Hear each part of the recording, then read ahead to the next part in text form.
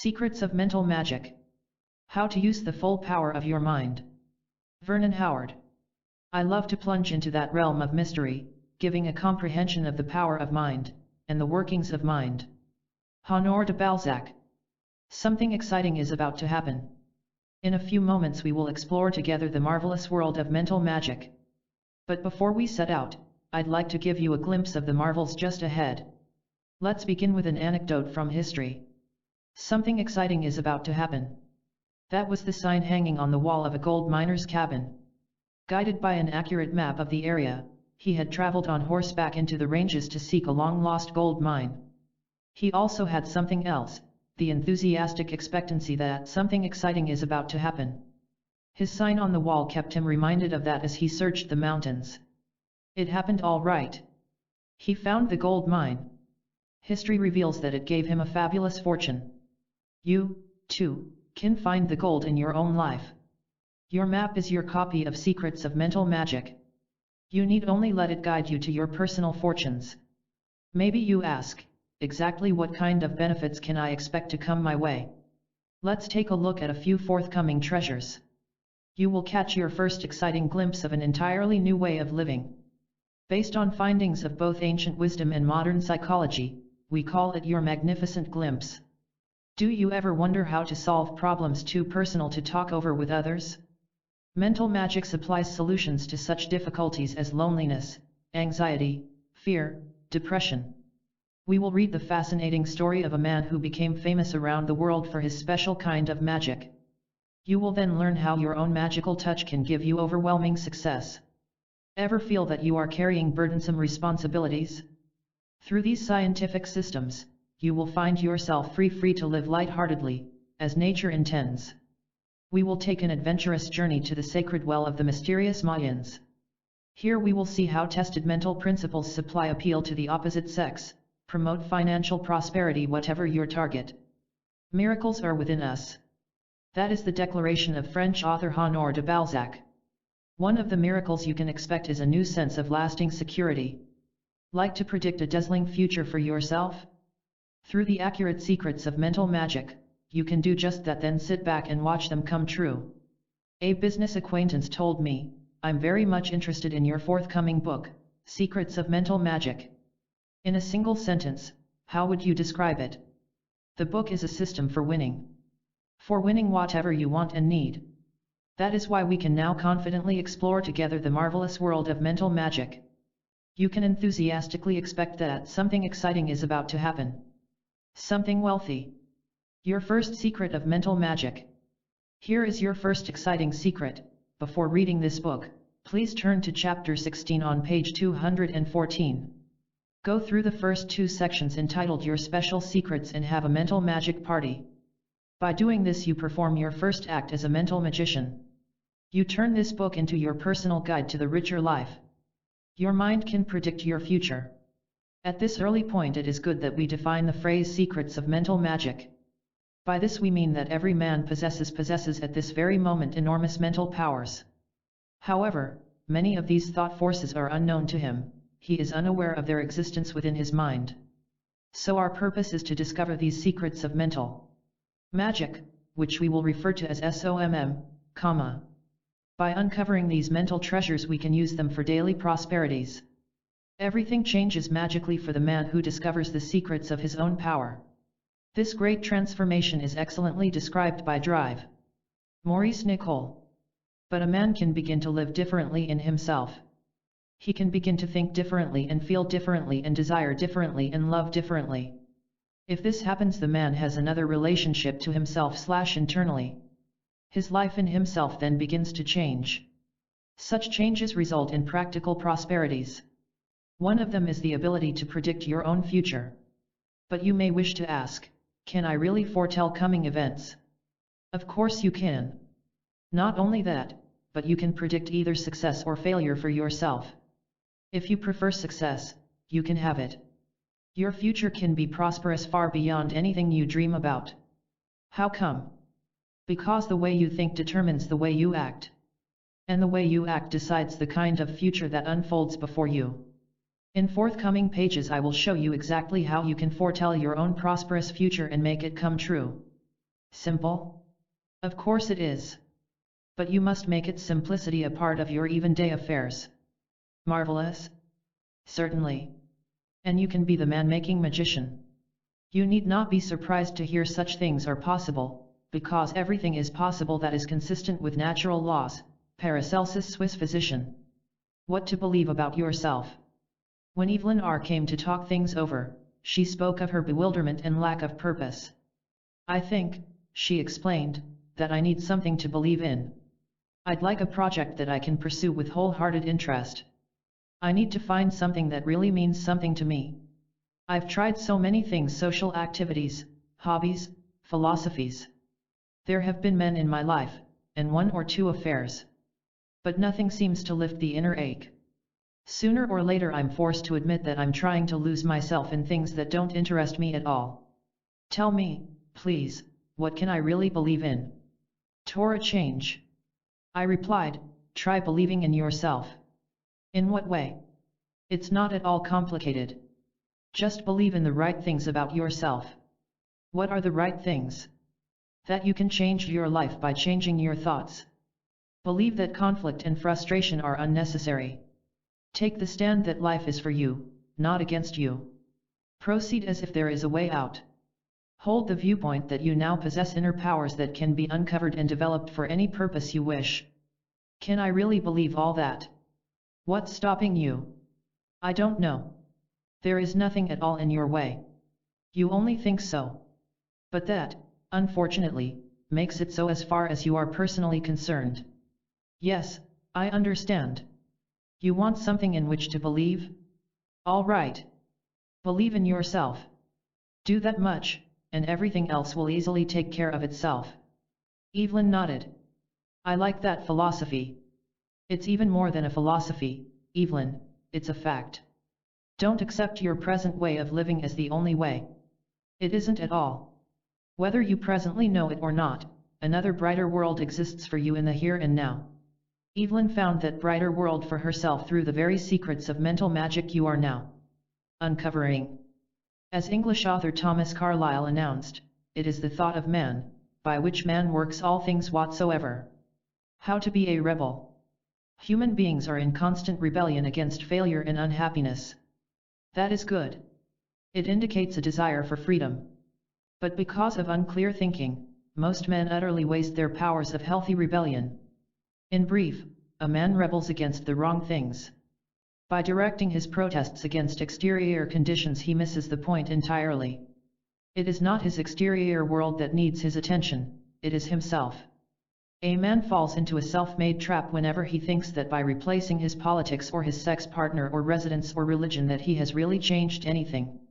In truth, he has merely replaced one prison cell for another, and deep down in his heart he desperately knows it. But, by not facing that truth, he is desperately driven to rebel again and again against some exterior condition. With the same empty results. What, then, should we rebel against?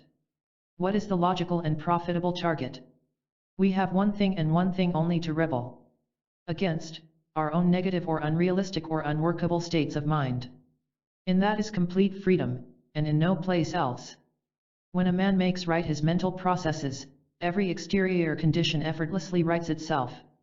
A man's mental forces can be compared to several independent armies, separated from each other, but wishing to defeat a common enemy. If they remain apart by not knowing of each other, or by some sort of disagreement, their attack will be less than maximum. But if they agree to join forces in the common purpose, nothing can withstand their attack. Likewise, as we unite all our mental powers, as we present a strong front, our life victories are assured. Some secret thoughts. What are some ideas to hold in mind from the very start of this book? What wealthy thoughts will guarantee your final prosperity? First, take an adventurous attitude toward everything you are about to explore. Turn everything into a fun-filled expedition. Lots of people fail to realize that self-improvement can be an enjoyable experience. If you realize it, you are certain to speed up your progress. A spirit of adventure fires up your enthusiasm and releases your inner powers. Next, expect to make some delightful discoveries. A group of psychologists, gathered at a banquet, held an interesting contest among themselves. Each member of the group was asked to submit an answer to the question, W7 hat, in your opinion, is the brightest moment in a man's life? Out of dozens of answers, here is the one winning first prize, the moment he really sees that by changing his mental attitudes he can change his life. That is just one of the dozens of delightful discoveries you can expect to make. This book is designed to avoid all wasteful wanderings. Our energies are too precious to squander in pointless searchings of any kind. We want to get right to the point of things and ignore all else. And what is the point? To gain our rightful mental freedom. That is the only point worth our attention. To wander off into non-essentials is like a man who falls into a pit and then sits there wondering whether it was his left or right foot that slipped first. What he should think about is the way out. Practical magic. After an opening class of mine in SOMM, a woman approached me somewhat hesitantly. Sensing her reluctance, I asked, "Something you'd like to discuss?" She smiled. "I'm almost embarrassed to ask, but you mentioned the word magic several times during your talk. I'm wondering, Mr. Howard, do you really believe in magic?" "Of course," I told her. "But let's call it practical magic." Practical magic? Like what? Like a woman who gains self-insight that changes her emotions from troubled to peaceful. Like a man who learns that it is more important to be happy than rich. Like anyone who changes his life by discovering his hidden mental riches. She laughed. "Where do I sign up for the class?" So, as you read along, be completely practical. Give your attention to the essentials, to what you really want. Be like the farmer who once ran an ad in a New York newspaper. Farmer, age 40, reasonably nice looking, wishes to meet woman of same qualifications who owns a tractor. Please enclose photo of tractor. That farmer at least knew what he wanted, and so should you. Make your goal clear to your mind. Write it down in a single, short, plain sentence. Review it often. Most importantly, use the techniques of this book. Next, know this. The perfect place to start any new program is exactly where you are at the present moment. If life is anything, she is fair. She asks you to do only what you are capable of doing at any particular level of development. If you will simply relax and do the best you can for now, you need do nothing else. Wrote Cicero, the ancient Roman statesman, "I follow nature as the surest guide." Nothing can prevent a man's swift progress once he heeds the natural guides he possesses at any given time. A little truth, when followed, always leads to greater ones. Relaxing news. When Fridtjof Nansen, the Norwegian explorer, ventured into the Arctic regions, he brought along several carrier pigeons. On one occasion a bird was assigned the daring adventure of flying 1,000 miles over frozen wasteland to deliver a personal note to Mrs. Nansen. There was some doubt as to the bird's success, for after all, the expedition had now been gone for 30 months. That was a long time for the pigeon to be gone from home. But one morning Mrs. Nansen heard a tapping on her window. It was the courageous pigeon. He had completed his daring flight, bearing a note informing Mrs. Nansen that all was well with the polar expedition. Any man or woman who feels long gone can get home before dark. The way back is certain. The natural guidances of life are incapable of failure. Whether it's in music, cooking, gardening, or living, there are basic principles that can seven a man all the way to his desired destinations. We need only permit them to carry us forward. And that is why you need never strain or struggle at anything, including the ideas in this book. You need never try to think or understand or act above your present level. As a matter of fact, no man can perform above his present level. And you are not expected to. You can relieve yourself of all responsibility for being anything but what you are at the present moment. Once you actually see this truth, and rest in it, you will take the deepest breath of relaxation you have ever taken. The wise Hindu philosopher Patanjali points out, to supply human needs is the function of the universe. It is never our responsibility to create our supply of good. It is our delightful task to accept that already created good. Remember, the man who commands the secrets of mental magic need not struggle for peace or prosperity or anything else. He has them. Your new world. Most men lead dreary lives of sullen submission broken only by occasional angry outbursts. The submission keeps them frustrated and the outbursts make them feel guilty. No man can possibly be happy in a state like this. What he fails to realize is that a way of life exists that has nothing to do with either submission or outburst. There exists a new world which you may not as yet know about. It is a wonderful world of freedom. If you do not know it, you can find it. It is not lack of intelligence that prevents a man from discovering this new existence, it is lack of knowledge. Knowledge of what? Of our true nature. If we do not see that we were made for freedom, we then suffer all the pains of self-imprisonment. If we do not proceed in our daily lives armed with the simple truth that all can be brightly changed, then we remain in static hopelessness. In discussing the peaceful and productive life, Dr. Albert Ellis and Dr. Robert A. Harper cheerfully declare, "So it can be done. With or without prior psychological sophistication, an individual can read or hear about a new idea, can forcefully set about applying it to his own thought and action, and can carve amazingly constructive changes in his own psyche." 2. The average man is like someone forced to take a daily ride through the tunnel of horrors at an amusement park. He is unwillingly carried through a variety of frightening experiences. When bits of overhanging thread brush across his face, he mistakes them for ghostly fingers. When a terrifying monster lunges from a dark corner, he cringes as if it were real. Day after day he reluctantly rides upon his horrifying journey, anxious and defensive. What is the real tragedy? It is that he does not refuse to be bluffed by unreality. That he does not challenge, question, defy and investigate each and every one of those seeming terrors. That he does not fight for himself. Were he to do so, he would soon find himself out of his private tunnel of horrors and into his rightful sunshine. If he does not choose to ride, he need not do so. Try this experiment. One lecturing psychologist pauses in his talk long enough to let his audience take part in a curious experiment. It reminds everyone of how easily the mind sees things that don't exist in reality. You can try it for yourself, as follows. Hold your forefinger before your face, about a foot away. Look at it, then blink your eyes alternately, left and right, left and right. Your finger will appear to jump back and forth. What gives your finger the illusion of motion, even though you know it actually remains motionless? The way your mind sees it. This experiment also introduces us to one of the great secrets of mental magic, which is, we must learn to see things as they really are, not as our conditioned mind falsely interprets them.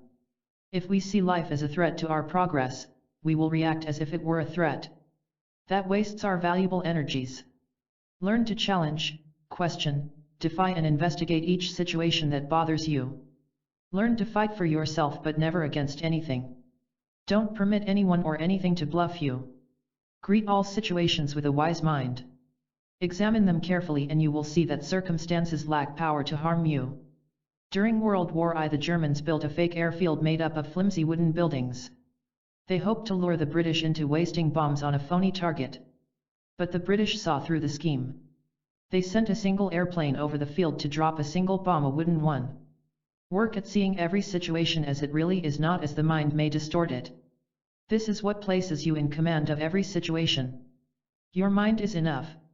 Suppose we were able to gather together in one hall all the great thinkers of the ages: Confucius, Plato, Marcus Aurelius, Baruch Spinoza, William James, Sigmund Freud. Then suppose we asked them, one by one, how can a man lose his bondage and gain his freedom? Each would give us the very same answer. They might phrase it differently, but since the truth is the truth, they would agree. Change your thinking. Examine your beliefs. Switch your attitudes. Check your premises. Alter your viewpoints. Challenge your assumptions.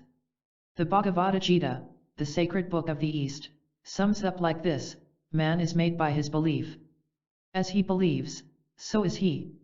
What exciting conclusion can we draw? Well, it's like the small boy who visited the ocean for the first time. When asked what he thought about it, he called out, "I'm glad to see something that's enough." Your mind, when it thinks correctly, is enough to fulfill every desire. And one way to think correctly is to aim at understanding your secrets of mental magic. A police lieutenant was instructing a class of officers in indoor marksmanship with a revolver. Aim is everything, he told them.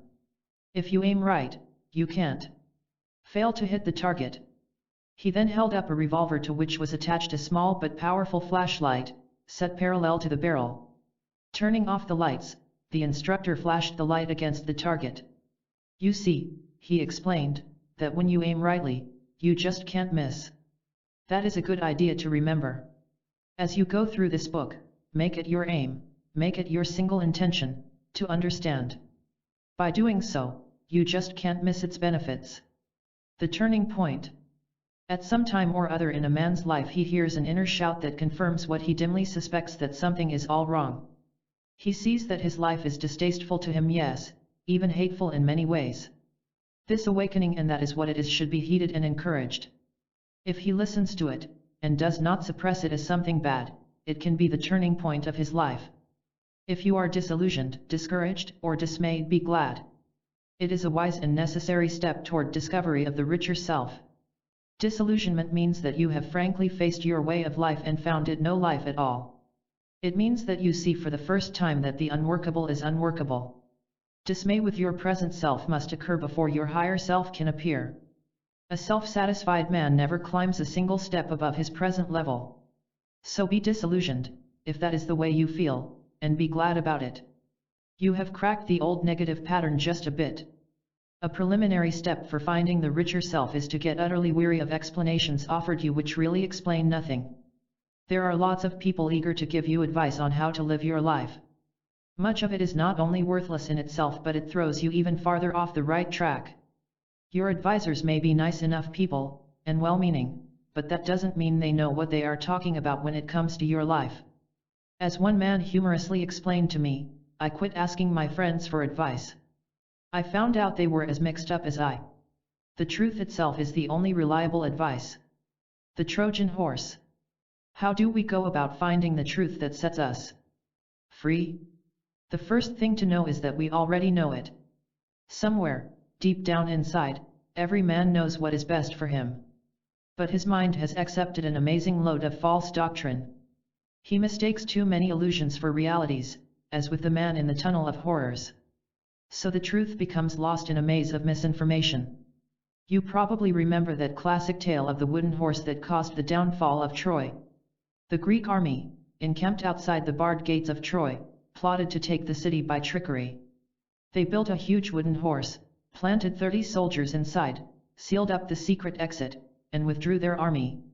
The next morning the Trojans rubbed their eyes with delight. The Greeks had disappeared. But what was this strange wooden horse they had left behind? They were about to haul it into the city when a wise man named Laocoon shouted his objection. No. Don't you see it's a trick?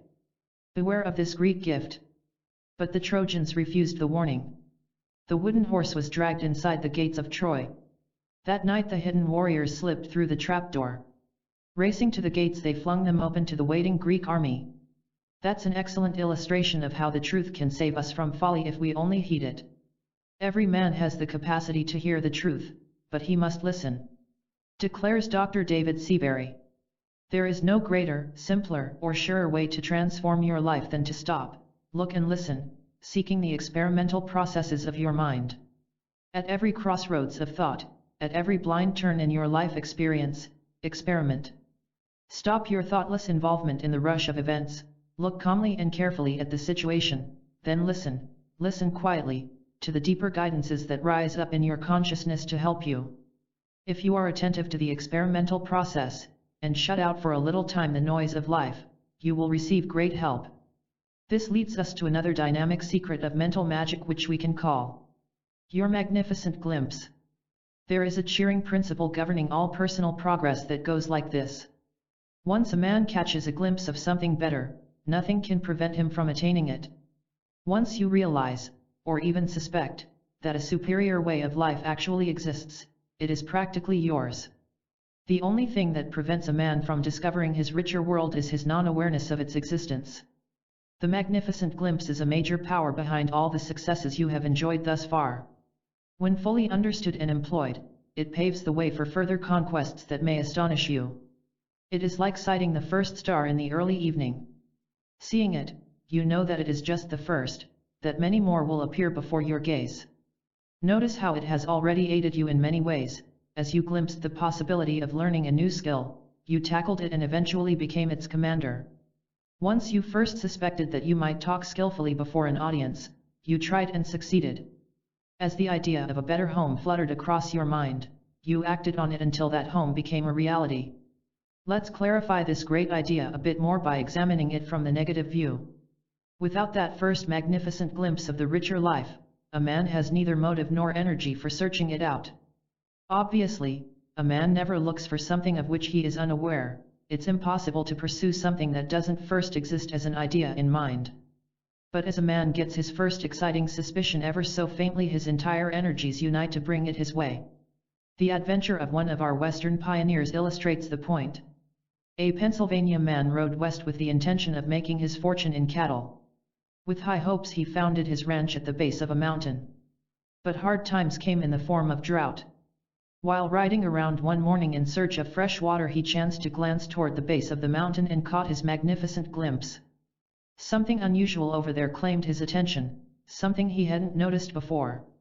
He rode on over for further investigation. He discovered a half-covered opening to a canyon that cut all the way through the mountain. On the other side he found his new world, a valley of lush grass and sparkling streams. Be mentally receptive. Your magnificent glimpse of something better can occur anytime, maybe while at the office or when working around the yard. It often comes suddenly, in unexpected moments, when the mind is relaxed and receptive. In a flash you see the answer to a problem or feel inspired to leap toward a new goal. Dr. Rollo May describes this thrilling experience. It is as though for a moment one stood on a mountain peak, and viewed his life from that wide and unlimited perspective. One gets his sense of direction from his view from the peak and sketches a mental map which guides him for weeks. The fact that we have had these glimpses gives a basis of meaning and direction for all of our later actions. Dozens of ideas in this book are devoted to the full awakening of your mind, to giving it that magnificent glimpse. You might find inspiration in the success story of a businessman. Maybe you instantaneously solve a problem by hearing how a homemaker solved hers. The adventurous action of this man or that woman could well inspire you toward your own new adventures. In one of my classes, a salesman remarked that he had recently increased his sales by 10%. I asked him how. By simply remembering, he replied, that nothing gives so much self-satisfaction as seeing how well you can do something. I make every account a challenge to my creative abilities. It pays off both financially and in great feelings of self-worth. Experiences like that can come to you, too. So keep your mind receptive to the magnificent glimpse. Those who make room for impressions will receive them. Paracelsus. To ensure profitable journeys, the ancient Persian kings drank only the water from the river Cosps, which they carried in silver jars. The water was said to contain magical powers for success. Likewise, we will have prosperous journeys when we carry along with us the principles of right thinking. Summary of vital ideas. 1. The secrets of mental magic can change your life completely. Let them. 2. Accept the delightful truth that you can find a far different and far brighter world. 3. Remember that the only thing we need to change is our states of mind. When we do that, everything else changes effortlessly. 4. The best place to start your program of self-improvement is right where you are at the present moment. 5. No one needs to live in unhappiness and defeat. The way out exists, and the earnest seeker can find it. 6. All problems are opportunities for finding your richer self.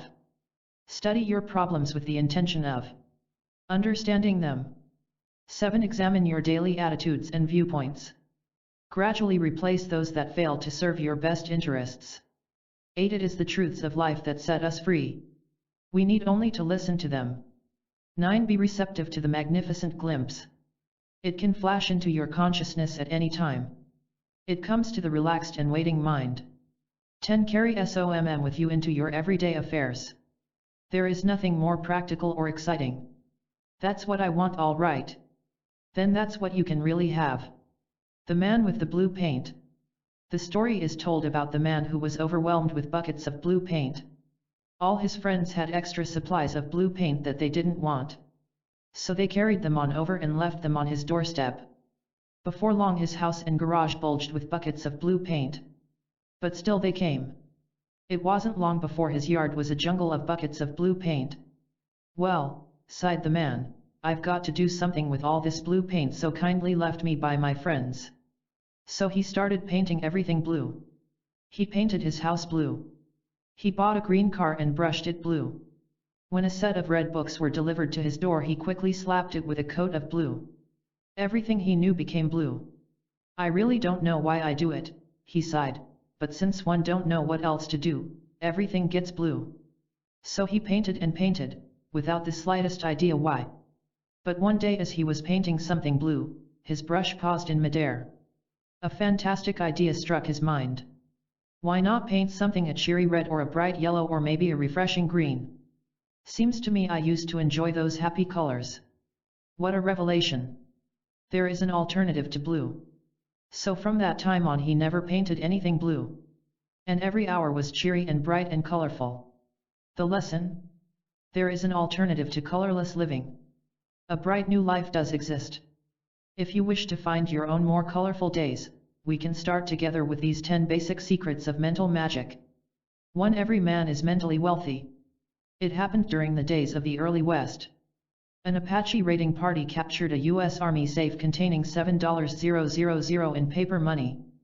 The thick safe with its combination lock baffled the Indians. They knew the heavy metal box contained something of value, but hadn't the slightest notion of how to put their hands on it. In desperation they pounded at the safe with tomahawks and tried to melt it in fire. When it still resisted, they dropped boulders on it and pushed it off a mountain peak. After a month of frustrating effort they abandoned it in a river. The army finally recovered the safe with its contents untouched. Every man's mind is like that safe. The riches are there for sure. The question is, how can we break through the walls of misunderstanding and so reach our mental riches? There is a way. We need only to know the combination. And that is the whole purpose of this book, to show you how to release the vast wealth you already possess within your mind. Start thinking in terms of mental freedom. That is an excellent phrase to run through your mind. When your wealthy thoughts are released, they express themselves as happiness and prosperity. Dr. Erich Fromm speaks of this self-expression. We believe that there is a positive answer, that the process of growing freedom does not constitute a vicious circle, and that man can be free and yet not alone, critical and yet not filled with doubts, independent and yet an integral part of mankind. This freedom man can attain by the realization of his self, by being himself. We believe that the realization of the self is accomplished not only by an act of thinking but also by the realization of man's total personality. By the active expression of his emotional and intellectual potentialities. These potentialities are present in everybody, they become real only to the extent to which they are expressed. In other words, positive freedom consists in the spontaneous activity of the total, integrated personality. 1. The realization and the release of your natural mental wealth is the first great secret of mental magic. 2. Your mind is fascinating. Honoré de Balzac, the French novelist, once declared, "I love to plunge into that realm of mystery, giving a comprehension of the power of mind, and accustom me to the workings of the mind." The mysteries and fascinations of the human mind are endless. A detective story is a mild thrill by comparison. I once assigned several members of a class of mine to make some personal observations of other people. The students were to use their minds as observers of other people in action. One of the women came back with this curious report. There's a definite difference in the mental workings of men and of women. For instance, I noticed something interesting about a conversation between a man and a woman. When the woman talks, she looks almost constantly at the face of the man, she keeps an eye on his reactions. But when the man talks to her, he looks infrequently at her face. I don't know the significance of this peculiarity in male-female conversation, but it makes a fascinating mystery. Get interested in the workings of your own mind. Watch how it responds and imagines and creates. Become aware of its surprise, delight, puzzlement, and wonder as you go through your day. Why do this? Because an understanding of your mental machinery turns it into your personal servant. Your mind is a power. By realizing it as a power, you turn it into a mighty force for self-advancement. Take the area of interpersonal relations. As you understand the basic principles of the human mind, you become an expert in handling other people. The story goes about the weary mother whose strength was fading fast during the birthday party for her young son. She thought fast, then came up with a workable plan. She offered a price to the first child to go home. That woman based her strategy on knowledge of a child's mind, and it worked. Get fascinated by your own mind. The great men and women of all historical ages were those who were enchanted by mental power. And why not? It is the basis of all power. Your fascination with your own mental makeup is the second secret of mental magic. 3. Your own way is the best way. An inquirer came to say, I sincerely want to discover the secrets of mental magic. What is the best way? If that is also your question, here is the heartening answer: the best method is the one that appears easiest for you. It is your preferred procedure that makes the search a self-satisfying one. Each mind has its own method. Ralph Waldo Emerson. There are dozens of good techniques for collecting your mental riches. Many of them are just right for you. Here are 3 different methods that worked out perfectly for Earl C., Marie W., and Dale B. 1. Earl was an enthusiastic reader. In his letter to me he exclaimed, I have just finished my first reading of your book Action Power, The Miracle Way to a Successful New Life. I have marked it in dozens of special places. I now intend to go over those special ideas time and time again. I know that each review will uncover new nuggets I missed before. Earl's personal technique was to concentrate his reading around ideas that impressed him as being especially valuable. Try it for yourself. 2. Marie admitted to periods of depression whenever things went wrong. I asked her, did you ever stop to think that while you may be disappointed over something, that you need not go so far as depression? By understanding that simple truth, she gradually dissolved gloomy feelings. 3. Dale was a boulevard merchant with an adventurous turn of mind. He liked to take familiar ideas and turn them into profitable business aids. One time at a party he saw a magic trick in which a silver dollar floated in a bowl of water. He adapted that idea for his own use by placing his own bowl and dollar in his shop window. It attracted attention and customers. Dale's sense of adventure served him profitably. Where can an adventurous spirit serve you? Picture in your mind an attractive mountain cabin that commands a magnificent view of the vast countryside. You wish to reach the cabin in order to enjoy its pleasures and comforts. At first you don't know which of the many trails to take, for you have never traveled any of them before. Suddenly it strikes you, all trails lead to the cabin. So, secure in this knowledge, you easily select the one nearest and best for you. You hike happily upward, knowing that your arrival is certain. Going forward in your own best way is your 3rd helpful secret of mental magic. 4. Your mind can change you. When Herbert B. came to talk over his lack of progress, he asked, is it possible to boil down my failure to a single main problem? I think that if I could clearly identify the barrier, I might leap over it. After assuring him that he was on the right track, we talked things over. I studied Herbert's answers to my various questions about his life, then was able to tell him what he wanted to know. Your single greatest problem, Herbert, is your doubt about the power of your own thoughts. The simple fact is, when you switch your mental processes from negative to affirmative, your life changes miraculously. That is the plain fact. At the present time you don't see that fact. That is your only problem. But we can solve it. We looked around trying to find an opening where Herbert could break through to affirmative mental acts. We decided upon a simple and practical plan. The object was for him to demonstrate to himself that his thoughts could actually change things. Here's what to do. I outlined the plan. The next time you feel unable to achieve some beneficial task, assume that it can be done. Then, act out that assumption. I see. Get into action with an affirmative assumption. I'll do it. Herbert's success story, told to me a few days later, was a pleasure to hear. For a long time I'd had an idea in my mind concerning the arrangement of the office furniture. By switching certain desks and chairs, the entire staff would be more comfortable and work more efficiently. I wanted to suggest it to the boss, but I'm not the boldest man around, so I kept it to myself. But last Wednesday, after our talk, I just walked on over and showed him how everyone would benefit. He was so delighted he ordered the rearrangements made at once. Maybe that wasn't an earth-shaking achievement, Mr. Howard, but it did prove that enterprising thoughts can change things. I expect to go on to greater successes. You are right, a man's thoughts can change his life. Dr. Juste A. M. Mirlu adds his agreement. change and growth of personal outlook is one of the most important scientific findings in psychology and is agreed on by all psychologists. The simple truth that your daily thoughts can richly change your life is your fourth great secret of mental magic. 5 thoughts can command circumstances. Marcus Aurelius, the Roman emperor and philosopher, made the statement, "The happiness of your life depends upon your thoughts." And so does everything else, including your circumstances. At first, this is difficult for some people to grasp.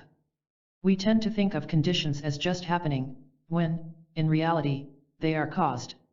If we will honestly face the fact that we create our circumstances, we are well on our way toward causing the kind of conditions we want. Just as a controlled ship is master of the waves and winds, so can you control your surrounding conditions. Even though the world often seems harsh and unfair, you need not be affected or hurt at all. You can be free. You can sleep peacefully. You need not be irritated by unpleasant people or thrown off balance by unexpected events. You need not unwillingly do things you really don't want to do. You are not required to live in conflict or in frustration. Does that sound like a lovely ideal that's encouraging to hear but which is impossible to attain? If we think so, that is our first mistake. Any man who thinks so must remember that he is thinking with a negatively conditioned mind that can only think in that manner.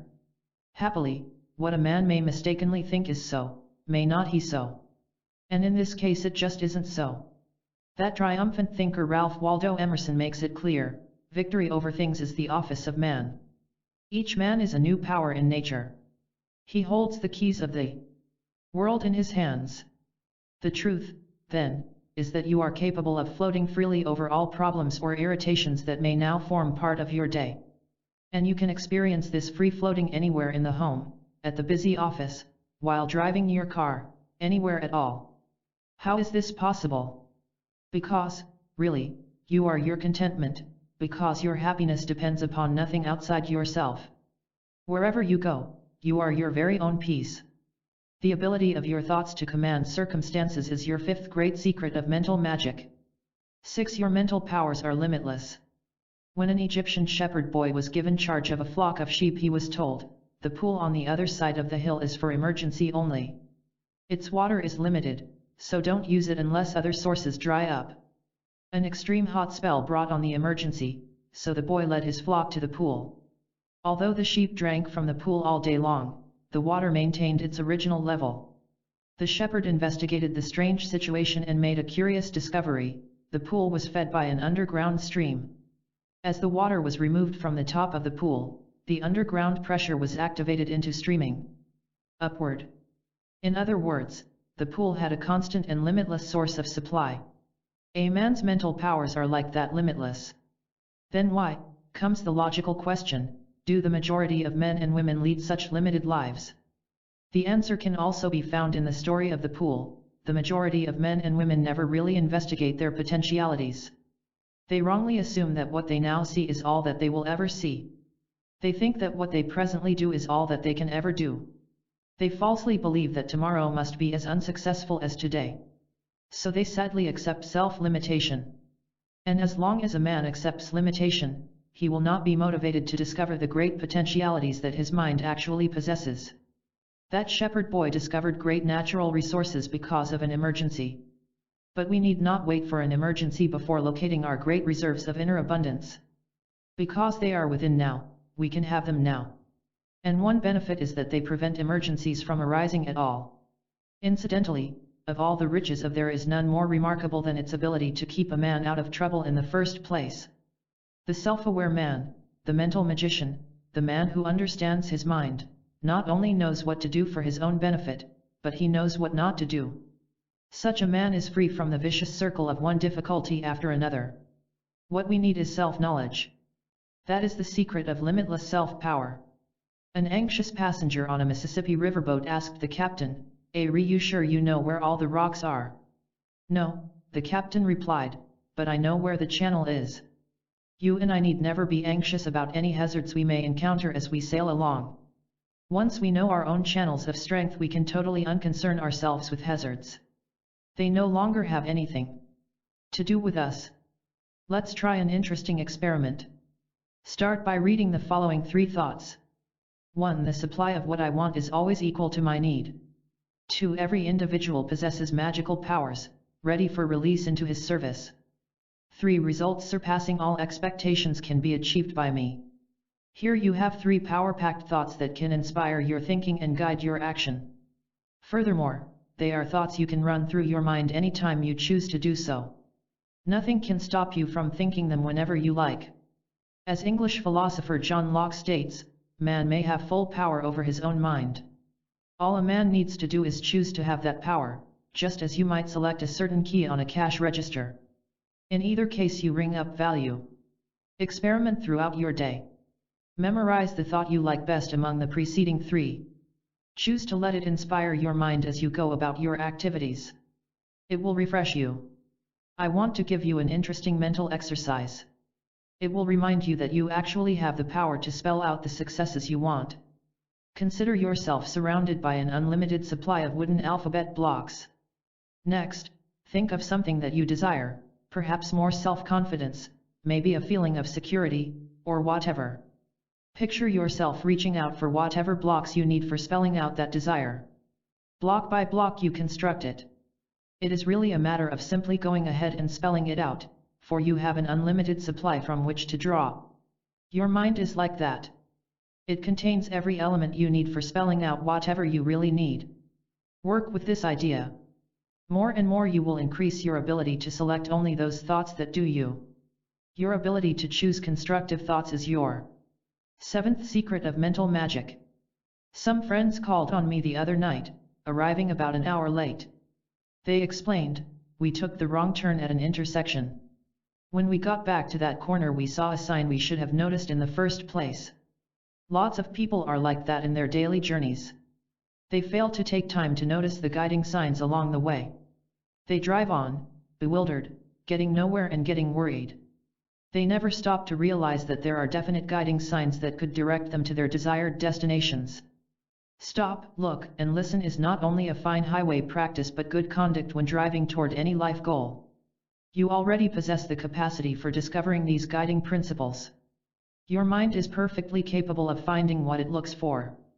As the author of Every Man a King points out, there can be no more important study, no higher duty owed to ourselves and those about us, than this of thought control, of self-control, which results in self-development.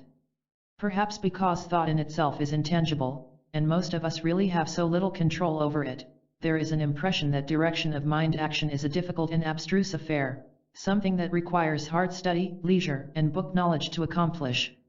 Nothing is further from the truth.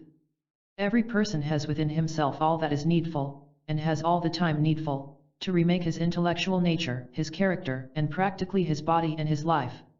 You have already absorbed some of these self-enriching guidances, and many more will present themselves as you read on through. They will, when you permit them to work freely within you, change everything. For one thing, you will be free from tiring responsibility. 9. The secret of mental liberty. At one time a gigantic rock was perched 3,000 feet above the town of Thormery, in France. For years the villagers lived in dread of it breaking loose from its flimsy base to thunder down upon their homes. The Frenchmen finally got tired of living under its threat. They made up their minds to remove the cause of their anxiety. They took charges of dynamite, climbed up to the massive stone, and blew it to bits. They lived in complete peace from that day on. So can it be with anyone who wishes to be free of any kind of mental negativity. All our fears and anxieties have a common base misunderstanding. Once we have the courage to revolt against the tricks our minds play on us, we can be sure that any confusions are on their way out. When we make up our minds to act, things start to happen. We may have to blow up a few things such as our false beliefs, but that is just the blast that removes the threat. Virginia W. commented, "If I could only be hopeful about uncovering the secrets of mental magic. I want to clear my mind, but I need some encouragement. Can you supply some sort of an inspiration? Something to keep me going ahead?" Think back, Virginia, to those days when you were the very happiest of all, I mean, before the heaviness set into your mind. Remember that sense of freedom you had. She smiled and sighed, those were the days. Like to know something? What? You can have them again. You can do more than that. You can exceed those joys far beyond anything you can imagine. Virginia nodded. That is encouraging. All right. I'll remember that I can regain those sunny hours. It's the kind of hope that will keep me eagerly searching. From that day forward, Virginia was a changed woman. She was like someone who has found a great secret. And that, of course, was what actually had happened. Your freedom from mental negativity is your 9th great secret of mental magic. 10. Mental magic is exciting. One evening a Frenchman named Jean-Eugene Robert was strolling along the banks of the River Loire, in Orleans. Questions about his future popped into his mind. What career should he plan for himself? How could he make the most of his talents? Where could he find something to get excited about? His thoughts were interrupted by sight of a crowd which had gathered around a wandering magician who had set up a sidewalk stand. Jean-Eugene walked on over to idly watch. On the magician's table were several shiny cups and 3 small balls. Like a wizard from a fairy tale, the magician made the balls appear and vanish from one cup to another. Almost as if they were alive, the balls flashed up here and disappeared there. As the performance ended, the magician offered a book for sale that promised to reveal the secrets of this amazing magic. Jean-Eugene eagerly bought one and rushed home to read it. As he explored the pages, his mind tingled with exhilaration. He sensed that he had at last found something to get excited about. This magic was for him. He was right. It was the great turning point of his life. He plunged into the secrets of stage magic with total enthusiasm. That was all it took. As Robert Houdin, he became one of the great stage magicians of all time. Thousands flocked to his performances throughout Europe. He performed before kings and queens, and amassed a fortune. All because he found something to get excited about. You, too, have something to get excited about, the secrets of mental magic. You can have a way of life that stays exciting. It will have no backwash of anxiety or depression. Most people, when they get excited over something, feel vaguely disturbed about it. They feel that their elation will be followed by a swing to the other extreme, to depression. And it usually happens. Why? Because their elation is based on some passing sensation, such as a raise in pay or in receiving a compliment. Such exterior excitements always produce an opposite reaction. As long as a man looks to such outer events for his excitement, he will be at the mercy of his own negative reaction. But if you want an inner state of excitement that is permanent, that is never followed by depression, then it is yours for the taking. So get excited over the secrets of mental magic. It is the most exciting adventure you could ever take. It faithfully carries you to loftier levels of luxurious living. Your excited adventure with the ideas of this hook is your 10th great secret of mental magic. Your 10 great secrets in review. 1. You presently possess all the mental wealth you need for prosperous days. Use SOMM to unlock this treasure. 2. The mind is a fascinating instrument. Get interested in learning more about it. 3. You can proceed with these secrets in the way that seems best for you. Make it your personal adventure. 4. Your mind can perform miracles of change. By cooperating with its powers, you experience profitable transformation, both within and without. 5. You can increasingly command circumstances. As you go along with SOMM, outer conditions come more and more under your control. 6. Don't assume that your present level is all that there is. Your mental powers can carry you to much loftier levels. 7. You can select the kind of thoughts that advance your best interests. Do so. 8. The secrets of mental magic are sure guides. You can rely on them and rest in them. If you make inner liberty your steadfast goal, you will find total freedom. The most exciting adventure in life is your search for the secrets of mental magic. So get excited. This is how insight into ourselves can grow. The understanding of one particular truth helps us to understand many more. Every light aids the others. For instance, as you grow more confident in handling people in your business world, you increase your self-assurance when dealing with the opposite sex. Let this truth be your first power for constructing greater self-trust. Your mind is free. Gaining self-confidence is like stepping on an escalator. You can take any one of the dozens of moving steps and let it carry you upward. In this chapter we will take many of these uplifting steps. The first dynamic truth we must realize is this. In its natural and unblocked state, your mind is amazingly free of fear and timidity. We are speaking of psychological fears, not those self-protective feelings we have when crossing a busy street. To repeat, the natural mind is free, but negative experiences of the past have so covered this original state that it cannot express itself as it should. In other words, self-doubt is an acquired condition. And anything acquired can be dropped. In my classes we have an experiment that proves this.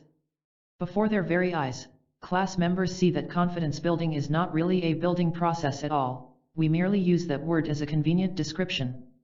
So, if you don't build self-confidence, what do? You uncover it by removing the negative conditioning. Suppose you have before you a plate covered with a napkin. To get at that plate you don't have to build it. Not in the slightest. What you must do is remove the covering napkin and there is the plate, ready for your service. It was always there. That classroom experiment goes like this. I ask various class members whether they have enough confidence to stand up right now and give a short talk. They can choose any topic they like, one with which they are entirely familiar. Many of the members smile and shake their heads. Your power of self-confidence. The King's Crown. I then ask everyone to make the following experiment the very next day. Notice how easily you speak up whenever you are chatting with friends. You have no trouble at all in finding things to say.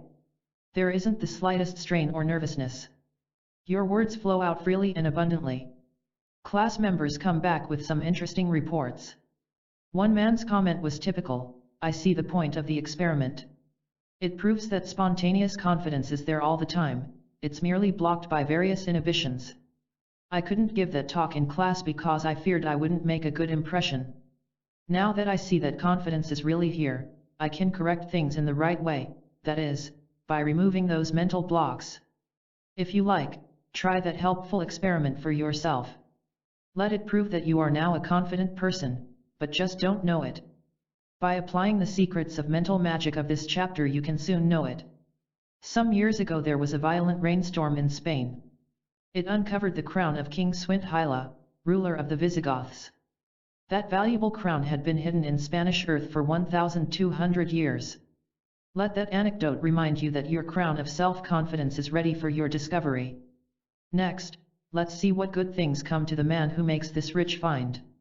In the words of Dr. Erich Fromm, the search for reality and the uncovering of illusions not only produces insight and knowledge, it changes man in the process. His eyes are opened, he awakens, he sees the world as it is and, correspondingly, he learns how to use and develop his own intellectual and affective powers in order to cope with reality. Only the one whose eyes have been opened is a realist. The reality of your life is that you are capable of living with a totally new kind of self-assurance. This is true of you, whether you believe it or not. Disbelief in a fact doesn't destroy a fact, but it does prevent its practical operation. To find this new reality, we must begin a program that will rid our minds of non-realistic notions. So, to sum up, just as your hands and arms are a natural part of you, so is your personal strength. Most people unknowingly cover it up, to one degree or another, but it can never be permanently lost. Like that king's crown, it is always there. You can start uncovering it any time you choose. Choose to do so now. How to banish self-doubt? Exactly what is self-doubt? Well, obviously it's not something we can touch or taste or hear. It is clearly a mental attitude. It is a way of thinking. How, the question then comes up, do you banish this hurtful kind of thinking? How can we release, instead, mental motions that stir up good feelings? Let's answer with the adventure of Leonard E., an attorney. He called to say, I certainly agree that it takes self-affirmation to win business success. I've seen for myself how a man wins financial prosperity by believing in his own worth. But somehow I can't win the game when it comes to my private life. I'm not nearly as confident on the inside as I appear to be in public. I know I must have positive attitudes toward myself, but the big question is, how can I achieve that happy state? First, by seeing that any direct effort to become self-confident won't work. Yes, how well I know. Why does it fail? Because you are trying to force your mind to accept something which it cannot presently accept as true. Any deliberate attempt to be strong is merely a reaction from the opposite state of no strength. For so what do? A definition of courage. Do something you haven't dared to do before. Face the fact that you are scared. Don't run away from your fear through pretense of courage. Be scared and study it. Don't attempt to evade the fact of fear. It appears to the man who has learned at last that the easy way is the only way. In Chapter 2 we will be covering this idea in detail, when we go into the tremendous secret of non-resistance. Let's see how a relaxed mind supplies an easy confidence in your creative abilities. One day in 1918 a man named Richard Whiting traveled out to the Detroit suburbs to visit a married friend, Ray Egan. Whiting sat down at Egan's piano to casually play around with the keys. He didn't try to force anything, he just rambled around to see what tunes would arise from the piano. Egan, who was walking past, suddenly stopped. He asked Whiting to repeat a certain passage, and vary it a bit. Whiting did so. Working together, the two men soon had a charming melody. They gave the finished song the German title of Auf Wiedersehen. It was later changed to an English title meaning just about the same thing as Auf Wiedersehen. Because of their relaxed receptivity, one of the most enduring of all popular songs came to Richard Whiting and Ray Egan. It has sold millions of copies and has been a hit around the world several times. You probably have hummed or sung the lovely Till We Meet Again. So, if an affirmative attitude toward ourselves and toward our inner creative powers cannot be forced, then how does it arrive? Let's find out by going into your 4 secret words. Modern psychology has shed additional light on a secret of mental magic that was known by the ancients. The secret is that every man and woman has a self-image. Defined in simple terms, self-image means that you see yourself as being a certain kind of person. If you see yourself as being confident, then you also act confidently, for all exterior actions are identical in nature to the thoughts that cause them. On the other hand, if you see yourself as frightened, then your actions must obey the command of that negative self-image. So, commented Norman A., the trick is to alter that self-image of mine from timid to confident. Can I do it? You can do it. I'd like to get going.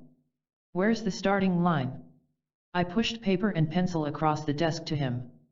Please write what I tell you. As he took the pencil I instructed, please write in bold letters the following 4 magic words, one need not obey. Norman spoke aloud as he wrote, I need not obey. Looking up he asked, its meaning is what?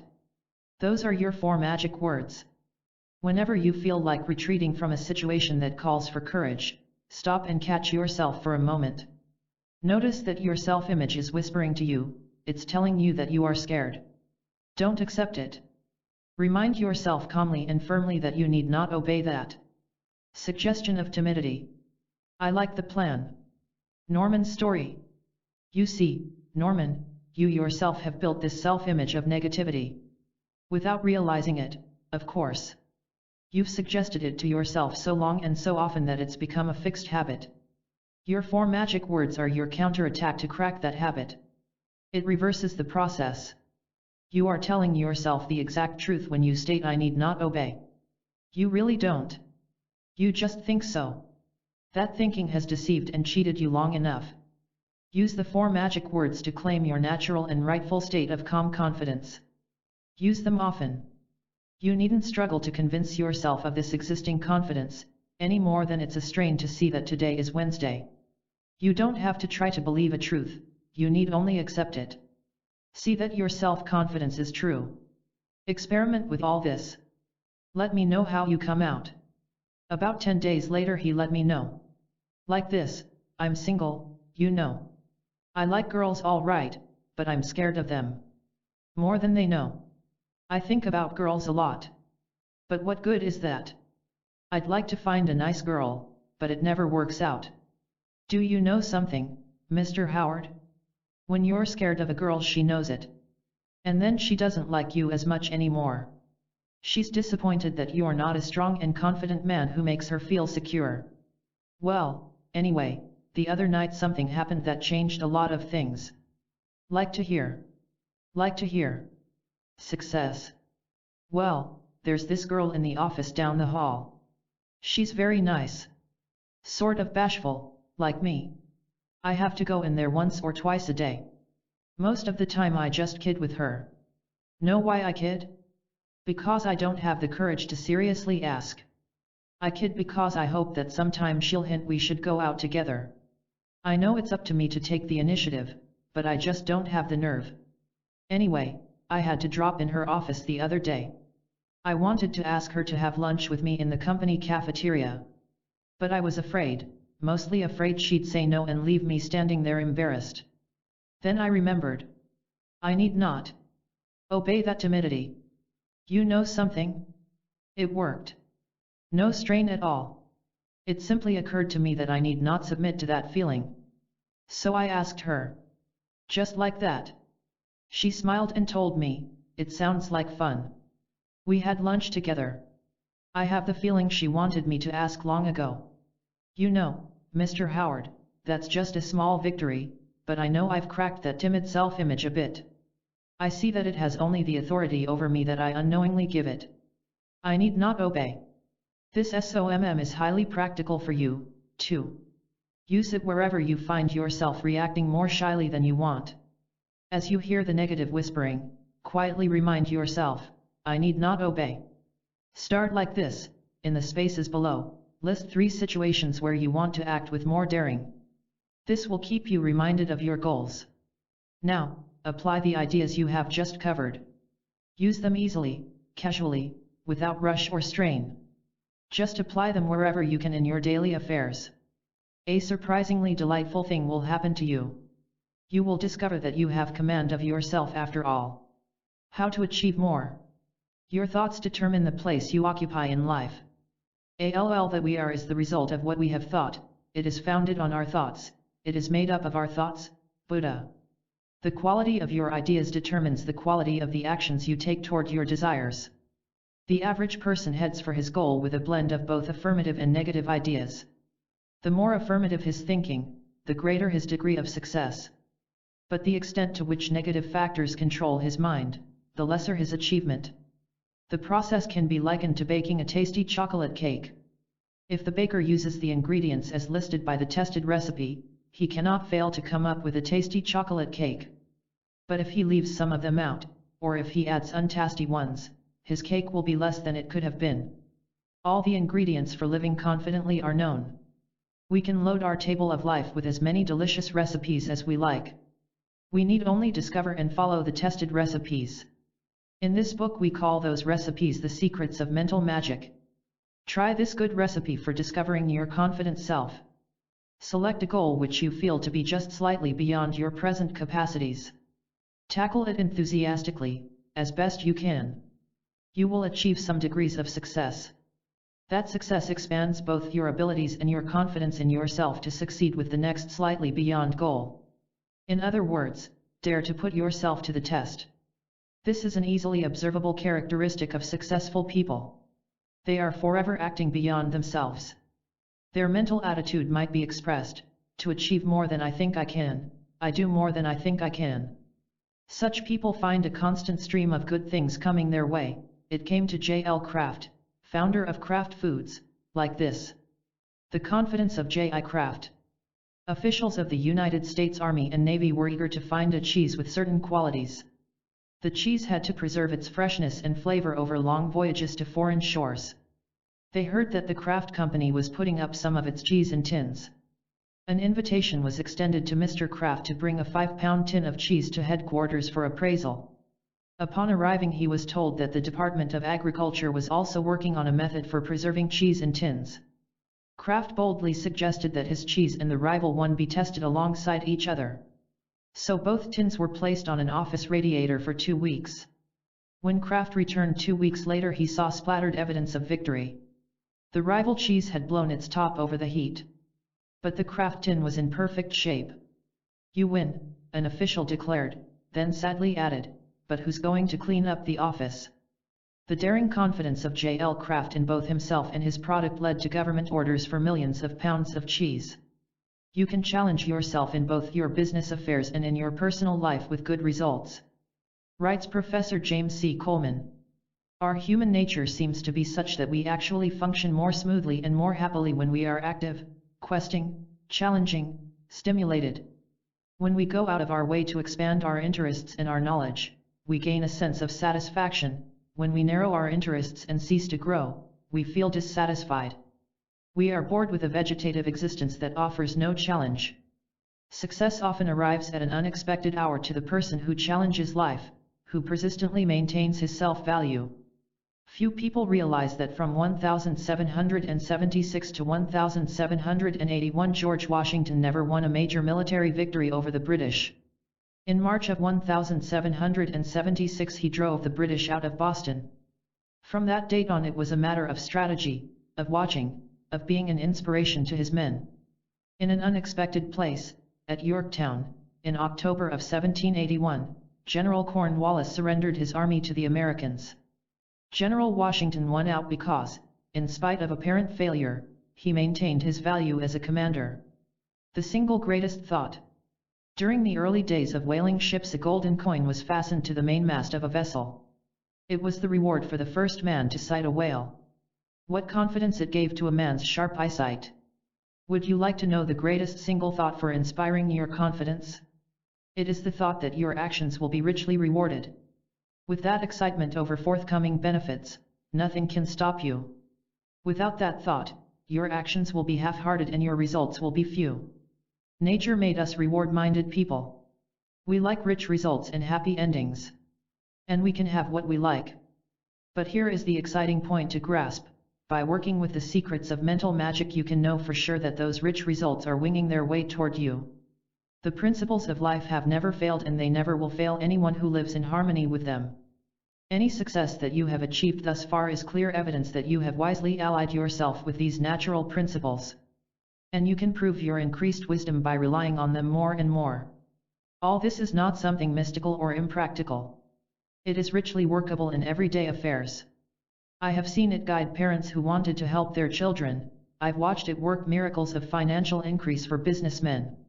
Like sunshine, life principles brighten everyone who steps outdoors. Nature cannot miss. John Dryden, Come forth into the light of things, let nature be your teacher. William Wordsworth, Exciting ideas. You can always find inner harmony by working with the natural order of things. A very wise high school teacher illustrated this to her class with the following experiment, which you will find fascinating to try for yourself. Take a length of string about a yard long. At its center, tie a teaspoon. Tie the teaspoon by its handle. Hold the ends of the string in your ears and swing the spoon so that it strikes a solid object, perhaps the back of a chair. You will hear surprising deep, rich, and bell-like chimes. Any of us can find the harmonies we need, including self-confidence, by discovering our natural powers. One man came to ask several questions about his studies of SOMM. His special goal was to build a greater reserve of inner strength. As we finished our discussion he asked, "Will you please review everything we've talked about? I'd like a brief summary that I can keep in mind as I go through my day." Everything can be summarized in two exciting ideas. What is the first? There is a way out. And the second? You can find it. Your natural confidence. Someone once asked me, when we speak of self-assurance, what do we mean? I hope this doesn't sound like a stupid question, but what is actually meant by the term self-confidence? That was really a very intelligent question. It revealed honest inquiry on the part of that person. The answer is this: genuine self-confidence is your reliance upon the natural principles we have been talking about. You can call them whatever you like: divine doctrines, natural laws, universal principles, cosmic forces, but we are talking about the same thing. You don't and you can't create these principles, but you can certainly depend upon them. But before your reliance must come your awareness. You must see that they exist and exist for your service. As we saw in early pages of this chapter, personal strength is a natural possession of your mind. Like all natural strengths, it awaits your discovery. Wrote Nobel Prize winner, Dr. Alexis Carrel, natural laws differ profoundly from man-made ones. They are discovered, not invented. Like the spring at the bottom of the well, they exist before they are discovered. Why are you confident when you slide into your automobile? Because you quietly depend upon mechanical principles. You know that your alliance with them will serve you with the transportation you want. Such confidence cannot be shattered by anything. Even if someone were to scornfully tell you that the car won't function, you know better. You know very well that as long as you work in harmony with that automobile you will be carried forward. Likewise can you confidently permit the principles of life to carry you toward your goals. The story goes about the young lady who went shopping at the perfume counter. The sales lady told her that a certain new brand of perfume would attract a handsome millionaire within 2 weeks. Better give me 2 bottles, the young miss eagerly replied, I want him by next weekend. That at least reminds us of the simple confidence that can govern our actions. We need only let them prove themselves to us. Nature doesn't mind if we challenge her. She invites us to put her to the test. She knows she cannot fail. And neither can you. Luther Burbank, for one, proved himself with his bold experiments with plant life. You can prove it in your personal life. PowerPoints for self-confidence. 1. In its natural state the human mind is free of timidity. Our goal is to recover this original state of mind. 2. You are perfectly capable of living with an entirely new kind of self-assurance. 3. Your natural strengths are never permanently lost. You can regain them with 4. Review the story in this chapter about Leonard. It contains vital truths. 5. You need never obey fearful suggestions from your mind. Quietly refuse them. 6. All the ingredients for living a fully confident life are known. Make them your personal aids. 7. Constantly challenge yourself to do more than you think you can. You will soon see that you actually can. 8. Success often comes at unexpected times and from unseen sources to the man who maintains his self-value. 9. Remember your forthcoming rewards. Let them inspire you. 10. Learn about and trust the natural laws of life. They never fail the man who harmonizes with them. 2. But first, let's take some first steps toward your freedom from tiring responsibility. Why you should be defiant. When Donald K. came to talk things over he seemed reluctant to get to the point. Sensing this I asked, is there something in particular on your mind? Why not come right out with it? You don't have to feel apologetic for having the problem, whatever it is. The important thing is to get it out into the open where we can work on it. There is no such thing as an impossible situation. Let's get rid of the difficulty. All right. He smiled. It's good to hear you say that. I've kept it bottled up for a long time. It's this business of one wearisome responsibility after another. I feel like a man who's forced to carry a load on his back. I wonder whether all that weight really belongs there. I may not be stating it very clearly, but do you know what I mean? You feel that something is taking unfair advantage of you. You stagger under that constant load, but you don't know what it is or who causes it. Is that right? That's just about it. Would you like to know who's causing it? Who? You. Really? Really? How am I burdening myself? 9/10 of the weights you carry don't belong to you at all. But you don't see it yet.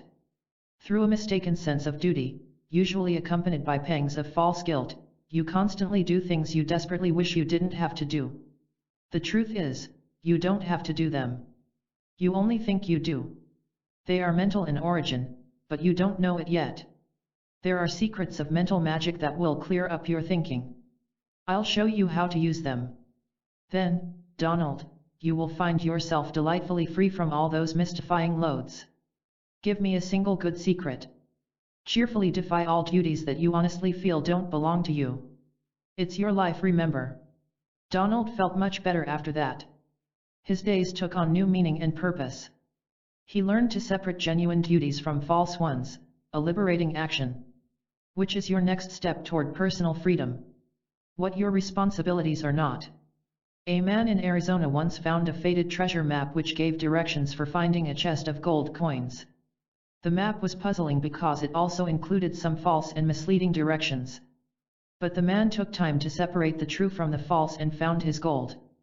If we want to discover our personal treasures, we can start by separating our genuine responsibilities from those that only seem to belong to us. It is never your duty to 1. Give what you really don't want to give. 2. Sacrifice your integrity to anyone. 3. Do more than you have time to do. 4. Drain your strength for others. 5. Listen to unwise counsel. 6. Act above your present capacity. 7. Retain an unfair relationship. 8. Be anyone but exactly who you are. 9. Conform to unreasonable demands. 10. Be 100% perfect. 11. Follow the crowd. 12. Put up with unpleasant situations. 13. Try to please unpleasant people. 14. Bear the burden of another's misbehavior. 15. Do something you cannot really do. 16. Endure your own negative thoughts. 17. Feel guilty toward your inner desires. 19. Apologize for being yourself. 20. Meekly let life pass you by. How Betty made progress. One of the most hoaxing of all false responsibilities is indicated in point 8. Whatever other secrets of mental magic you apply to your life, be sure to remember that you need never be anyone but exactly who you are. This is a truth that sets you free, as Betty H. happily discovered. I'd like / she explained as she made herself comfortable, to discover the truth about things. I mean the truth, not just some pleasant sounding philosophy that doesn't really work. I've tried everything from astrology to Zen. So, please, could we think it through? Where do we find the truth? Inside your own mind. The truth about yourself is within. You had it at birth, you can never lose it. Deep down inside your mind, Betty, you know the truth about yourself. You may resist it, you may fight it, but still you know it. What do you mean? You really know what is best for yourself, but nonsensical ideas about your duties toward others have suppressed it. You know, and you know very well that there is a big difference between the way you really feel about things and the way you pretend to feel. She smiled with good humor. Are you saying I'm artificial? Yes, I am. I know it. That's what I want to crash through. I'm tired of artificiality. Pretense is part of my problem, isn't it? Yes, but you've already made progress by realizing it. You see, Betty, inner conflict is caused by the clash between the truth about yourself and the falsehoods which your mind has innocently absorbed. This conflict is at the root of all human unhappiness. The truth that sets you free. Betty asked, would it be accurate to state it in another way? I mean, is unhappiness actually the conflict between the genuine self and the artificial self? Exactly. All varieties of mental pain, anxiety, despair, depression spring from the difference between your real self and the self you think you should be. What's the way out? Have the courage to be whatever you are, and never mind what you should be. What you think you should be will take care of itself in the natural way and in its own good time. For instance, if you are afraid of someone in your family or maybe someone you work with, simply admit to yourself that you are afraid. Then try to understand why you feel that way. Once you grasp what that fear is all about, it falls away of itself. Then it really is the truth that sets us free. Of course. I feel much better already. You are entitled to it. It's based on honest thinking. You see, the truth is really the best friend you have. You can suppress it, deny it, fight it, even try to destroy it, but it's always faithful to you. The truth never leaves the mind, it can't, for it's a natural built-in part of you. Don't worry, Betty, if you don't fully grasp all this as yet. You are on the right track. Just have a little patience. It will come. I'll keep after it. Then you can't fail to be free. Your only duty. You are never responsible for any situation where you have neither the power nor authority to change things. Parents are responsible for their children because parents do have control in their own homes. I hear a mother of tornado-like tots coming back with, that's what you think, but when the children grow up and fly the family nest, parental responsibility goes with it.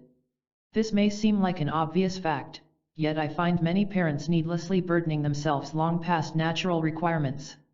Assistance, yes, responsibility, no. No adult human being can take responsibility for another adult, and any feelings contrary to that fact are both unrealistic and self-punishing.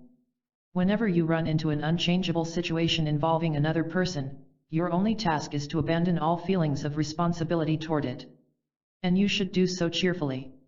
Where you can do nothing, you owe nothing. You should be like a man who throws off a heavy coat on a hot day. He is done with it. A man has a conditioned conscience which is made up of all the nonsense and hypocrisy it has absorbed from a confused society. And he also has a natural conscience which is pure and free. To see the difference in the two is the difference between frustration and joy. You can drop half your burdens at this very instant by disbelieving those fuzzy-minded people who insist that they know what your duties are. A number of people have told me of considerable help they received from a paragraph in my previous book, Action Power, The Miracle Way to a Successful New Life. It reads, "Take the impossible task of trying to love someone merely because you think it's your duty to do so. The truth is, you are not required to love an unlovable person. Your only duty toward an unlovable person is to face the realities about his personality, and even that not for his sake but for your own. You owe nothing, absolutely nothing, to the person whose psychological makeup prevents him from returning your kindness. No amount of preaching by confused moralists can ever change the basic law of life that every adult must earn the right to be loved. Make it a pleasure. Do you know what our genuine responsibilities are? They are those that we as mature thinking adults want to accept. They are never those imposed upon us by demanding people. Remember, a worthwhile responsibility in life is never tiring or painful. You want to do it. It's a pleasure. If it's not that, it's not yours to do. It is our responsibility to love, to take delight in our inner powers, to enjoy the company of friends, to work at ridding our minds of negativities, to recognize the pleasure in everything pleasurable." Robert Louis Stevenson was aware of this secret when he wrote, "There is no duty we so much underrate as the duty of being happy." No doubt you have heard many times the advice, to be happy, make others happy. True. Of course. But a deeper examination of that idea by modern psychology has come up with a curious revelation. It seems that we have had the cart before the horse. The scientifically accurate declaration is, to make others happy, be happy yourself. People often remark to me, I want to feel useful, to be of benefit to people. I'd like to contribute something worthwhile to those around me. But I don't know that I have much to give. I usually reply, the greatest gift you could ever give to anyone is your own happy and mature self. Any benefit you try to pass on to others without first being personally happy will be strained and unnatural. Not only that, but sooner or later you will resent your efforts, you will feel that they are unappreciated. When you are a spontaneously kind individual, your goodness will be a natural offspring of that cheery state. Genuine goodness cannot be something apart from your total personality, it must be an overflow of it. Attend to what you want. As both Donald K. and Betty H. discovered, it is the truth about ourselves that frees us from ourselves. One great truth is this. Nothing can be right that forces you to work against your personal integrity. You have the right, no, the duty to rebel against anything that openly or slyly cuts away at the ground of your human dignity. Your inner integrity comes first, for without it you cannot be a happy and productive person. But we must take care to see what our best interests really are, otherwise, our rebellion is likely to be just the opposite of what we really need. Resistance against any truth we may discover about ourselves is not healthy rebellion, it is self-harming. We must recognize the truth before we are capable of fighting for it. And no battle is more rewarding. How can you rightfully rebel against a burdensome sense of duty, and replace it with joyous action? Like this. Turn your attention to what you really want from life. Let's state that same thought in another way. A joyous sense of responsibility toward yourself will free you from mistaken ideas about your duties in life. Dr. David C. Berry sums up with brilliant clarity. There is delight in doing what one's hopes designate, one's interests impel and lure one to do. Passionate desire helps one to concentrate on what is important to one's personal being, and deliciously to ignore the millions of duties that others would pour upon one's head. Learn to defy cheerfully all duties that you honestly feel do not belong to you. Like the little man you will now read about. The Magic Kingdom. Once upon a time there was a magic kingdom called Elfania. Every citizen was an elf. One day a new elf arrived at the gates of the kingdom. As he walked down the main street, someone called out, "Welcome, stranger. What's your name?" "My name," he said, "is Inquiring Elf." "Welcome, Inquiring Elf. But where is your sack of plums?" "Pardon," asked Inquiring Elf. "Where is my what?" "Maybe you haven't noticed," a citizen explained, "that everyone in Elfania carries a sack of plums over his shoulder. If you wish to live in our kingdom you must also carry a heavy sack of plums over your shoulder. Well, if that is the custom, inquiring elf pleasantly agreed, I guess I'd better fall in line. So inquiring elf went to the plum market and took on a sack of plums. And for the next several days he carried it around. Wherever he went, to the theater, to the bookstore, even to bed, he carried his heavy sack of plums over his shoulder. Freedom from tiring responsibility. On the 6th day he began to wonder about something. So, being inquiring elf, he casually inquired of his neighbor, "Why must I carry a heavy sack of plums all day long?" The neighbor looked startled as he replied, "I've never heard that question before. I'd better ask the mayor." So the neighbor asked the mayor, "Why must I earn a heavy sack of plums all day long?" The mayor shook his head and said, "I really don't know. I will have to ask the Prime Minister." So the mayor asked the Prime Minister, "Why must I carry a heavy sack of plums all day long?" The Prime Minister stared into space for a while, then answered, "That's a real baffler, all right. We had better see what the king has to say." So the Prime Minister stood before the king to ask, "Why must I carry a heavy sack of plums all day long?" The king looked shocked as he replied, "That is a most perplexing question. Maybe we'd better ask that newcomer to town called Inquiring Elf." So even one went to Inquiring Elf to ask, "Why must we carry a heavy sack of plums all day long?" "I've been thinking about that," replied Inquiring Elf. "And I finally found the answer. It's because we don't know that we really don't have to carry a heavy sack of plums all day long." "Then off with the burden," cried the king. "Freedom at last," echoed the people. "Now we're getting smart," agreed Inquiring Elf. "Your power of self-interest." While inviting me to speak before her club for the second time, the president requested, "Will you please include an idea that you discussed before?" I refer to the topic of self-interest. A number of us found this a fascinating idea, and would appreciate more details. Few things will free you from tiring responsibility more quickly than to understand your healthy self-interest. So let's look into its powers and possibilities. The first vital point to grasp is that self-interest is not the same thing as selfishness. Selfishness is the result of a man's inability to serve his own best welfare. What, really, is a selfish man? He is simply one who fails to realize that he has vast inner forces ready to supply him with whatever he needs for a wealthy life. Because he doesn't grasp this truth, he desperately clings to whatever he can grab. Because he fears losing what little he has, he never gains the much greater good he could possess. Your eager self-interest acts as a searchlight for locating your rich personal powers. Far from being selfish, it is the very thing that destroys selfishness. The person with a healthy sense of what is right for himself is what we would call a mature and self-directed personality. He has dissolved his frantic inner scramblings, he has poise and self-assurance, and those who meet him sense it and are attracted to his side. It is often a false sense of guilt that prevents many people from cheerfully plunging after their own good. Guilty or not, this emotion swirls around the human system to cause more damage and distress than one might imagine. This is a tremendous subject which social scientists like Dr. Freud have studied with intense interest. For our purposes here, it is enough to remember this. People feel guilty whenever they fail to live up to their self-made standards of conduct. To say the same thing in another way, false guilt arises when we act differently from the way we think we should act. But we should realize that the way we think we should act may be entirely incorrect, unrealistic, and therefore an enemy to healthy living. 11 Magic Words. Take the idea that you should be good. Now what, in heaven's name, is meant by that? All we really have is a word, a noble-sounding word to be sure, but merely a word that has only the meaning that you give it. Quite obviously it is good to drive your car safely, and it is plainly good to brush your teeth in the morning. No one questions that kind of goodness.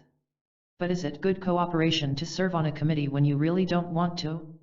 No, because you are sacrificing your genuine desire to not serve to a false feeling that it is your duty to serve. Is it good patience to endlessly give in to a domineering individual?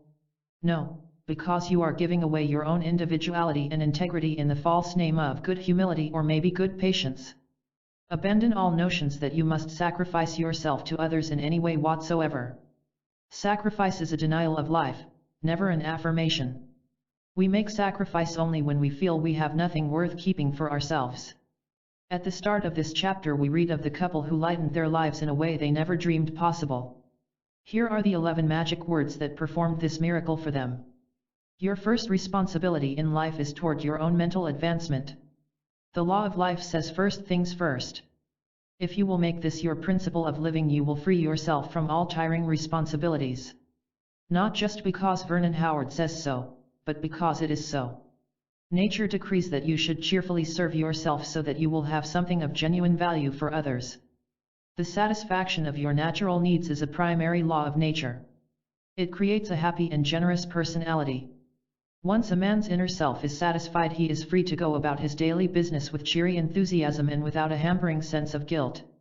Because he has something to give, and because he realizes that his riches are inexhaustible, he enriches everyone he meets. The adventure of Ulysses. One of the adventures of Ulysses, the legendary hero of Greek mythology, makes a good point for us here. Ulysses and his crew landed on the shore of a strange and lovely island. While some of the men were refilling water jars, a report came to Ulysses. He was told that the island was ruled by Circe, a beautiful and wicked sorceress who had power to change men into animals. But the really bad news was that she had already worked her swift wickedness on some of his own men who had carelessly wandered away from shore. Ulysses was angrily marching toward the palace of the wicked princess when he was stopped by the god Mercury. "Take this magic sprig of a plant," said Mercury. "It will protect you from Circe's evil enchantment." As Ulysses stood within the palace, Circe was sure she had another gullible victim. She gave him food and drink, then touched him with her magic wand, calling, "Go! Seek the woods and fields with your animal companions." But the magic twig blocked Circe's power. She was defeated and knew it. Falling on her knees before Ulysses, she agreed to restore his friends to human form. And she did. From that day on, Circe was a loyal friend of the Greek hero. The man who has found himself possesses a magic twig like that. Because he is in charge of his own mind, he cannot be degraded or harmed. Simply by being who he is, a man free of tyrannical notions of duty, he gives far more to the world than all the professional do-gooders. What this world needs more than anything else is men and women who are free from mental sorcery. Your genuine welfare. Dr. Rollo May observes, William James once remarked that those who are concerned with making the world more healthy had best start with themselves. We could go farther and point out that finding the center of strength within ourselves is in the long run the best contribution we can make to our fellow men. Healthy self-interest can be defined as the capacity to place your genuine welfare ahead of false welfare. Or to state the same thing in another way, the capacity to do what is actually beneficial, not what we wrongly assume is beneficial. Take for instance that familiar emotion of anger. Is it to our benefit to become angry? Obviously not. Anger destroys peace of mind. It weakens good judgment. It promotes impulsive behavior that turns out to be self-harming and that we later regret. Then why would anyone employ this useless and self-damaging tool? It's because our present level of understanding supplies no other method, because we can't think of an alternative, because we are unable to see that clear and calm reasoning can free us. Anger supplies temporary ego satisfaction, but never lasting self-satisfaction. We are free at last when we start pleasing ourselves, not our conditioned and false notions about ourselves.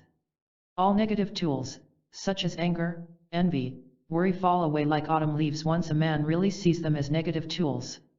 Once he catches his magnificent glimpse of the new, he has no further use for the old.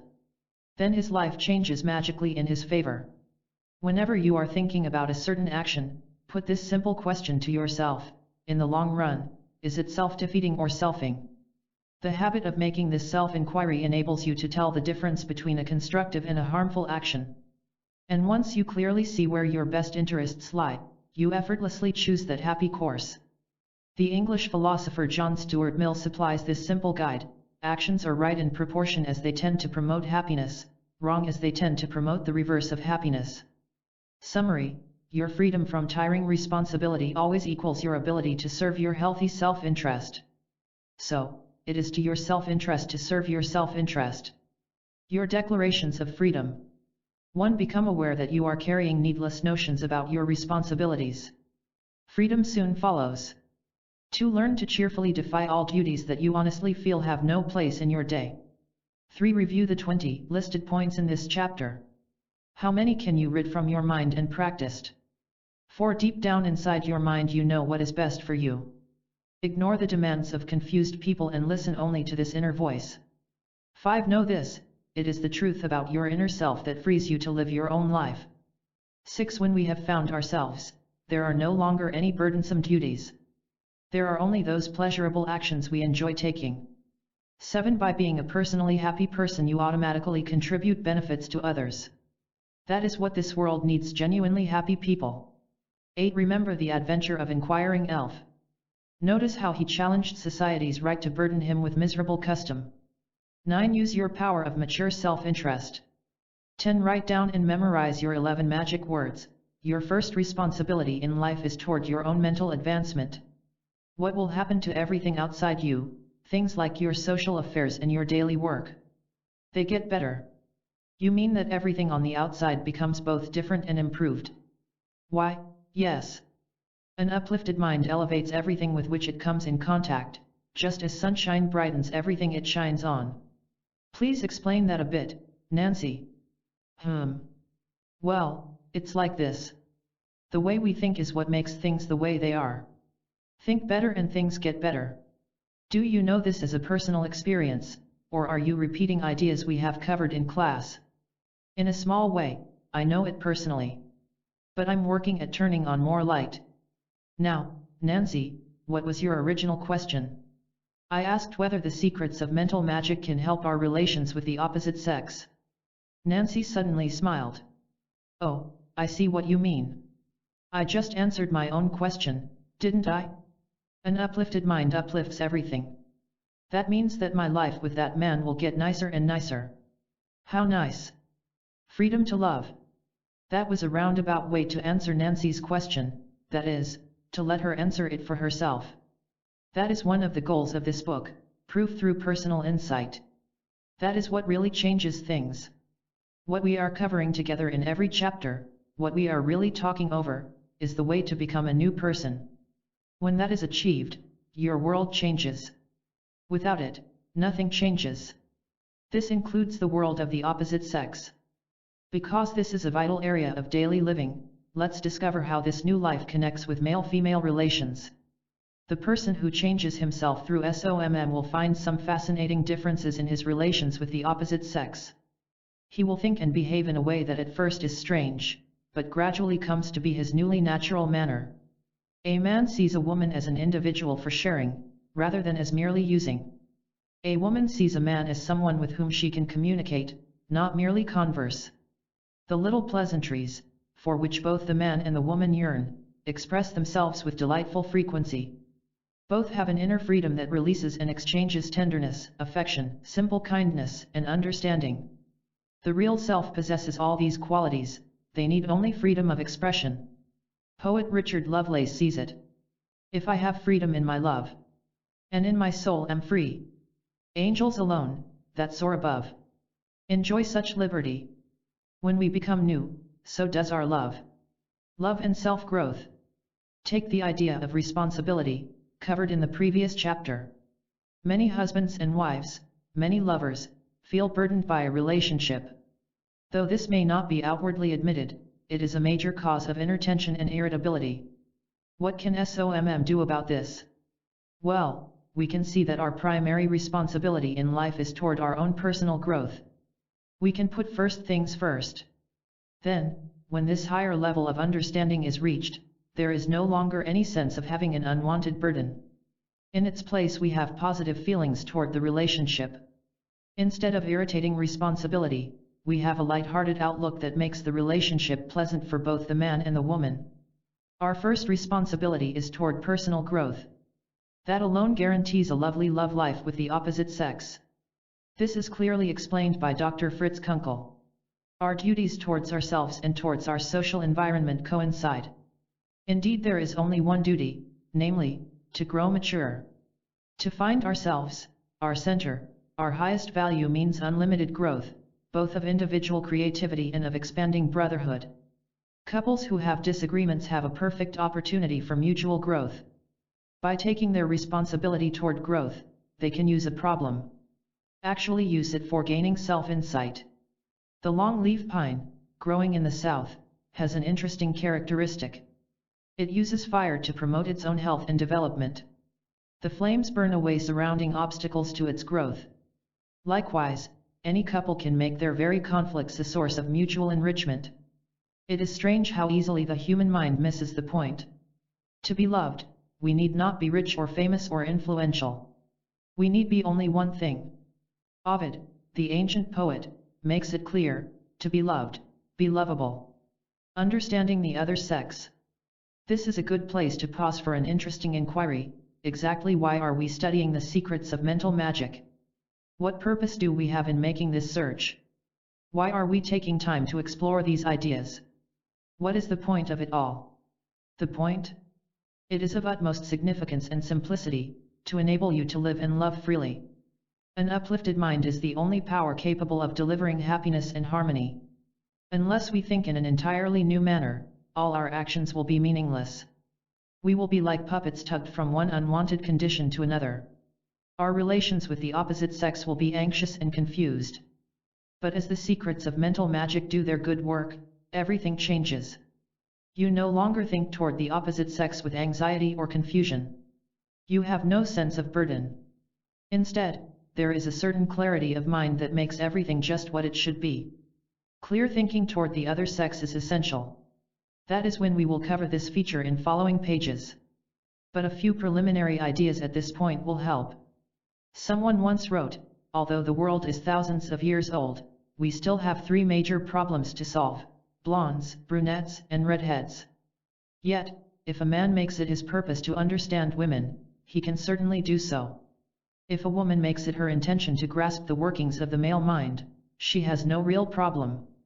Their overall understanding of SOMM will overflow beneficially into their inquiry of each other. One of the men in our class made the women smile by frowning and asking, "Why do women seem so awfully mysterious to us men?" Women themselves encourage the fiction that you can't understand them. It gives them a sense of power.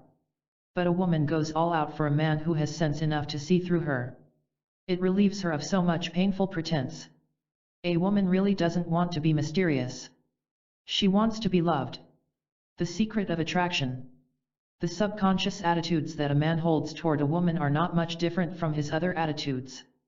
The way he thinks toward a specific woman will be similar to his manner of thinking toward life in general. His mind is like a revolving searchlight that casts the same quality of light on everything in its path. If he has at least a fair grasp of the realities of life, he will express them in some favorable form toward the woman in his life. If he has a good degree of self-acceptance, it will reveal itself in his acceptance of the woman, in fact, of any woman. The same is true of his negative viewpoints. A mind that is fearful and hostile toward life in general will have no choice but to extend those damaging viewpoints toward the opposite sex. They may be disguised in one way or another, but sooner or later they will do their damage, either openly or by some subtle means. All this brings us to a vital point: it is useless to try to build a surface personality in the hope that it will win mature love from another person. We attract what we are. If we are mature-minded, we will attract members of the opposite sex who are likewise minded. Here are 3 rules. Mature minds get along fine. 1 mature mind and 1 immature mind get along not at all. 2 immature minds can use each other, but can never really like each other. If you are interested in a finer love life, you must not miss the significance of this mental law. We attract and hold a person of the other sex who dwells on the same general level that we ourselves occupy. Like attracts like. To attract someone on a higher level, which means that he or she will be a much nicer person, we need do only one thing: raise our own level. Good news. So again we come back to an exciting principle of this book, which is, a change in the self is the sure way of attracting, winning, and maintaining the mature love of a man or a woman. Each of us has the capacity for finding this greater maturity, for it already exists within us. Our part, as we will see in forthcoming pages, is to remove unnatural blockages. These blocks are made up of unrealistic and unworkable attitudes. Writes Professor Henry Clay Lindgren. It is true that we all have a capacity to love and be loved, which normally develops and grows as we pass through various stages of maturity. But what we do not often realize is that our capacity to love may be blocked or limited by anxiety, by emotional immaturity, or by attitudes, feelings, and patterns of behavior which are the residues of childhood experiences. The more we are affected by such factors, the more difficult it is for us to love. Our goal, then, is not to create a capacity for love, but to destroy those barriers that prevent its release and enjoyment. All this is really very good news. It means that every secret of mental magic such as those in following chapters contribute to inner freedom. And one of these inner freedoms is that of love. The Fortune Hunters. A story is told about some men and women who had heard exciting tales about lost treasure chests. They were told that fabulous fortunes were hidden away on some distant islands. So they joined forces to seek out their riches. They agreed to share whatever fortune they found. They boarded ship, and with an experienced captain at the helm, set sail with high hopes. On the 5th day out the captain called out, "Treasure Island ahead." But they were too busy talking about their treasure hunting plans to look up. On the 10th day the captain shouted, "Treasure Island on the horizon." But they were so busily occupied with studying some old treasure maps that they didn't bother to answer.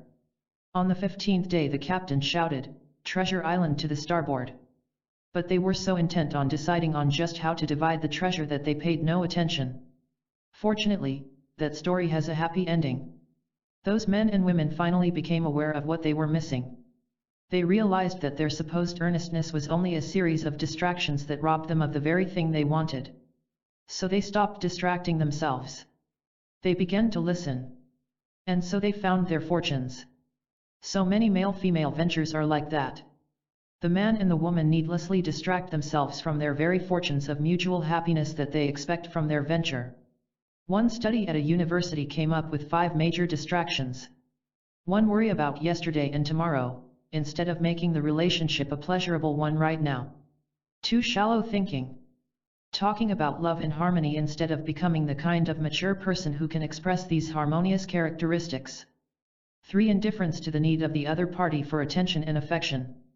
4. Believing that additional material possessions will bring human intimacy. They won't. 5. Protecting the ego, rather than expanding the mind to its greater capacities for love. Love in a clear mind. One of the strangest things about the human mind is that it so seldom stops to really think clearly. We often imagine that our thoughts are clearly new, when in truth we are merely repeating old and familiar ideas. We mistake familiarity for accuracy. We imagine that we are seeing things realistically, when we are only expressing our personal viewpoints which may well be mistaken. It's like the 2 flies walking on the ceiling. One remarked to the other, "Aren't human beings silly? They spend a fortune on this beautiful ceiling and then walk on the floor." In no place do we need more mental clarity than in our lives with the other sex.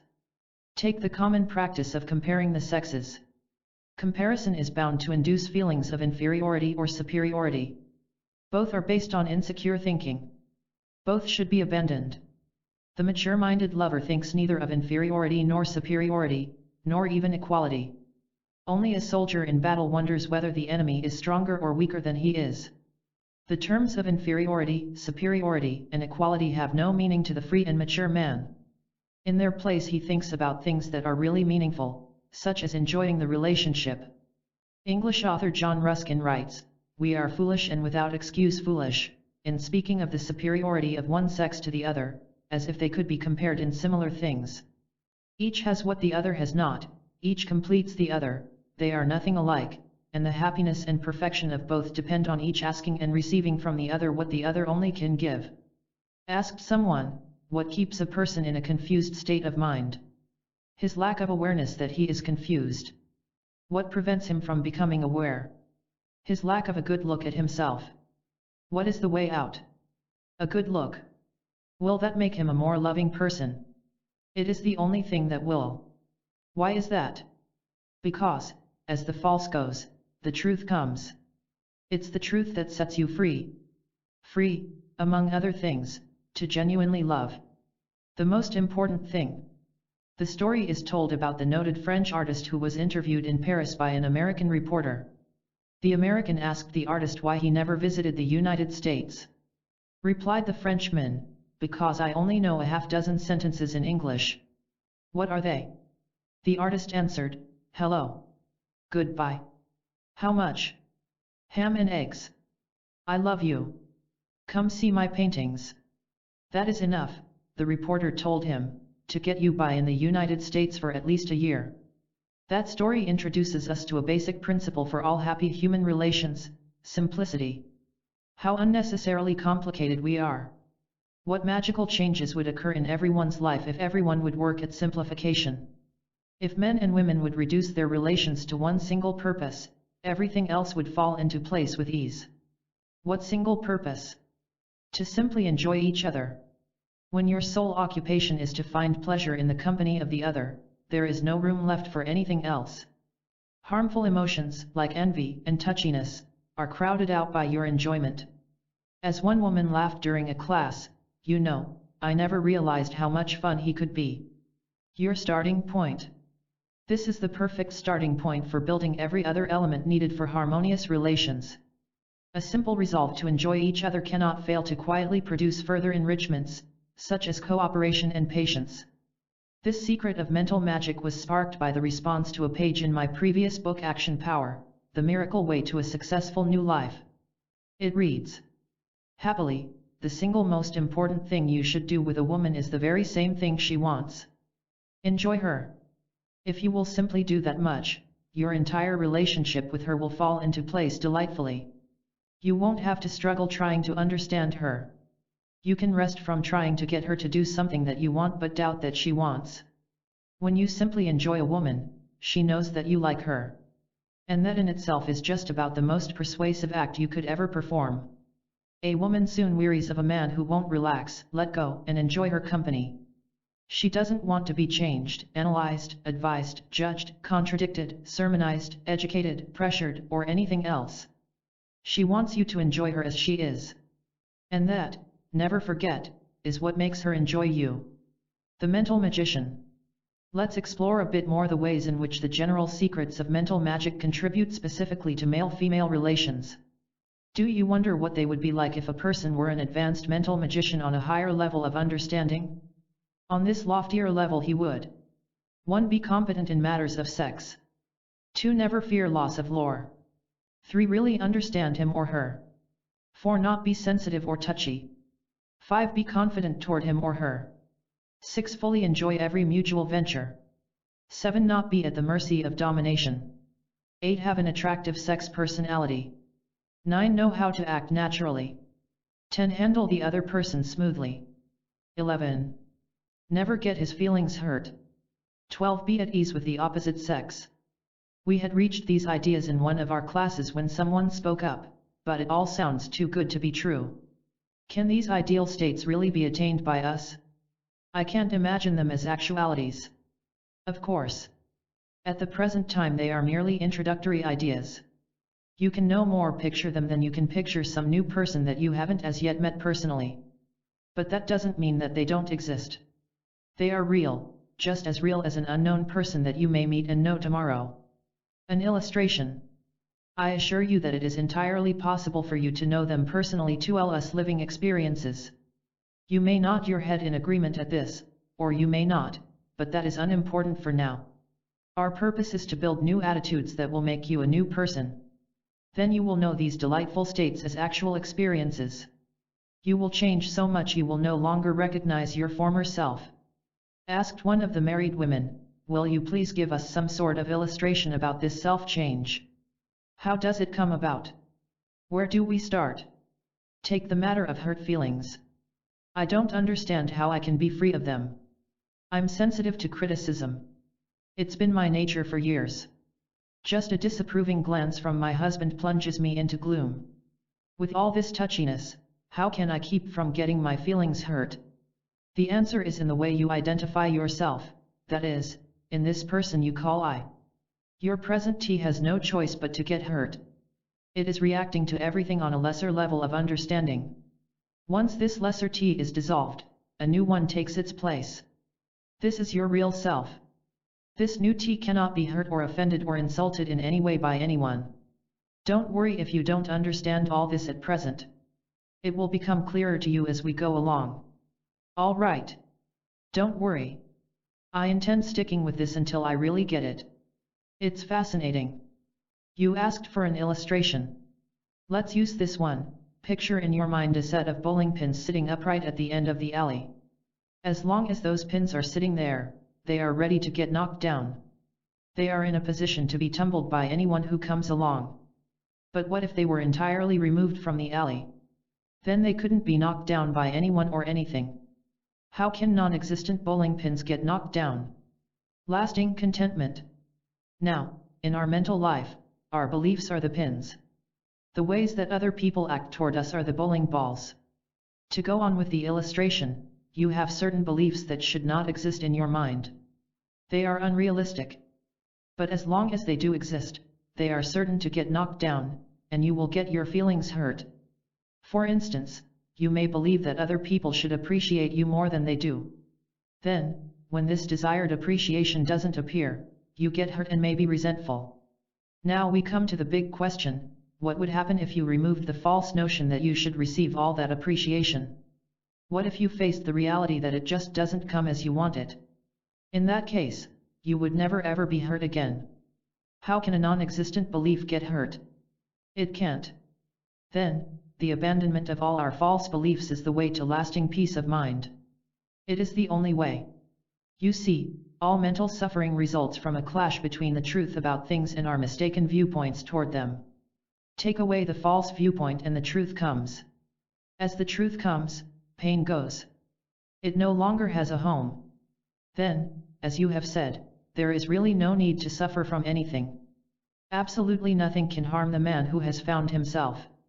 I think this may help our home life. Try it. Then you will know for sure. What is love? Asked someone, what is love? The word is tossed about so freely, but the word is not the thing. Can love be analyzed and defined? It is best to start negatively, that is, to find out what love is not. This clears the mind of false concepts from the very start. Could we please go into this idea? Love is not possessiveness. It is not dependency or attachment or even admiration. It cannot be any of these things. Why not? Because there may be unloving motives behind them. Let's take an example. Suppose that you are depending upon your spouse or sweetheart to give you a sense of importance, to admire and appreciate you. This dependency makes you afraid. You are afraid that they will fail to give you as much admiration as you think you deserve. In turn, this fear creates a demand, a sense of criticism, inner or outer hostility.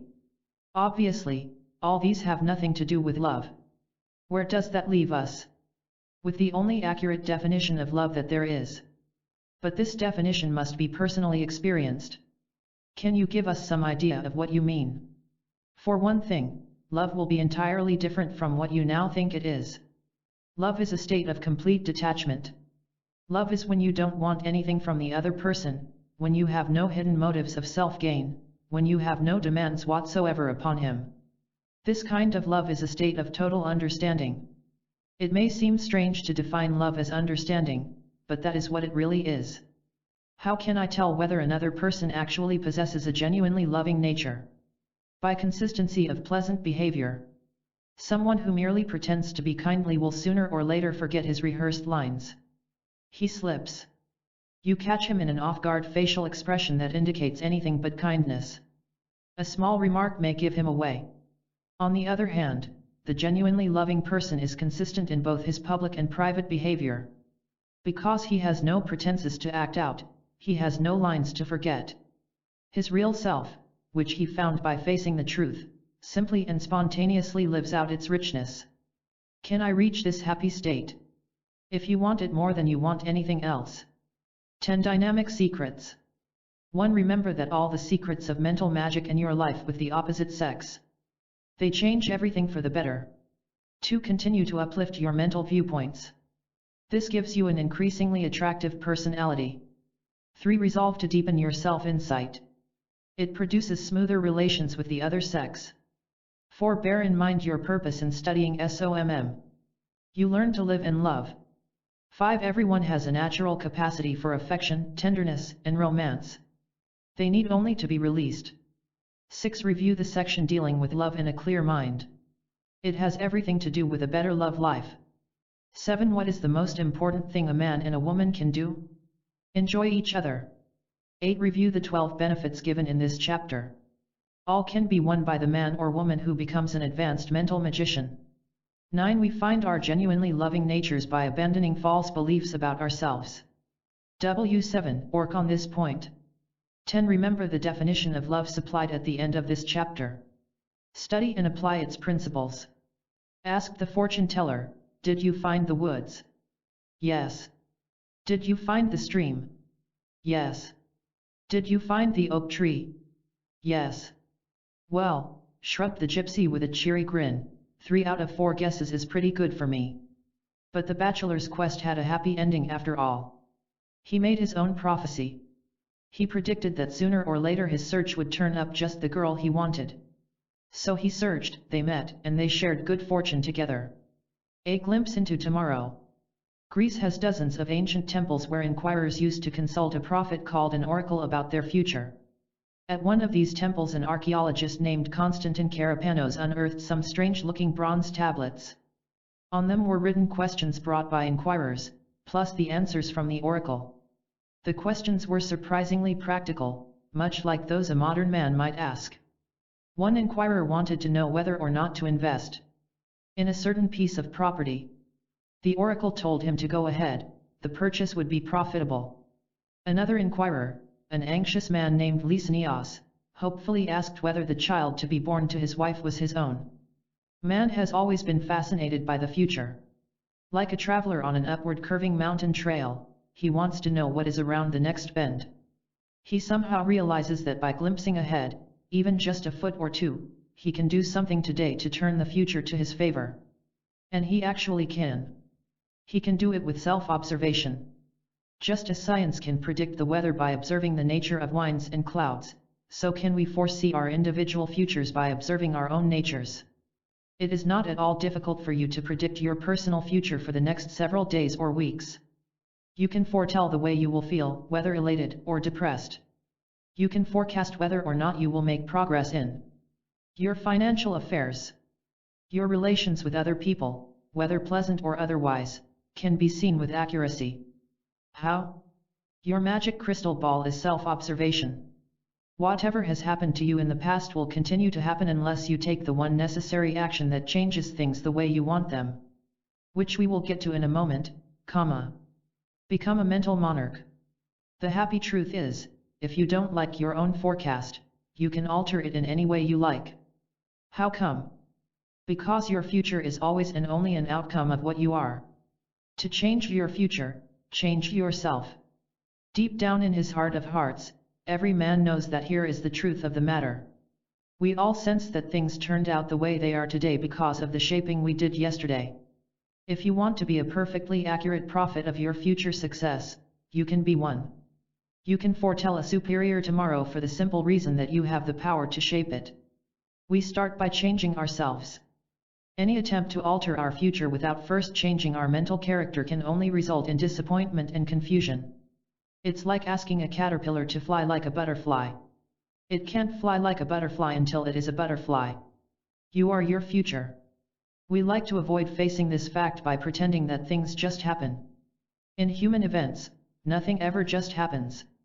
Human beings make things happen, either by what we do or by what we fail to do. You and I are the causes of our consequences. For better or for worse, our future is identical with our mental makeup. A positive mentality produces positive outcomes. Alfred Tennyson nicely sums up, think well. Do well will follow thought.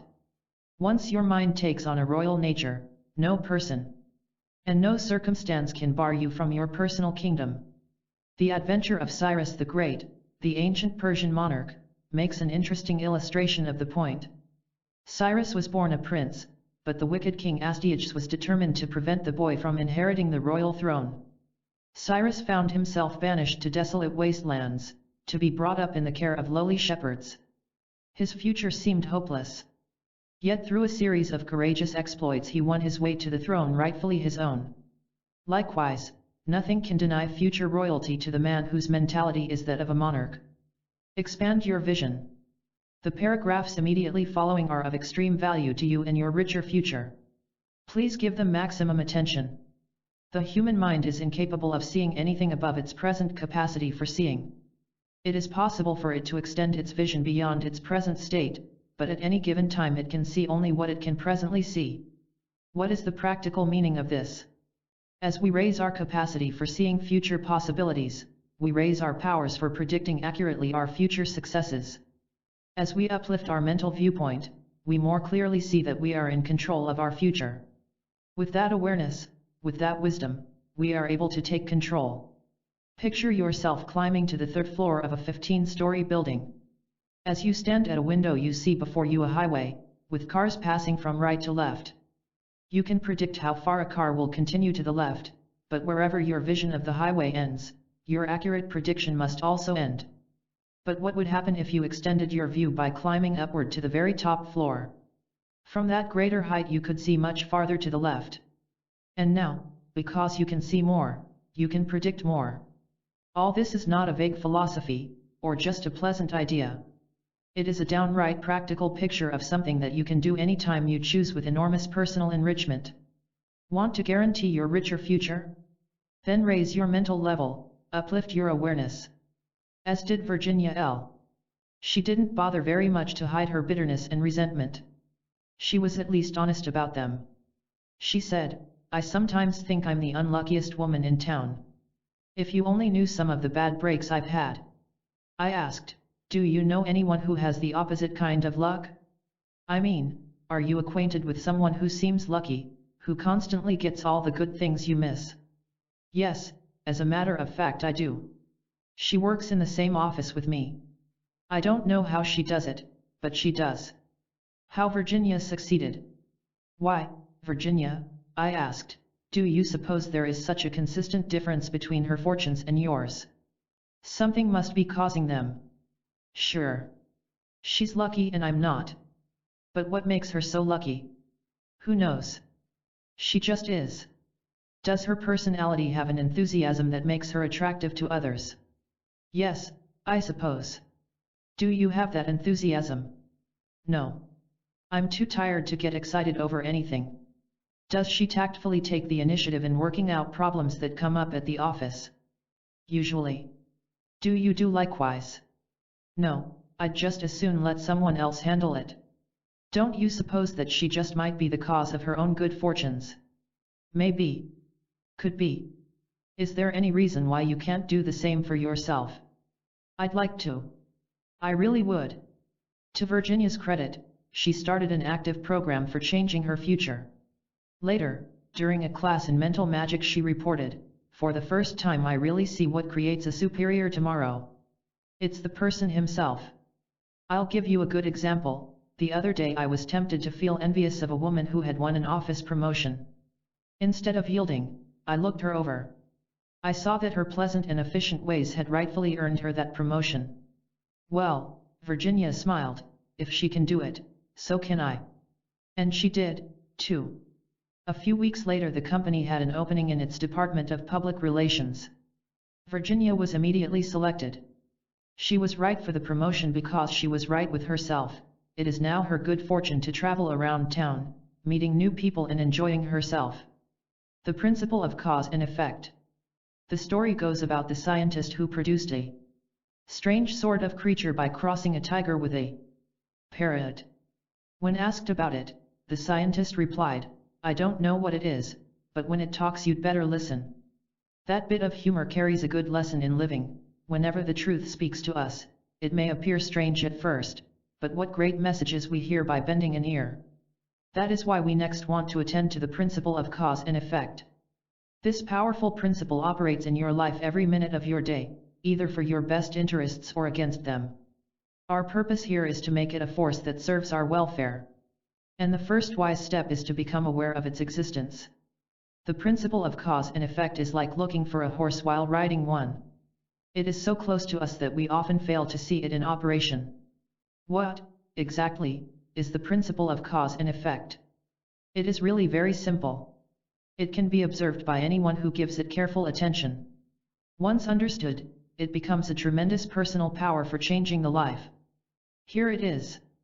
Whenever you do anything at all, another thing occurs as a result of it. An action always produces a reaction.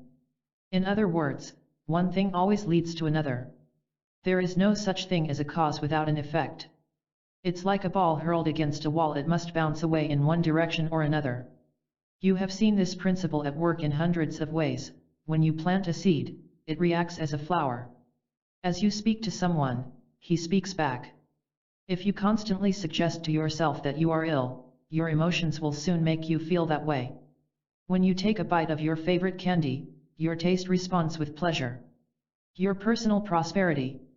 It is important that we see ourselves as the cause of the consequences that we experience. Some people hesitate to admit that they are behind the life conditions they now experience, for it would mean facing responsibility for their own problems. Such people are missing out on one of the greatest opportunities ever to knock, which is, by admitting responsibility for whatever happens, we can become happily responsible for increasing success. Or state the same thing in another way. As a man realizes that he is the cause of his effects, he can cause the kind of actions that reflect personal prosperity. It is always a sign of forthcoming abundance when a man less and less explains, "It happened to me," and more observes, "I caused it to happen." Now, this word responsibility needs some clarification. As we saw in Chapter 4, it isn't a tiring process at all. It is purely pleasurable. This kind of responsibility means to harmonize with the universal laws of success, to go along with the secrets of mental magic. It's like the delightful responsibility you have for attending an exciting party. You can achieve anything you want by putting good causes into action. Want to be happier? You can cause it to happen. Like to increase your income? You can employ money-making causes. Hope to brighten your personality? You can cause its appearance. I used to work alongside a man who used this principle in his own way. He'd breeze into the office in the morning, grin, shake a finger toward the ceiling, exclaim, "Let's make things happen." It was curious how many good things did happen. So why can't you start right now to make good things happen to you? You actually can. How to make predictions come true. Since a good cause always produces a good consequence, you can make your self-prophecies come true. Not only that, but you can do it the easy way. The wise man or woman consistently employs those positive powers which shape his future for him. Such a man astounds his friends and acquaintances who wonder how he always manages to make things come his way. The self-prophet can smile. He knows. What is needed is an intense interest in what the future can hold for us. Professor H.A. Overstreet makes it clear. The great individual, then, will be future-minded. His chief interest will be in forecasting possibilities. The vitality of his mind will be directed toward shaping his world into more adequate forms. Make some forecasts for yourself. When based on the solid secrets of mental magic, you can cheerfully expect good things to come your way. Here are 3 examples. Tomorrow's fulfillment, those powers are released into my personal service. The power of the human mind can reach amazing proportions. A classic example is that of Johann Dace, of Germany, who was famous in his day as a mental magician. When a handful of coins were spilled on a table, he could call out the exact number of coins instantly. At a glance he could add up the total number of books on a shelf. Never doubt the power of your mind to do far more than it does. To today's prediction, by taking an adventurous attitude toward my money-making enterprises. Tomorrow's fulfillment, I cannot fail to cause additional prosperity for myself. I was once introduced to a wealthy businessman named Olson who was tagged with the curious nickname of Overlap. The nickname was explained to me like this: whenever Olson meets another businessman, he immediately looks for areas where their financial interests overlap. When finding them, he suggests to the other man that they work together to develop mutual benefits. It's surprising how often that simple technique strikes gold for Overlap Olson. What adventurous attitude will strike gold for you? 3. Today's prediction, by working with natural principles governing successful human relations. Tomorrow's fulfillment, my personality will be increasingly attractive and influential. It was the dynamic personality of Robert Clive, the famous Clive of India, that made possible his dazzling victory at the Battle of Plassey. Many battlefields have been won by military leaders who inspired their men, but historians agree that there never was a victory quite like the one scored by this Englishman near the village of Plassey, in India. It would certainly take inspired leadership to win that battle, for Clive defeated an opposing army of 60,000 soldiers with only 3,000 men of his own. Predict a more winning personality for yourself. Your personal predictions. Use the following spaces for your own forecasts. After today's prediction, list any kind of secret of mental magic that works for your richer future. After tomorrow's fulfillment, list the dream that you know can come true. 1. Today's prediction. Tomorrow's fulfillment. 2. Today's prediction. Tomorrow's fulfillment. 3. Today's prediction. Tomorrow's fulfillment. The magic of change. Your quest for a brighter tomorrow turns in the right direction by looking into that magical action we call change. It's curious that one of the greatest of all human needs is also one that a man resists so stubbornly. Everyone wants to alter his life for the better, yet what a resistance arises when change is proposed. Also, if a man does venture forth, how often he finds that he hasn't made a genuine change at all, but merely an exchange of one poor condition for another. As one man described himself, I'm like a frantic prisoner looking for escape, but merely switching from one cell to another. When thinking about changing our future, we must start with the right intentions. If we wish to alter our lives merely to gain a temporary thrill or for ego satisfaction, we will eventually find it a less than satisfying move. Or, if the intention is to avoid facing a challenging task, the change will only add to our self-doubt. The person who frequently changes his employment may announce that his intention is to better himself, yet the real reason may be to escape fear of failure on each job. Correct motives start with self-honesty. We must frankly face the real reason for any shift in the directions we take. The actual motives are often just the opposite of what we fancy they are. The human mind is skilled in self-trickery. We often believe only what we want to believe. We often say one thing and mean another, like the boy with the apple who told his chum, "Okay, we'll divide it equal, just as long as I'm more equal than you." If we can get at our subconscious motives for changing, we are well on our way to healthy change. If we see that the motive is wrong, we can refrain from the move. But if we can identify the motive as good, we can proceed with cheerful confidence. A good motive is one that serves your genuine best interests. The power of awareness. How, you might ask, can I be sure that I am thinking clearly? How can I gain greater wisdom for shaping my future? The awareness that we are not aware is the beginning of greater wisdom. As an everyday example, you have probably had the curious experience of reading the same paragraph several times while your mind was wandering far away. All of a sudden you caught yourself, you became alertly aware that you were not aware. When that happened, you were able to take control of your future reading. You were able to concentrate on the paragraph, to make it count for something. So can we become more and more aware of our present actions? By doing so, we empower our future activities. In my classes I sometimes conduct sessions in self-awareness. They consist of questions and answers which help the class to see the selfing element in their everyday actions. Examples. Which is the selfing action to fight angrily a problem or to solve it through calm reasoning? To solve it. Which is the beneficial course to withdraw from a challenging situation or to win over it? To win. Which is the courageous choice to worry over what others think of you or to live your life as you think best? To live your own life. Sailing smoothly forward. Some years ago the Navy vessel Brooklyn was cruising smoothly off the coast of New Bedford, Massachusetts. The ship suddenly shuddered, stopped, and slowly sank. The Brooklyn was the victim of an uncharted rock. Although thousands of ships had passed near the submerged menace over the years, the Navy ship was the first to strike it. The Navy knew that something had to be done about the hidden danger.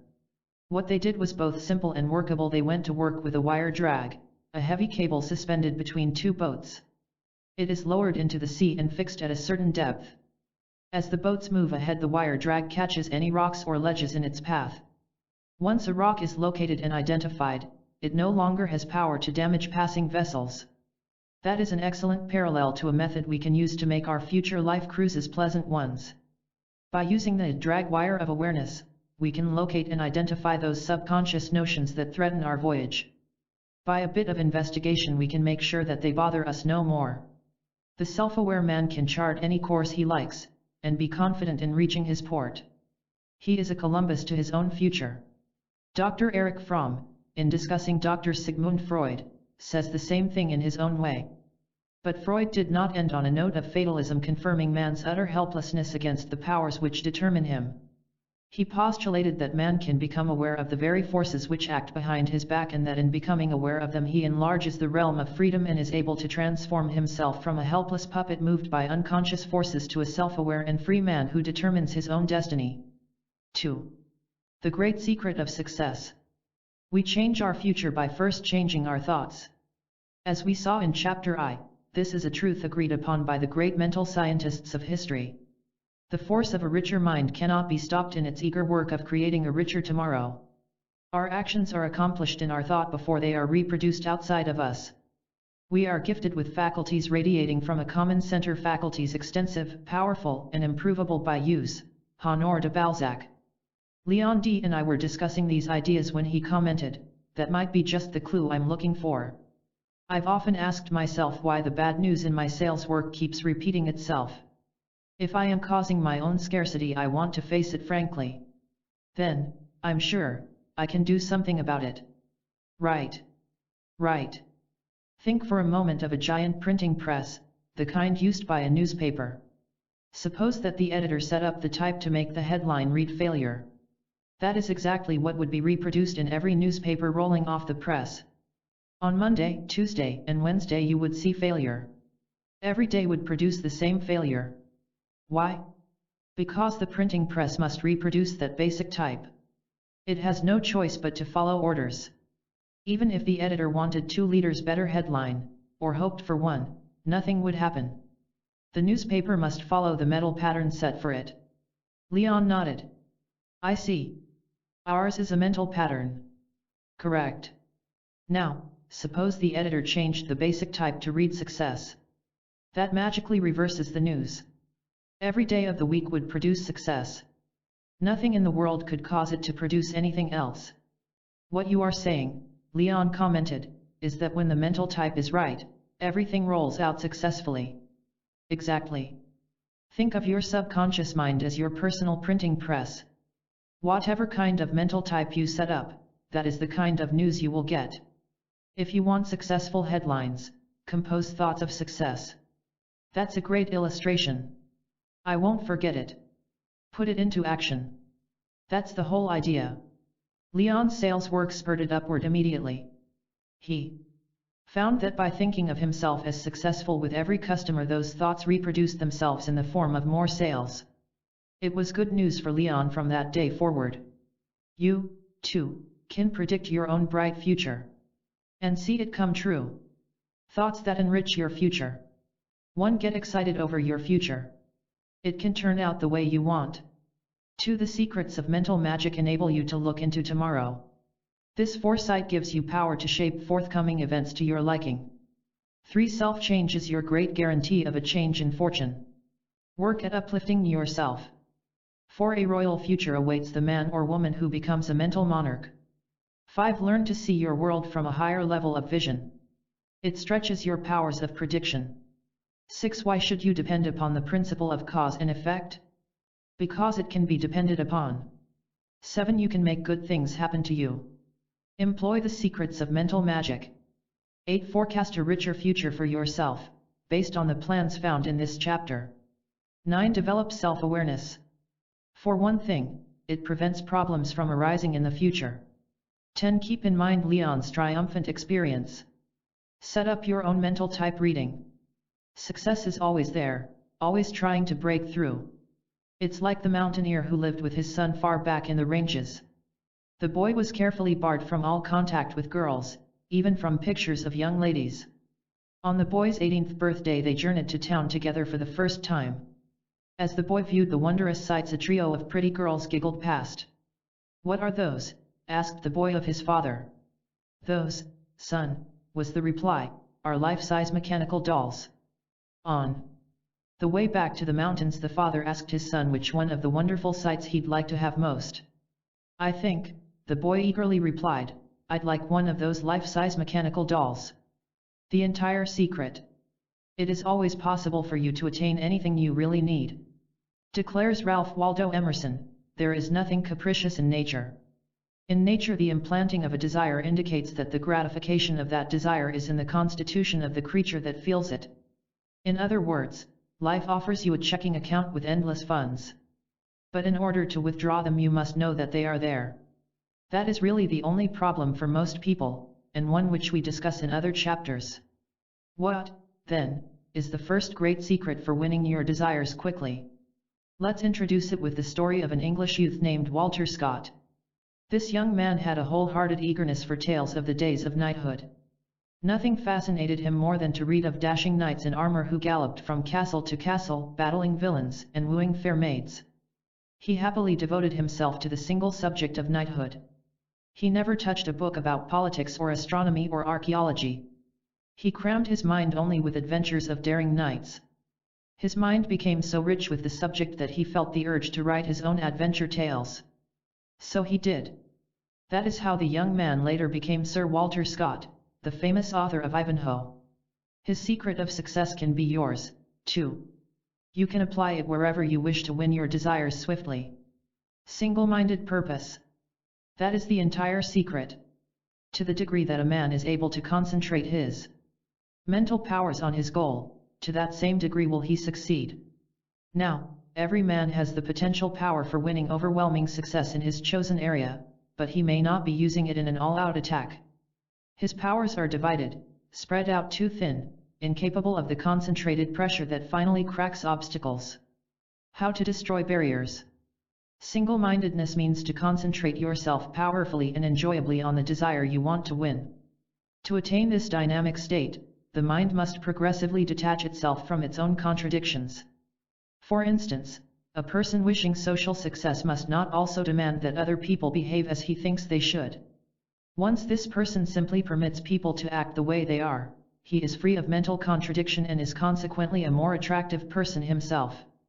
Also, the single-minded man must not waste his energies in pointless pursuits, such as anxiety over what others think of him, or in straining to make a good impression. Many people have no idea of how much mind power they drain away by such useless activities. Later pages of this chapter offer plans for plugging up the leaks in personal power. Single-mindedness is a beneficial destroyer of all barriers that hamper your progress. When it attacks, obstacles crumble. Procrastination is a typical mental attitude that flees before the wholehearted individual. Procrastination wastes so much time. It's like a man waiting for a river to run dry before daring to cross.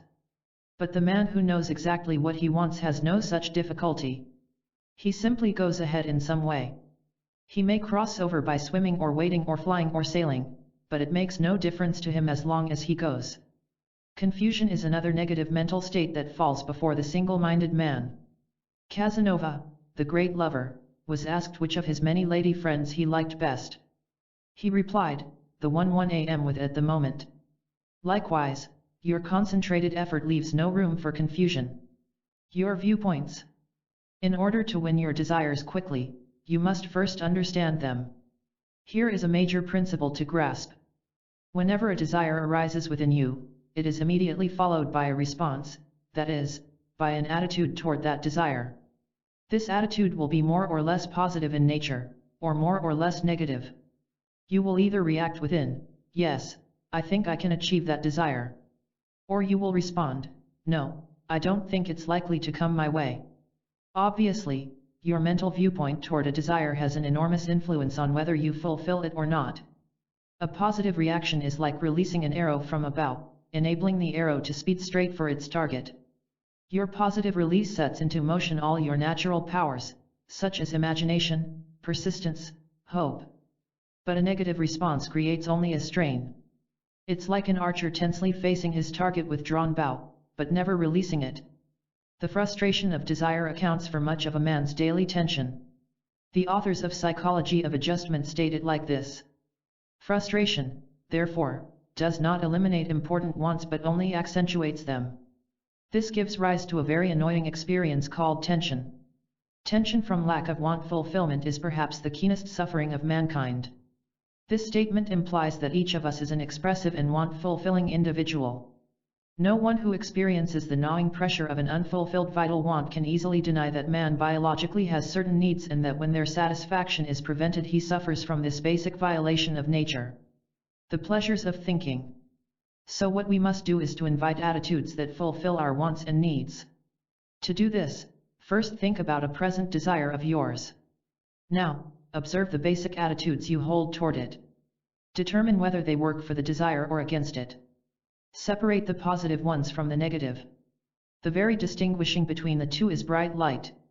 Finally, encourage the attitudes that favor your desire, dismiss the useless ones. Let's take an interesting example. Suppose that you want to enjoy your daily thoughts. And by the way, have you ever considered what a new world you would inhabit if you actually and constantly enjoyed your mind? It would be the very world for which you seek. So, what favorable thoughts can you have toward your own mind? Well, for one thing you can see it as a wonderful instrument for pleasure. When you understand the secrets of mental magic, thinking is fun. If you don't fight your thoughts, when you don't force them into narrow channels, they can fly you away into marvelous worlds. You can challenge your mind to tackle and solve a problem. You can paint a mental picture of the brighter conditions you intend to create. You can search around for self-enriching opportunities. There are endless pleasures and profits to the person who has made friends with his own mind.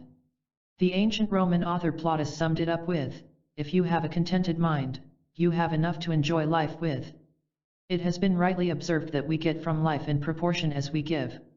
That rule applies specifically to our desires. We catch them as we first put something into our pursuit.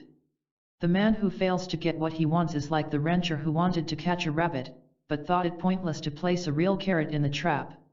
Instead, he clipped a paper picture of a carrot and placed it inside the trap. What did he catch? A paper rabbit. Place positive attitudes into your various traps and you will certainly catch positive results. Your opportunity. People in mental confusion often say, I would like to think constructive thoughts all right, but I just don't have any. Not only that, but I don't know how to find them. To such an inquiry I usually reply, for now, you don't need to know how to find them. All you need do is to realize fully that your present ideas are not working. You must recognize the false before you can recognize the true. Otherwise, you will go on attaching yourself to one delusion after another. Be content to admit fully that your present ideas are self-defeating. This is genuine courage. The right way will then make its appearance.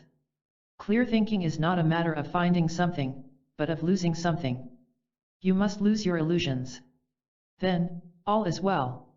This is why problems and failures and difficulties and mistakes are so valuable to us. They force us to face the truth. They tell us that something is wrong, while at the same time announcing that something can also be right. Every difficulty such as a thwarted desire is an opportunity to give up some unrealistic notion that prevents the appearance of our desire. Objected one woman, but what will I have left once I give up my illusions? Won't I feel insecure? What can I do with an empty mind? Once a farmer clears his field of weeds, what can he do with it? Shirley's discovery. Shirley J. was blocked in her desire. Her weedy thinking prevented its growth. She said, I want to make other people like and appreciate me. That's entirely beside the point, I told her. What do you mean? Everyone wants to be liked. I mean, Shirley, that you are looking at it from the wrong angle. If you think that others don't like you as well as you want, there's a reason why you think that way.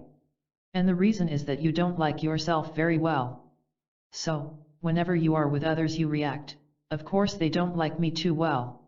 How could they like someone like me? Can't say I blame them. Really, now, Shirley, aren't these your secret thoughts? She smiled. You're a mind reader. Forget trying to make them like you. Work at changing your thoughts toward yourself. Once your personal self-esteem goes up, so will your popularity. You won't have any doubts about your acceptance by others. Your confidence will be based on a simple acceptance of yourself. Are you saying that others will like me to the same degree that I like myself? Exactly. Take a look at it right now. Be ruthlessly honest about it. You will see that you get along with others to the same degree that you get along with yourself. Your acceptance or rejection in the social world is caused by your acceptance or rejection of yourself. If you don't like yourself, you will feel that others don't like you either. This makes you act guardedly, stiffly, unnaturally, ready to get hurt by a remark or a look. Yes, that's how it goes. So it's my thoughts about myself that need uplifting. Yes. Use the secrets of mental magic for building your self-esteem. Then, you'll be delighted at the way all your social relations fall nicely into place. All right. I'll work with it. Shirley wisely did just that. And she changed her social relations from fair to delightful. She couldn't fail. No one ever fails when he or she works with the truth. The relation between self-popularity and other popularity is such an important idea that we will examine its details in Chapter 9, Victorious Viewpoints. Shirley achieved her desire by seeking and discovering a basic truth about herself. And for every desire you may have, there is always a way through. One of your best means of discovery is to ask yourself, would there actually be a barrier if my mind wasn't creating one? You will find that there are no barriers except self-made ones. And they can be torn down by correcting our attitudes toward ourselves. Dr. David Seabury speaks about victorious viewpoints. Is it true that there are acts which can direct one's way to the top?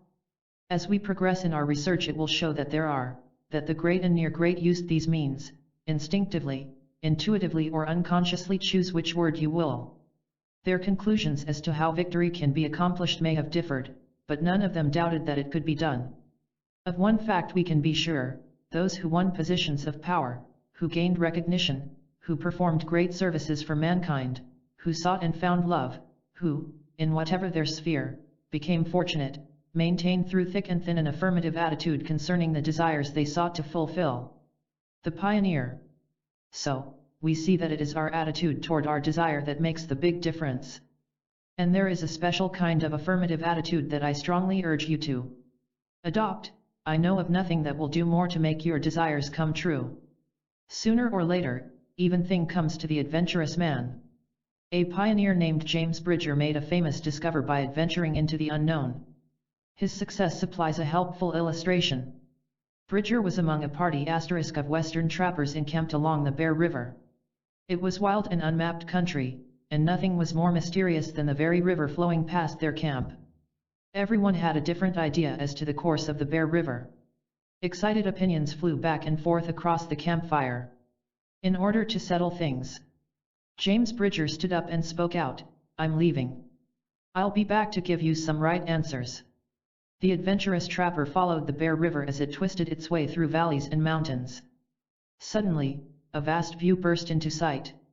That was how an adventurous attitude led to the discovery, in 1824, of Utah's Great Salt Lake. Your adventurous attitudes can make discoveries for you, too. Check up on your desires. It is needful to think clearly toward a desire we may have. To do this, set it under a mental microscope. Try to understand everything you can about it. Ask yourself questions like the following. Am I making an all-out effort toward it? What further information can help me? Do I enjoy my pursuit of it? How can one make faster progress? Am one using obstacles for benefits? Notice that last question, am I using obstacles for benefits? 1. It contains an explosive secret of mental magic. The idea is to use everything that happens to you as a stimulus for self-advancement. A teacher wanted to impress her class with the immense wealth of the world. She wanted it to see that the natural earth is overwhelmingly on our side. She asked everyone to try to think of some natural object that was absolutely useless. As hard as they tried, nothing was found to be without value of some kind. Dry crusts of bread provided food for passing birds. A single rose petal could be studied for beauty and color. And so on. Likewise, every human condition can be turned into an advantage once we permit it. A member of my lecture audience spoke up, "My muscles are painfully tense. I'd like to loosen myself, to relax. That is my condition. How can I turn it into advantage?"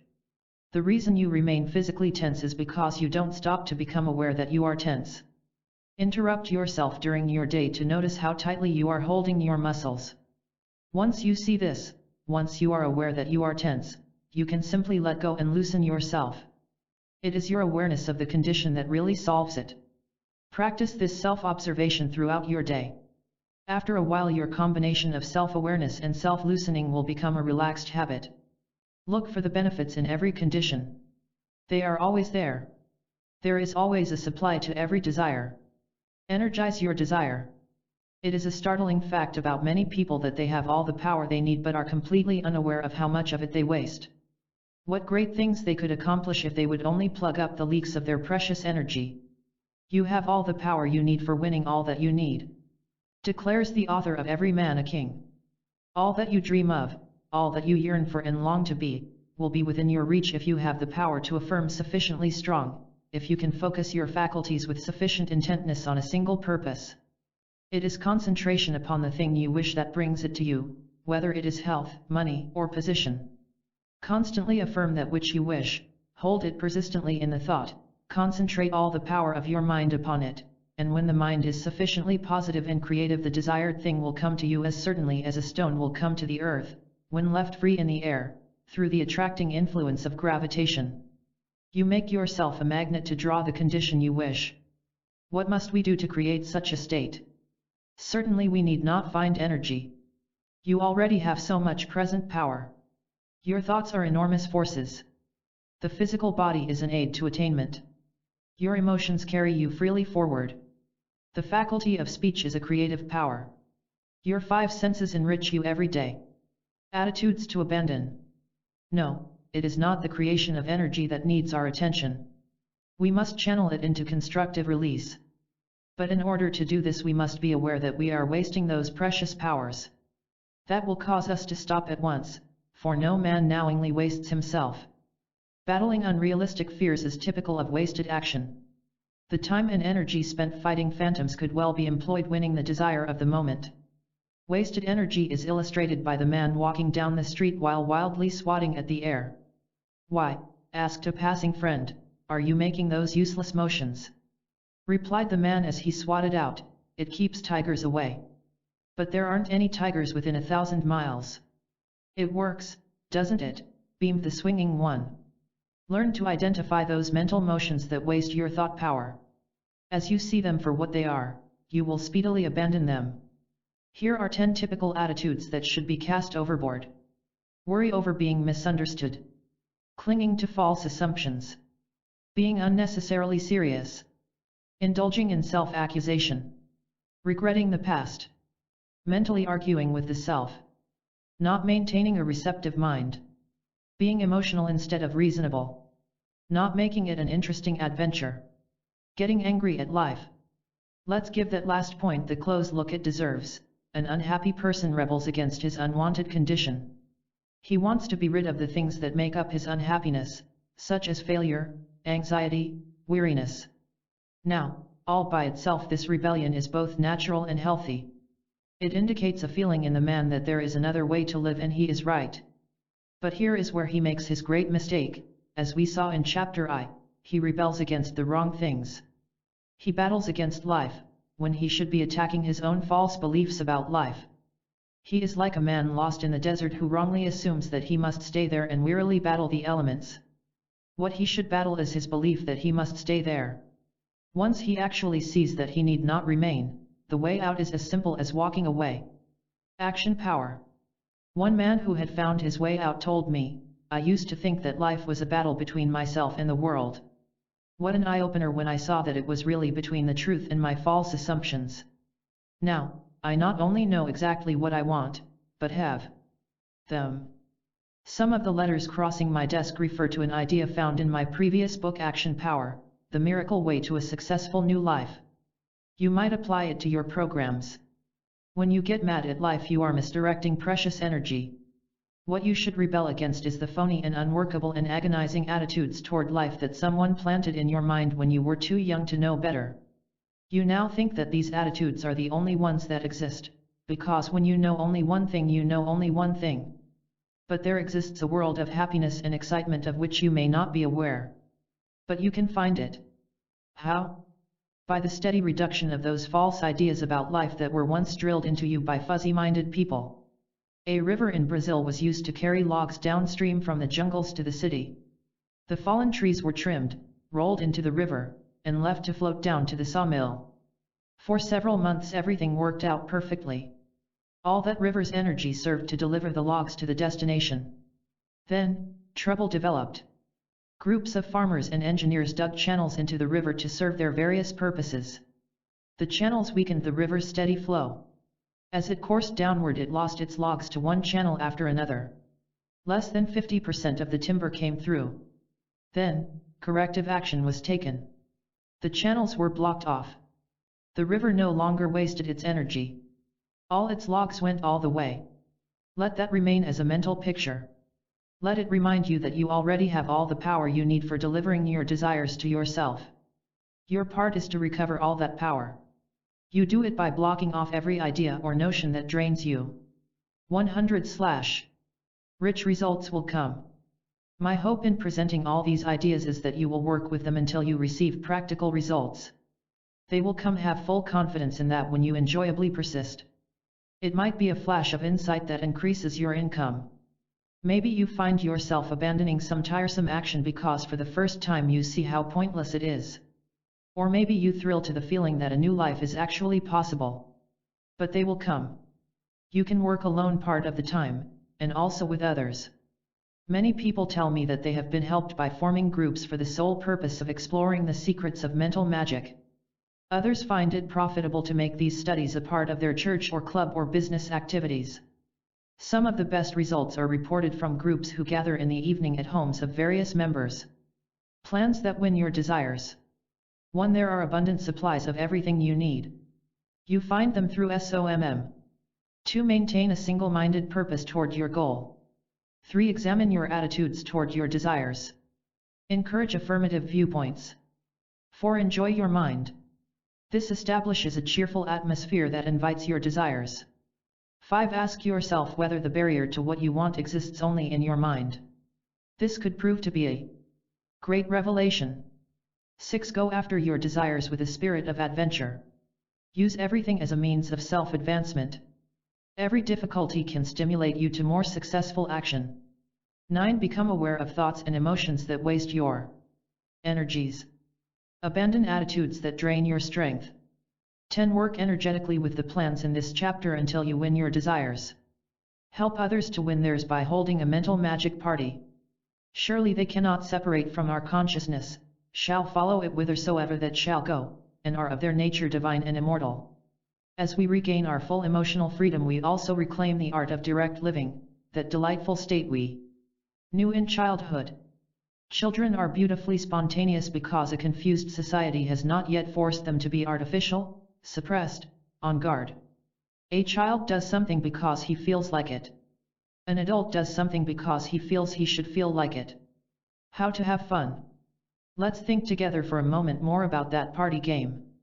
Now, that last player in the circle is not responsible for having received a distorted message.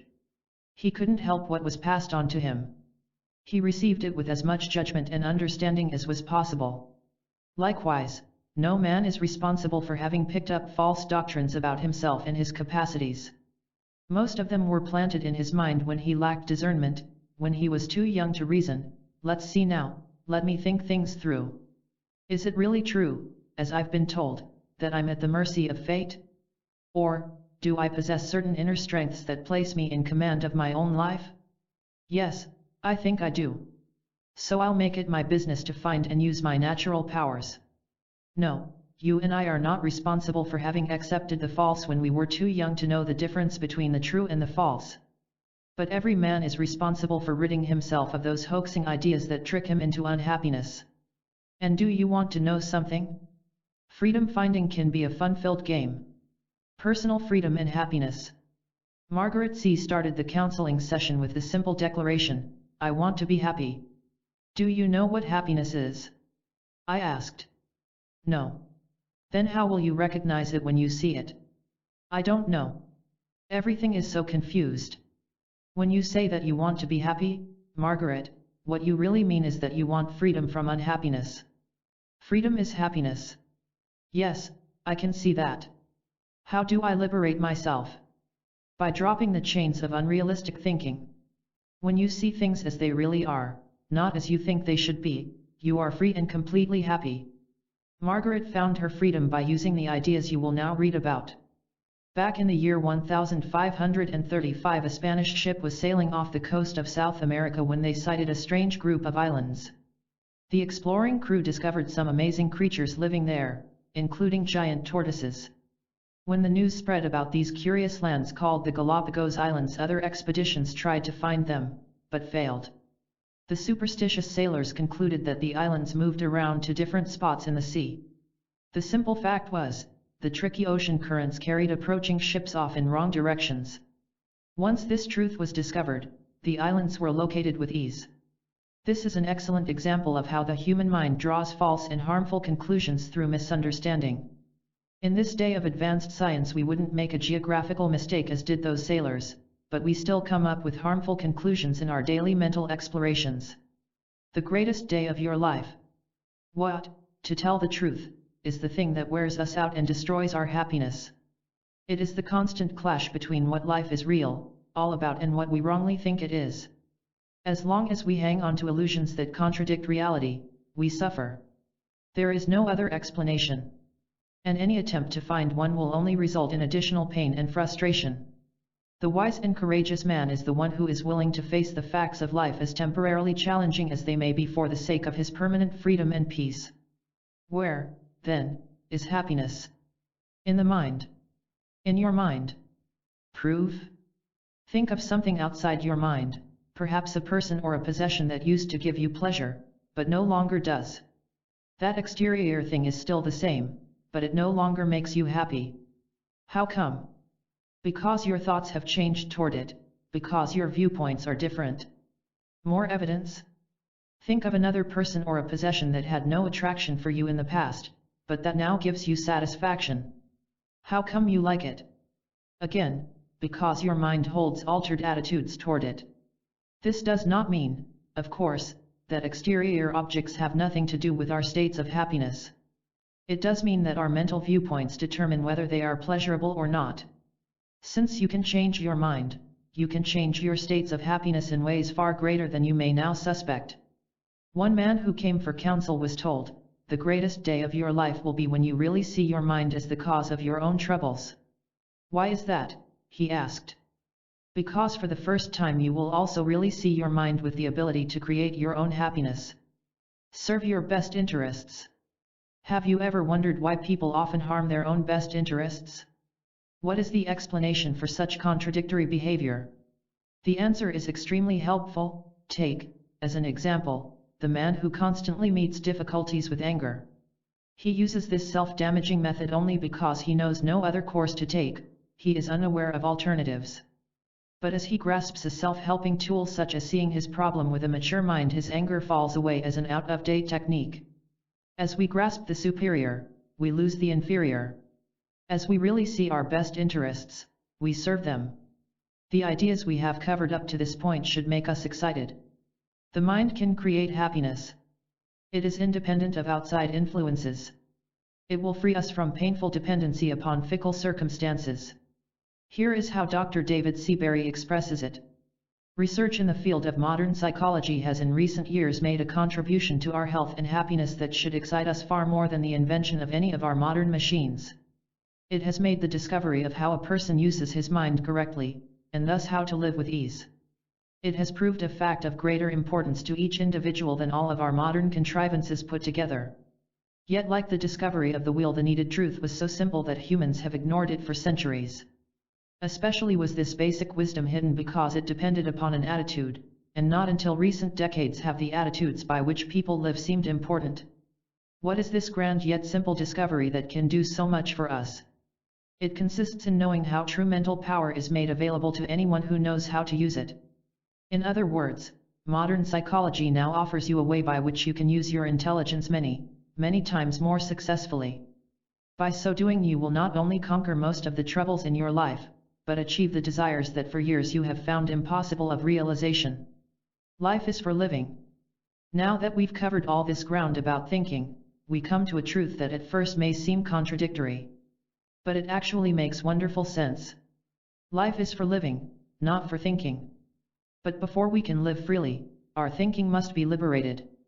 Have you ever noticed that the happiest people are those who go about their business casually, spontaneously, almost thoughtlessly, and yet accomplished much more than those who strain at things? They are happy because they have learned a major secret of mental magic, that of effortless mentality. Their minds have no space to entertain worry over criticism from others or to doubt their personal value. They appear indifferent to occurrences that others interpret as a bother or a threat. In short, they are like a lighthouse in a storm, calmly shining away almost as if the storm didn't exist. Their secret can be yours, also. You can learn to live your days happily, rather than painfully think them through. As French novelist Honoré de Balzac states, as soon as a man desires to penetrate the secrets of nature, where there are no real secrets, all that is needed is sight, he can see that the marvelous is the outcome of the simple. What Balzac calls sight is the same thing that a modern scientist of the mind calls insight or understanding. True happiness is effortless. One thing we must understand is that thoughts about happiness are not the same thing as happiness itself. As we have seen, the peaceful way is something that we must experience, almost without thinking about it at all. When you are really happy, do you stop to think about it? No. You enjoyably experience it without being aware of what is going on. It is only when we are unhappy that we stop to think about it. What magnificent conclusion do we reach? Happiness appears when the mind ceases to fight for it. The story goes about the cowboy who was having trouble getting his horse to carry him down the road. The animal took a few hesitant steps, stopped, took a few more, halted once more. Asked an onlooker, "Got a stubborn horse?" "No," explained the rider. "He's so afraid he won't hear my next command, he stops all the time to listen." That is the unfortunate condition of lots of people. They hesitantly stumble forward, when they could just as well make galloping progress. They are so afraid of criticism or of making mistakes that they halt constantly to see whether their actions are approved by others. In other words, their minds are in a constant tug of war which hampers forward progress. Notice that unhappy times are accompanied by considerable mental confusion.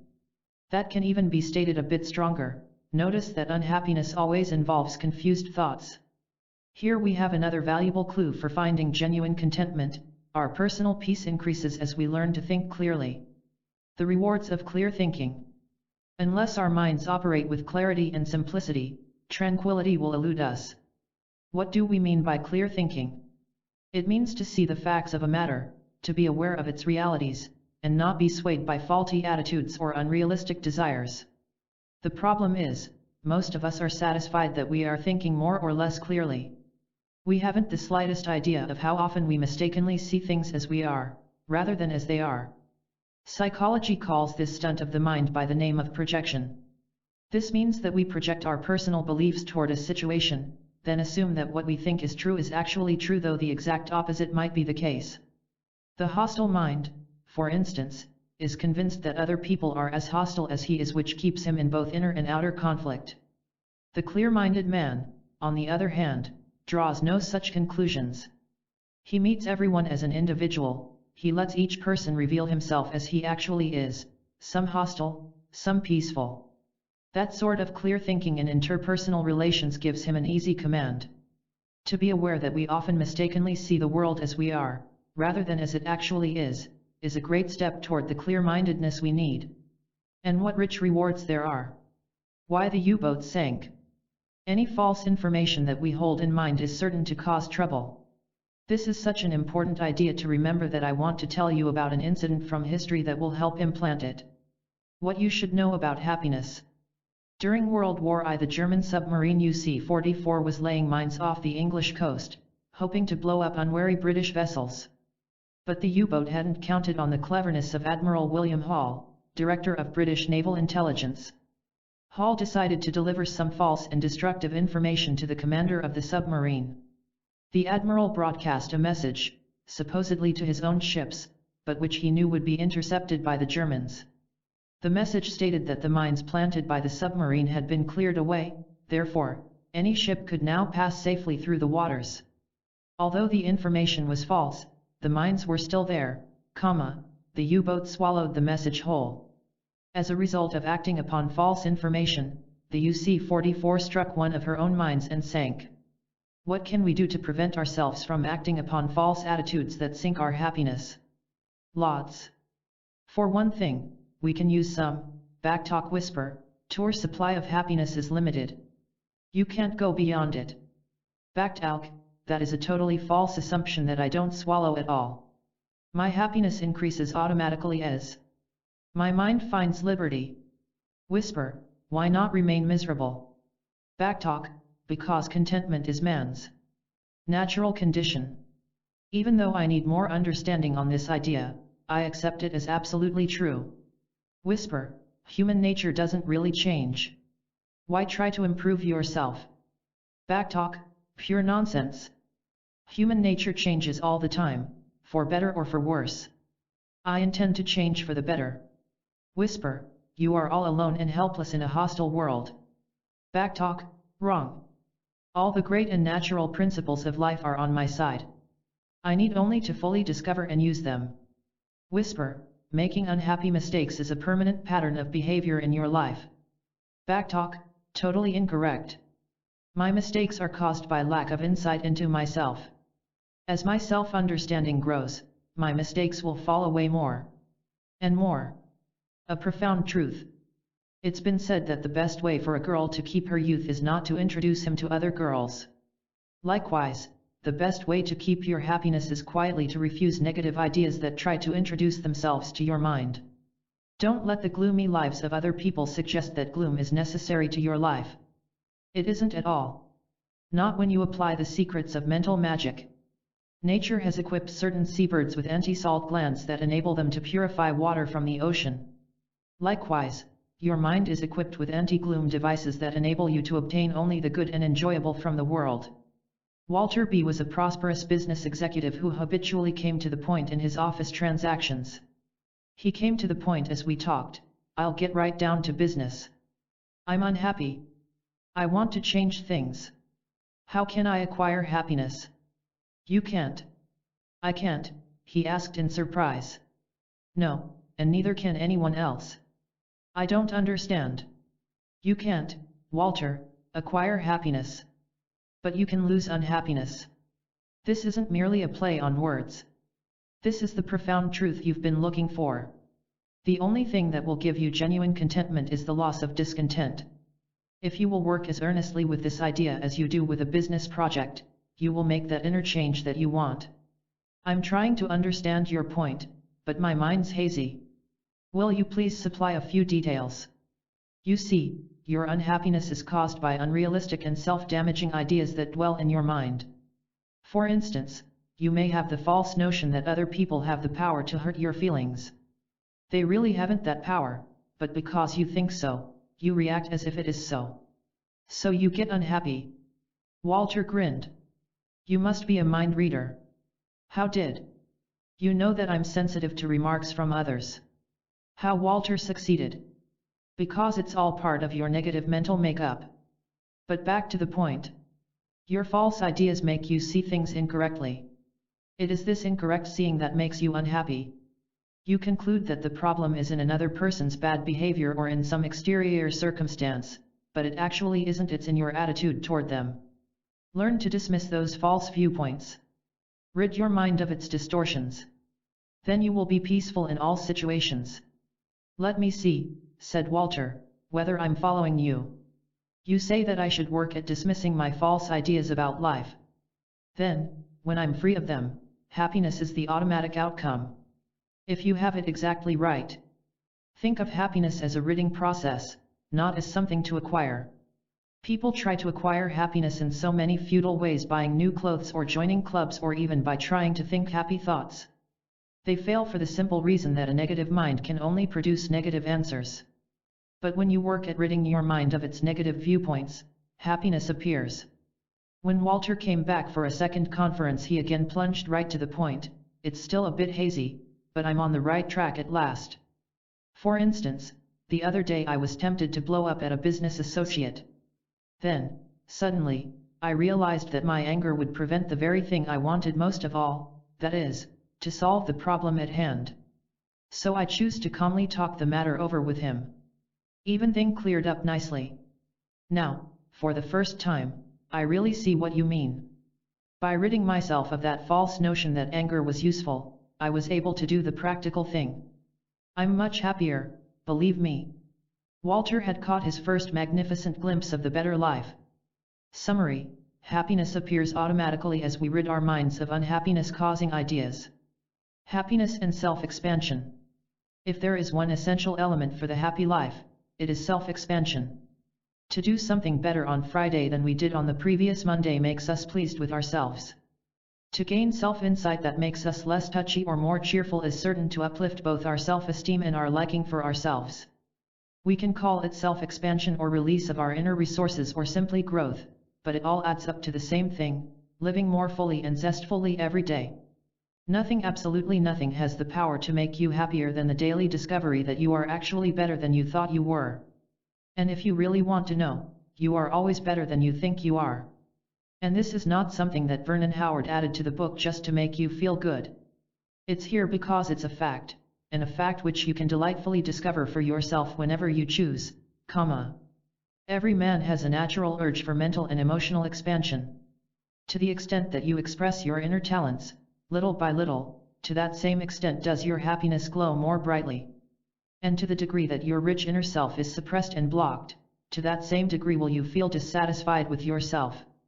Here is how Dr. Erich Fromm explains it. Life has an inner dynamism of its own. It tends to grow, to be expressed, to be lived. It seems that if this tendency is thwarted, the energy directed toward life changes into energies directed toward destruction. The more the drive toward life is thwarted, the stronger is the drive toward destruction. The more life is realized, the less is the strength of destructiveness. Destructiveness is the outcome of unlived life. What you should know about happiness. How to build self-esteem. One evening at a banquet I was seated near several young ladies in their early teens. Throughout the salad course they giggled constantly and amusingly, as only teenage girls can giggle. Then the girl on my left, named Linda, was served with a delicious-looking hotly steaming sweet potato. All the girlish glee at the table concentrated on that particular sweet potato on Linda's plate. Linda herself beamed with cheery pride. What pleased her so much, and what attracted so much attention? Information scurried around the table that Linda herself had grown that potato. In these days when most of us pick up our vegetables at the market, she had done something unique. Through her personal thought and effort she had brought that sweet potato into existence. It was special because it was her creation. Linda had personally proven Linda to herself. Her self-satisfaction was entirely justified. It sprang from her own initiative and self-reliance. If we depend upon other people or for outer events to give us a sense of self-esteem, we will be worried. We will worry that they will fail us. But if we depend upon the center of strength found within, disappointment becomes impossible. Happiness springing from a simple trust in the self can endure because it is genuine. The secret of happiness. Count Leo Tolstoy, the noted novelist who wrote War and Peace, once told a story about a wealthy nobleman and his downstairs neighbor, a tailor. The nobleman was annoyed by the cheery songs coming from the happy worker below. The wealthy man held out a purse full of money to the tailor with the offer, "This money is yours if you stop your happy songs." The tailor took the money and stopped singing. But after a while he missed the sound of his own happy voice. He returned the money, saying, "I must express my happiness." Any of us can make the same discovery as that tailor. We can see that genuine happiness comes when we have the courage to give up any artificial devices. Happiness is like a glowing lantern covered with a heavy cloth. It is there all right, glowing brightly. When we remove the covering of misunderstanding, the light leaps out to brighten everything in the life. Happiness is. You have nothing to create. It needs only your uncovering through understanding. And that is something you can do anytime you earnestly choose to do so. Vital truths about your happiness. 1. Happiness is never permanently lost by anyone. It can be wonderfully reclaimed through the secrets of mental magic. 2. No one can be blamed for having absorbed unhappiness-causing ideas. But everyone can have the fun of rediscovering his naturally free self. 3. As we really understand what life is all about, a great change takes place. As the mind thinks newly, exterior circumstances change miraculously. 4. Happiness exists, first of all, in the mind. When our mental processes are clear, peace follows. 5. Get excited over your talents for building a better life. You already possess the basic tools, your thoughts. 6. Life is for easy living, not for strained thinking. Seek the insight that makes it easy. 7. To remember a type of thinking we should avoid, remember the story of the U-boat. Clear the mind of false information. 8. Think of happiness as a ridding process. As you dismiss negative thoughts, happiness rushes in to fill the vacuum. 9. Self-expression makes you feel good. Find ways to develop your natural creativities. 10. Depend upon your inner center of strength. It gives you self-esteem and self-satisfaction. That's an example of the confused kind of thinking which we must avoid in our social relations. We want to discover what really gets results. So let's go on to the great secret. The great secret for winning success in any field is this: find the topmost truth about that field, then give it your wholehearted interest and action. When it comes to personal popularity, the topmost truth is this: you attain greater popularity with others as you become more popular with yourself. This is an absolute and unbreakable law governing friendships. It is the very foundation for being wanted and appreciated. If you had no secret but this one, you would have all you need for ensuring your popularity. Let's see why this is so. The subconscious attitudes that we hold toward ourselves are the same as those we project toward others. We may not be consciously aware of this, yet it is so. If we genuinely like ourselves, we will naturally express that self-liking as other-liking, and others like us when we like them. All inner attitudes express themselves outwardly. The process might be likened to the waves of a lake. The waves roll outward and backward, back and forth. If the lake's waters are pure, it expresses its purity in both its inward and outward rolls. Likewise, the mind that is at peace with itself expresses that peacefulness in all its outward adventures. The author of Every Man a King explains it like this: we radiate what we feel and believe, our fleeting moods and our deep-seated convictions. What we think most about and strive to become, we radiate to others in our every letter, in every conversation, in our manner, in our life. Spirit is contagious, and will be quickly perceived or even taken on by those with whom we come in contact. If the mind is in harmony and peace, if it is strong and healthy, we radiate health, peace, and harmony wherever we go. Your thoughts can make you popular. Why the Queen refused the crown. In my work I have studied thousands of men and women whom you would classify as being successful. By successful I mean they have made full use of their natural potentialities. All their other achievements, such as in business or in being a competent homemaker, were spontaneous outcomes of their successful personalities. For instance, I am thinking of a boulevard merchant who is just about the pleasantest man you could ever meet. He is outgoing, light-hearted, and makes you feel welcome from the moment you step into his shop. The man's commercial success grows swiftly, month after month. Why? Because he is first successful as a man. All his good financial fortunes follow effortlessly. So here is the dynamic secret we have discovered: our popularity with others depends, really, on our own self-esteem, on feelings of self-worth. The person who enjoys his own company will naturally project that self-liking wherever he goes. Other people sense it and are attracted to it. Such displays likable personality traits, such as pleasantness and calmness, because they are the natural parts of the man who likes himself. What a great secret this is, what time and effort and disappointment it saves. Let's examine this mental principle as it operates in its negative fashion. The person who disfavors himself finds it difficult to look upon others with favor. He tends to be critical, easily offended. Self-expressions are hardly popular. Queen Henrietta Maria, wife of King Charles I, is a good example of such self-defeating behavior. She once refused the crowns of both England and Scotland. Why? She didn't like the way they ran the coronation ceremony. You need not do anything to be popular, you need only be someone. Someone who is popular with himself. Then, when you are with others, you will always know exactly what to do and how to do it. Predict your social success.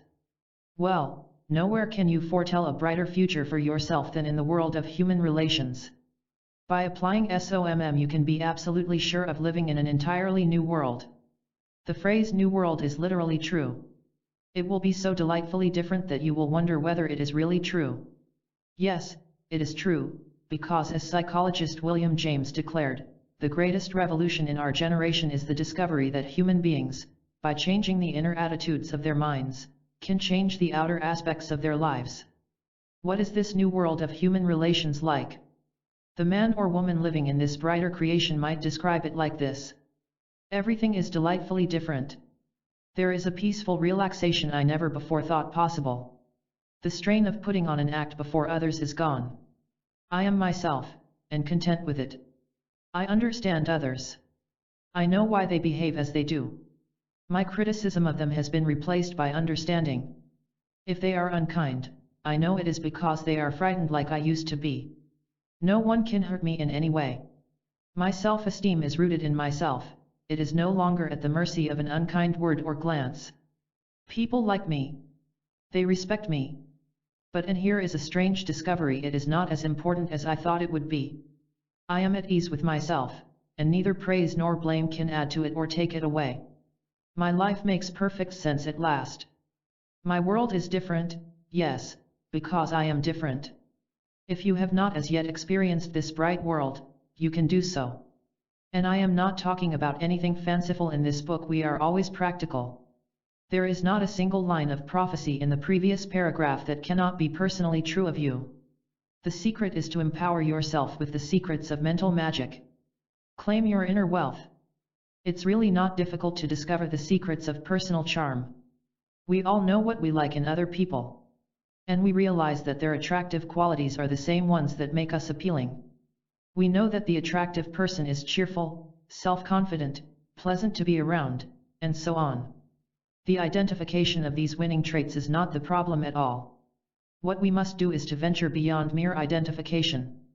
After all, these are mere descriptions. Our purpose is to turn them into personal qualities that serve us in the home, at the office, wherever we go.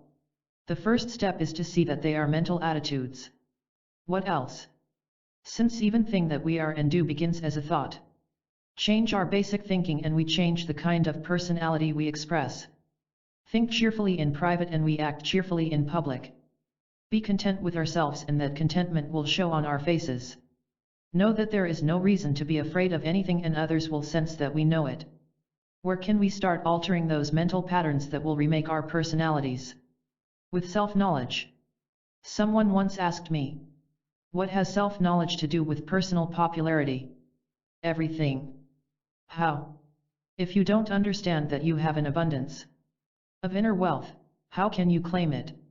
You must understand that it is there, even though it's as yet unused. If a man has not had a glimpse of his richer self, he obviously makes no effort to claim it.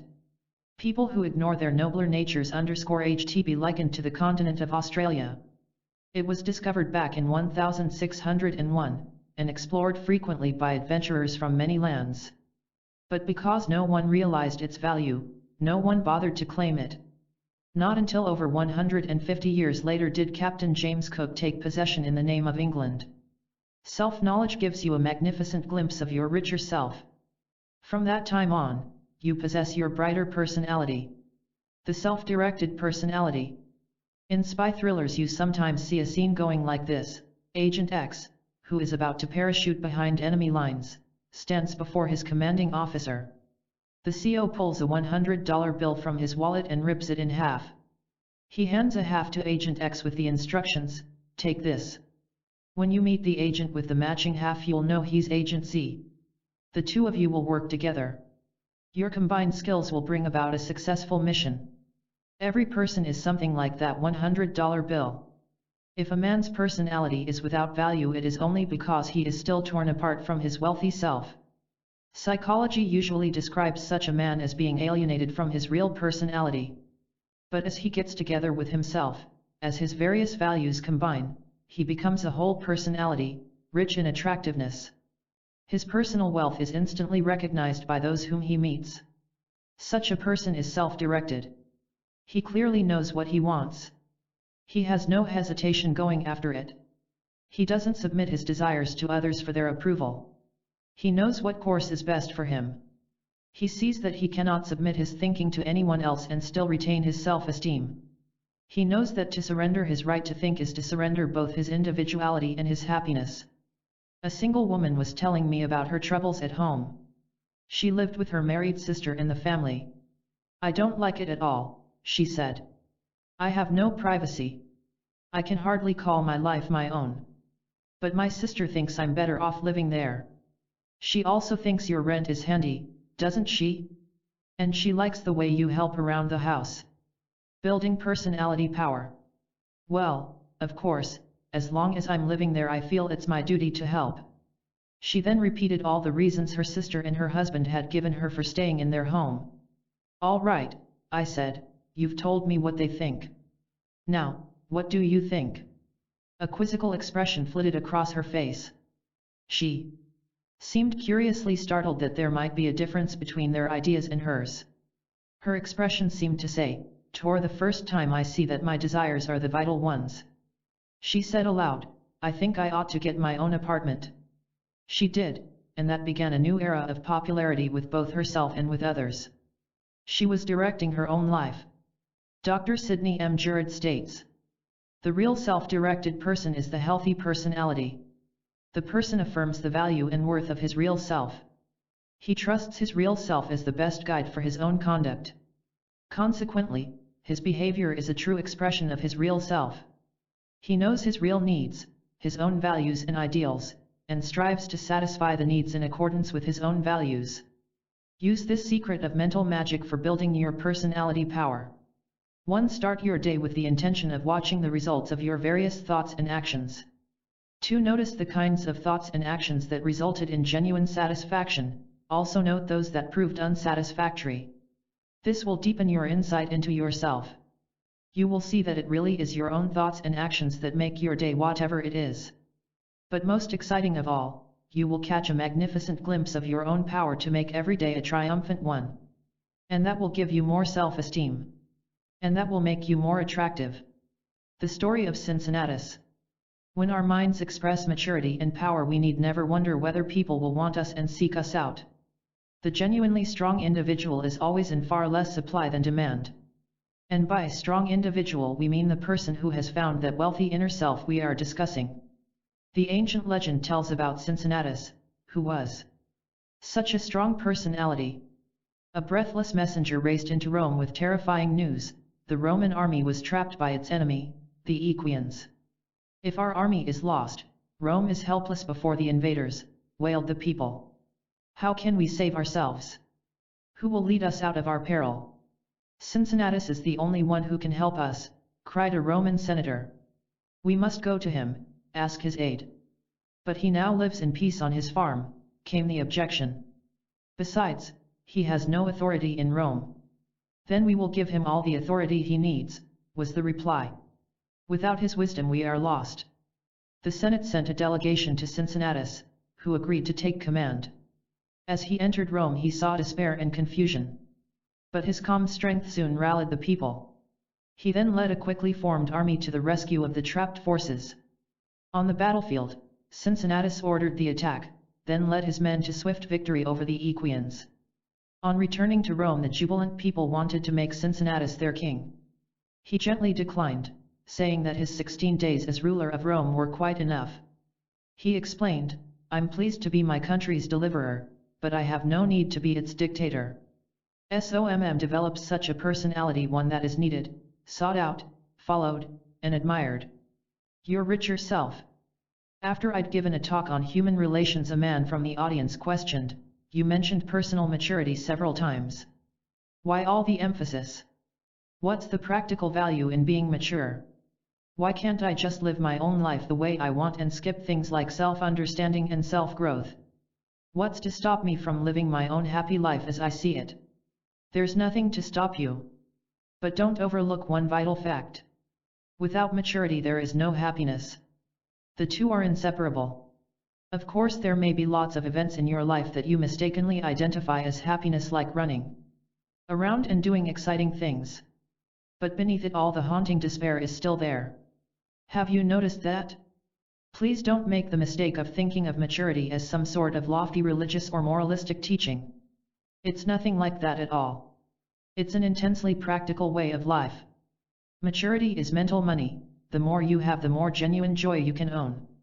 That's what I mean by maturity. It means you have found your real self and are happy with its riches. When seeking to understand ourselves, what is the important thing to remember? It's the purpose for which we seek self-knowledge. The purpose is not to scold the self or to be upset by anything you find. The healthy motives are to bring up to conscious awareness your deep down drives and desires, to correct self-harming attitudes, to discover and employ hidden talents, and to become free of conflict and despair. Any person who makes this his intense intention will surely find his richer self. And, as we have seen, this personal treasure chest is attractive to others. Just one of its many gems is the appealing trait of loyalty, of which Dr. Mirlur writes, in general, we can say that the person who is honest with himself and shows a minimum of self-deceit, the man who exhibits a stable structure of character, the person with genuine maturity, is most true to himself, and, as a result, most loyal to others. We need not labor to be liked. We need only uncover the richer self, the self that is attractive to both ourselves and others. How to perform a miracle. I want to tell you a story about President Lincoln. It spotlights a vital truth about human personality. The president once appointed General Joseph Hooker as commander of the Army of the Potomac. Lincoln told Hooker to go ahead and win military victories that would bring the Civil War to a rapid close. General Hooker, who was not a very modest man, made some extravagant claims. For one thing, he boasted that he would soon capture Richmond, the Confederate capital. Later, while Lincoln was reviewing the army, Hooker turned to him with the confident declaration, "Sir, when I take Richmond." The president interrupted by saying, "General, please remember that your first objective is Lee's army. Once that obstacle is out of your path, it will be easy enough to take Richmond." Here again we meet a basic truth for winning our objectives the easy way. To review it, success is always awaiting our arrival. Our part is to remove those mental blocks that stand in the way. And we can remove them. President Lincoln wanted Hooker to see just where intelligence and energy had to be directed, that is, to the destruction of Lee's army. Likewise, we must direct our intelligence toward the destruction of false ideas that bar our path. If we think that 2 and 2 make 5, we must rid the mind of that wrong idea if we are to come to the truth about it. Remember, a false idea is the obstacle itself. Once it crumbles, the way is clear. Experiment with this. Your life will change so dramatically that you will think a miracle has occurred. And it has. Let's now see how this connects with personality power. Helen's nice man. In counseling with Helen W., the mental obstacle was plain enough. We had to discover what she really wanted, as opposed to what she thought she wanted. Helen kept telling me how attractive she was to men. "I catch their eyes," she said, "and I know it. I have found that an abrupt question is often the best way to get through a mental barrier, so I asked Helen, which do you really prefer, a nice man in your life or your stage performance?" "I'm not sure what you mean. I have no doubt but that you are attractive to men. But you are using this attractiveness to play a role. You think, well, I guess I have power to interest any man I like, so I can afford to be distant and cool. I like to keep them guessing / but underneath it all, Helen, you are very much afraid, aren't you? You are afraid that no man wants you. Your little dramatic performances are designed to convince yourself that you are attractive. But every day when the play is over you are in despair." "Yes," she said softly. "That's a good description. How did you know?" "That's unimportant for now. What we want to do is make you an honest woman. So tell me, which do you want? Do you want to continue in your despair or do you want a nice man in your life?" She smiled. "I'll take the nice man." "Good. Now we can get somewhere." And we did. Rather, Helen did. She became aware of a trick of the human mind going like this: whenever we fear we cannot attain a certain goal, we set up various defenses, for instance, a pretense that we don't really want it. But that pretense is the very barrier to fulfillment of that desire. Helen found her genuine personality. It was just what one man living in the same apartment house found appealing. Helen had found the nice man she wanted all along. Use these secrets of mental magic to find what you want in the world of people. The diamonds of personality. We have so many misconceptions as to what makes a person popular. Sometimes we think another person is popular with us, when in reality we are merely attracted by exterior glitter. We soon grow weary of the man or woman who has only a surface personality. But we never tire of the person who is inwardly wealthy. In fact, he becomes more attractive to us day by day. The most popular personality trait of all is to be a real person. Everyone senses the strength of the man who dares to be himself. Anything that is unnatural is wrong. It is wrong not in any moralistic sense, but because it wrongs the unnatural individual. It robs him of all the wealth found in his genuine personality. It's like throwing away the diamond and showing off the case it came in. We must become diamond hunters. Some of the diamonds any man can find in his natural personality are: a clear mind, daily enthusiasm, self-confidence, productive use of time, a feeling of quietness, creative actions, alertness to opportunity, self-liking, pleasurable emotions, a sense of security, wealthy living. Nothing is more painful or pointless than trying to maintain a surface personality. Half of human tensions are caused by attempts of appearing to be someone, instead of actually being that someone.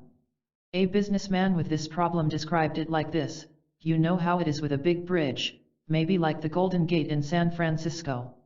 A bridge like that needs a crew of painters who do nothing but repaint it, year after year. That's my endless chore, too. I'm always painting things over to make me look good. If there is a way out of this tiresome task, please tell me. The way out is to examine ourselves as we actually are at the present moment, and not run away from whatever we see.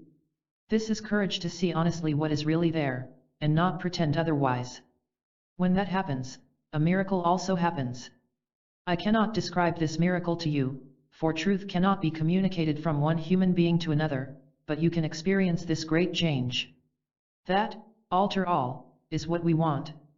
We desire to live the real self, the wealthy self within. There is a children's game involving the backward spelling of the names of players. A girl named Grace is called a card, while a guy named Roy becomes Ye. As soon as a player identifies himself by straightening out his name, he advances a step in the game. So it is with the game of life. As we find our natural selves, we need not worry whether we will be popular or wanted or liked. Naturalness is always popular. Popular thoughts for your review. 1. There is glittering gold in your personality. It needs only your discovery. 2. The great secret of social popularity is to be popular with yourself. The more you like yourself, the more others like you. 3. Through the secrets of mental magic you can predict an exciting social future for yourself. And you can watch it come true. 4. Your personality is an expression of the way you think. Uplift your thinking and a brighter self appears effortlessly. 5. Remember the illustration of the $100 bill. It helps build self-directed days. 6. Let the story of Cincinnatus inspire you. You can be a commander in your own way. 7. Make it your intention to find your richer self. It attracts others. 8. Get mental obstacles out of your path. Notice how that technique helped Helen win her objective. 9. The man who lives naturally lives with ease. Anyone can find this easy life. 10. Put the ideas of this chapter to practical use. Let them work for you. How to find lasting security. Where do you feel anxious in particular? She smiled. ALL over. But mostly, when it comes to pleasing other people. I want others to like and accept me. I often do things I really don't want to do, just so I'll feel wanted.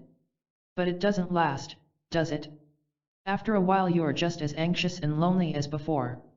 Yes, the comfort wears off. That old haunting feeling of being adrift in a scary world comes back again. What can I do? For one thing, you can stop sacrificing your integrity by doing things for people just so they will like you. Will that help? It's a perfect start. In order to find your genuine security, you must have courage to abandon false actions. Yes, I see what you mean. So, in spite of what I now think, it is really possible to live without anxiety? I see so many people going around pretending to be happy. I know they're not, and I think they know it too. So, can I really live without being afraid? You can be entirely free of fear. I believe you. I'll start with that much. The value of self-study. The greatest miracle on earth is the miracle of a changed life. And that is the miracle experienced by Lucille W. You, too, can see miraculous changes by applying the principles of this chapter. They are the very ones that carried Lucille to her new world of daily peace. Where do we start? By examining the mind itself. By discovering how it works. By finding techniques for changing it. By releasing its natural forces. By exploring our mental world with eagerness and expectancy. One time, during a class, I suggested that everyone begin such a program of self-study. Someone objected, but isn't it unhealthy to constantly look at myself? Doesn't it lead to vanity and self-consciousness? What I'd like to do is the exact opposite, to forget myself. You have no idea what a big bother I am to myself. That last sentence brought laughter from the class. As it quieted, I replied, of course you want to be free of yourself. But in order to set yourself at liberty, you must first find out how and why you are imprisoned.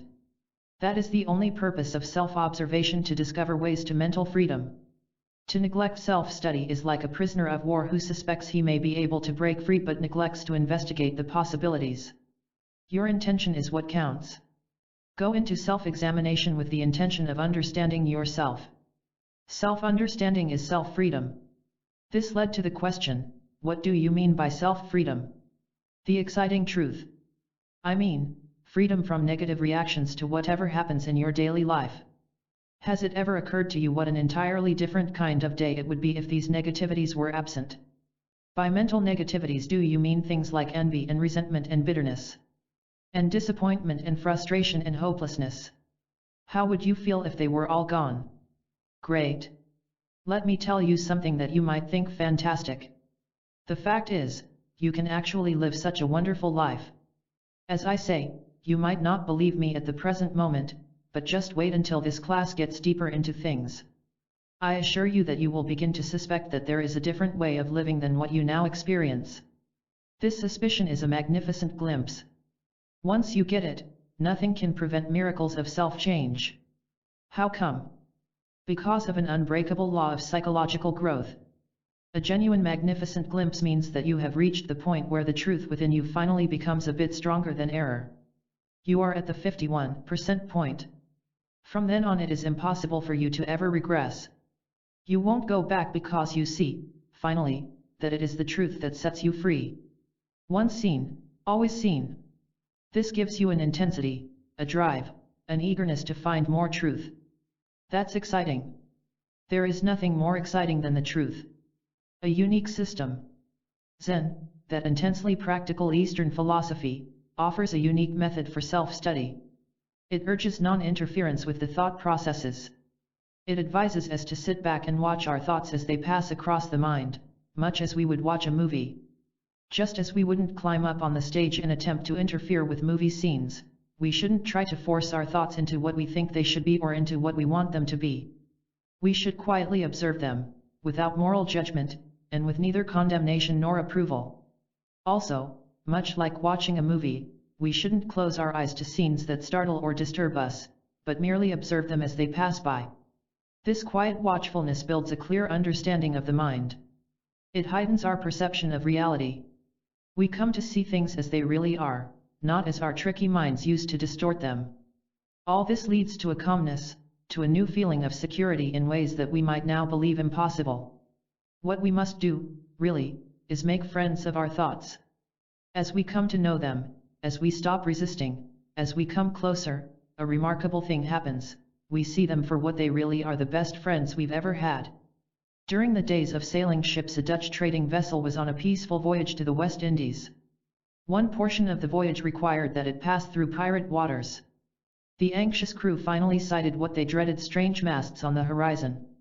The sailors urged the captain to make a run for it, but that calm officer answered, "Let's take a closer look." His judgment was wise and profitable. The distant vessels proved to be a friendly group that escorted the Dutch ship safely to harbor. We can do likewise. By not running away from thoughts that at first appear frightening, we will find them to be safe and friendly. Two famous philosophers. The receptive mind often receives helpful insight at unexpected times and from unusual sources. Such a magnificent glimpse of a higher level of living can flash into the mind while walking down the street, while waiting to fall asleep, maybe while chatting with friends. But it always comes to the waiting mind. The man who is ready to receive fresh truth never fails to receive it. The happiness of life is just as eager to find us as we are to find it. At one time, two famous men lived in the town of Concord, Massachusetts. One of them made a statement that impressed the other.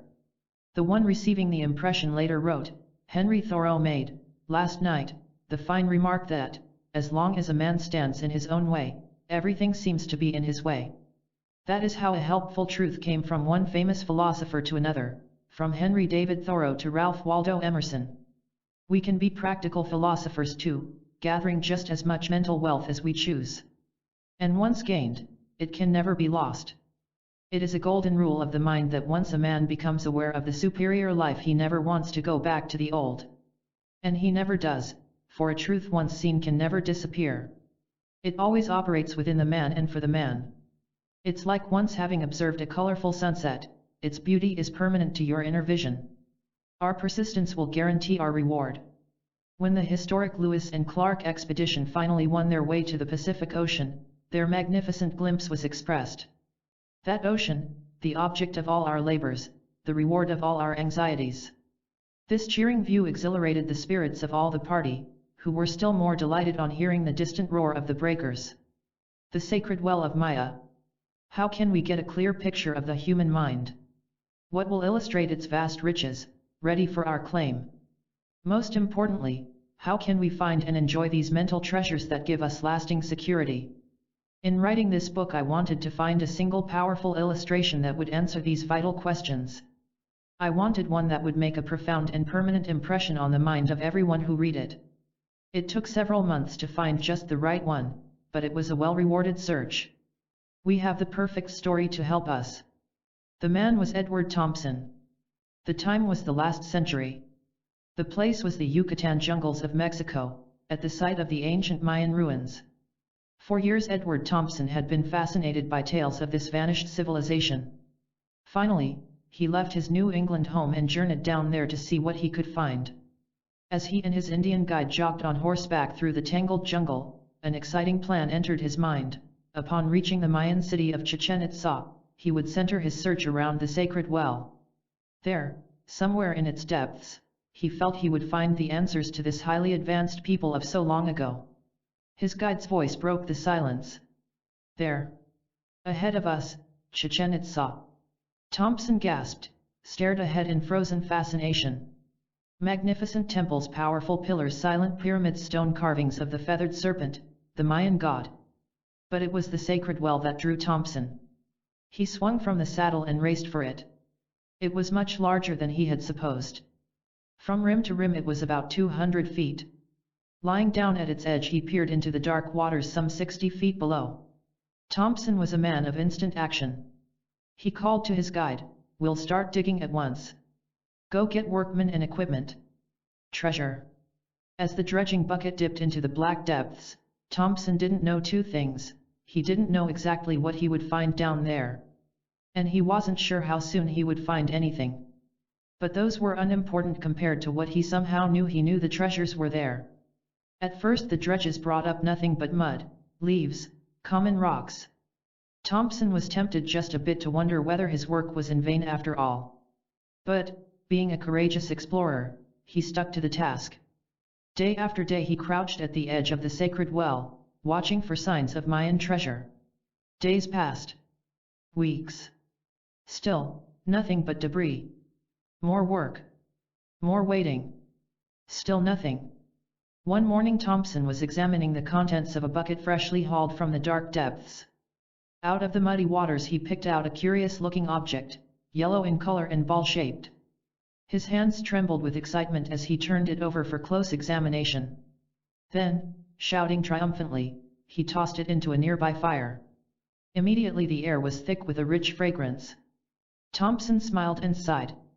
He realized that he had made his first rich discovery. The object was a ball of palm, an incense used by the Mayans in their religious rituals. Now, the jubilant explorer prophesied, nothing could prevent him from finding greater treasures. He realized that he had caught his first magnificent glimpse of forthcoming riches. His prophecy came true. A steady stream of wealth swung up from the sacred well. Every day brought to light relics that told tales of ancient glory. First came colorful vases, intricately designed incense burners, copper tools, axes, and arrowheads. After that the waters yielded golden bells, beautiful jewelry of green jade, glittering ornaments of every description.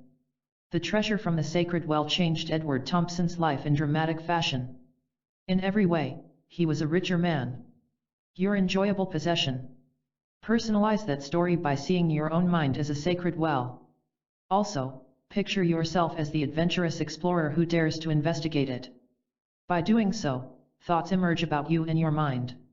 For instance, a number of significant facts. 1. You are mentally rich at this very moment. 2. Your riches may be undiscovered as yet. 3. You need never doubt your inner wealth.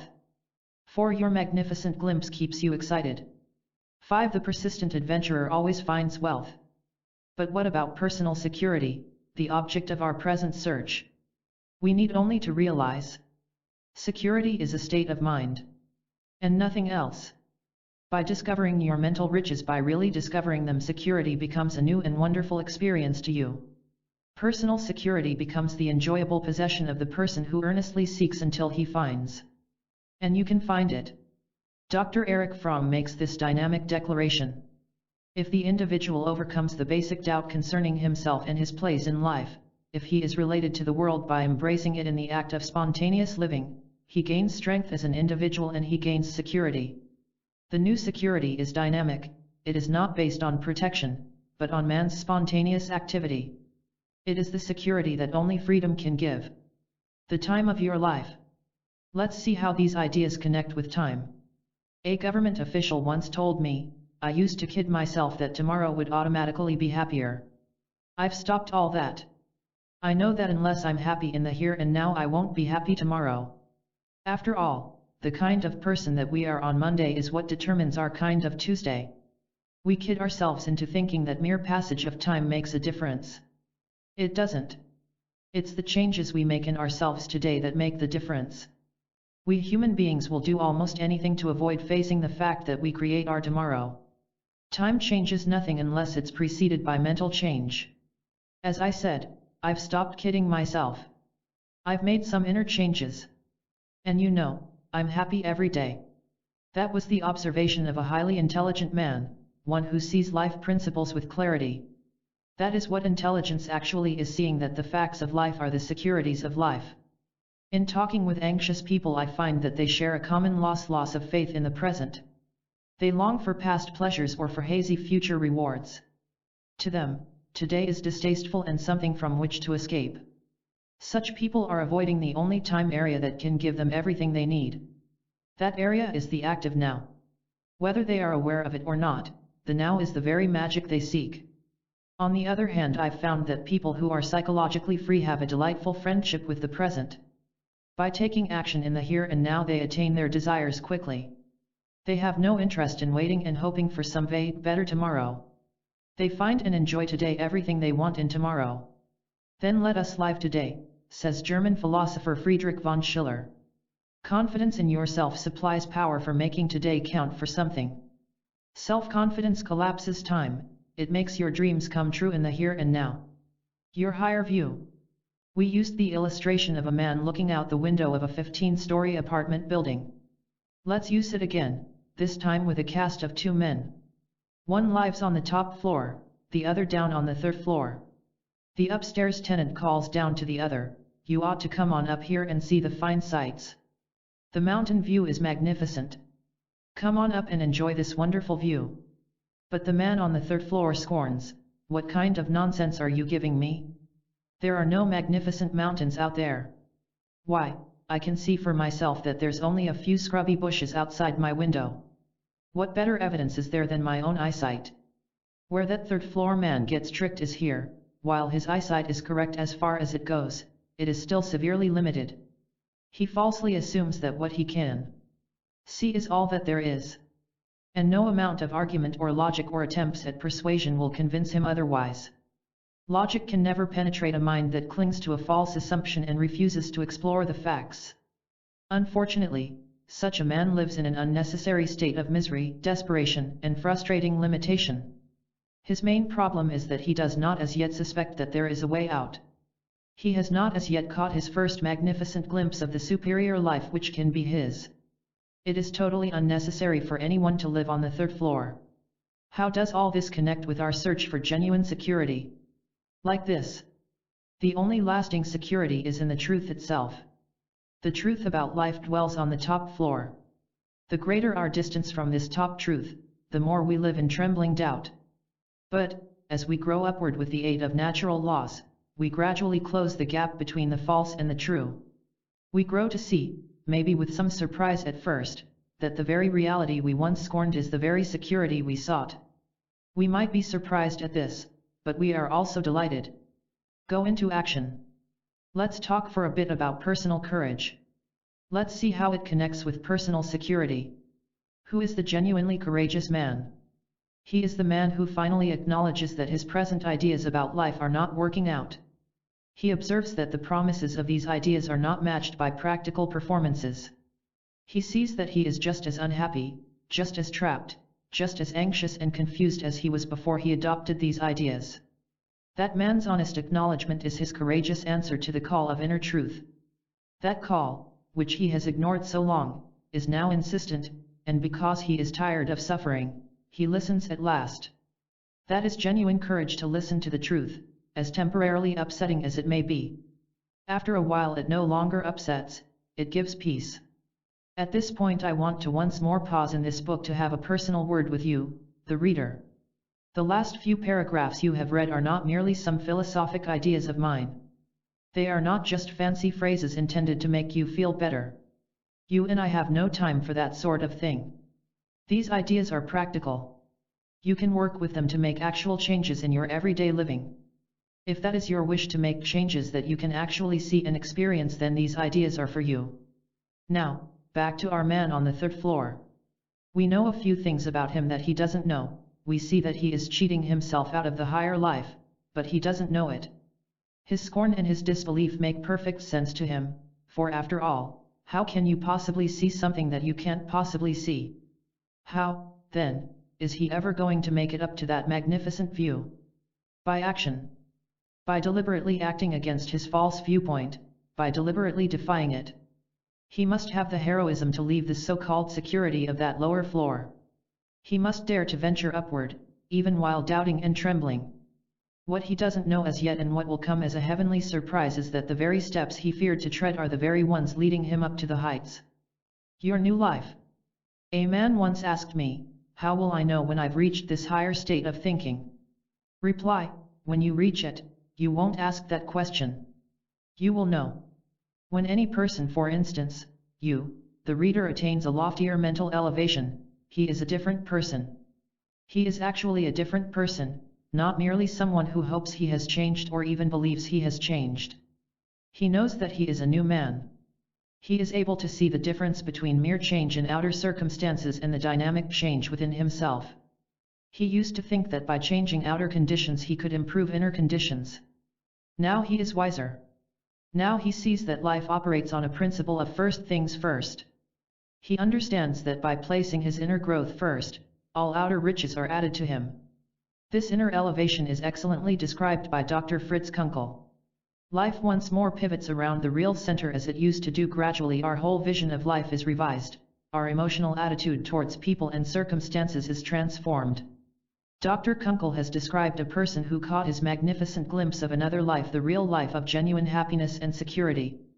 How to stay on course. As we previously discovered, our growing glimpse of a more secure self can come down a number of avenues. Nature is eager to help us break through the shell of our timid self.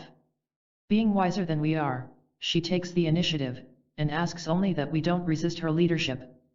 This thought was superbly expressed long ago by Aristotle. Wise men have an inward sense of what is beautiful, and the highest wisdom is to trust this intuition and be guided by it. The answer to the last appeal of what is right lies within a man's own breast. Trust thyself. Life itself will teach us everything we need to know, if only we will let ourselves go and live. Live freely. Teach us everything we need to know? Of course. Every man's mind has a built-in compass for correction. Like a wise sea captain, we can glance at the compass, notice that we are off course, then guide the ship back to where it should be. To carry the compass illustration a bit farther, imagine that you have an actual compass in your hand. Notice that its needle points true. This is its natural condition to point true direction. Now imagine that various pieces of metal are placed near the compass. They cause the needle to swing around to false positions. But when the interferences are removed, the needle once more points out the right way. The human mind is like that. In its naturally free state it is entirely accurate, dependable, steadfast. It points true. It flies off into false directions only when we permit outside influences to distract it. We have already identified many of these harmful distractions, such as worry, anxiety, and needless complications. Asked someone, why is life so complicated? Because an individual has permitted complications to enter his life, perhaps without realizing it. But by watching the corrective compass of his mind he can simplify his life amazingly.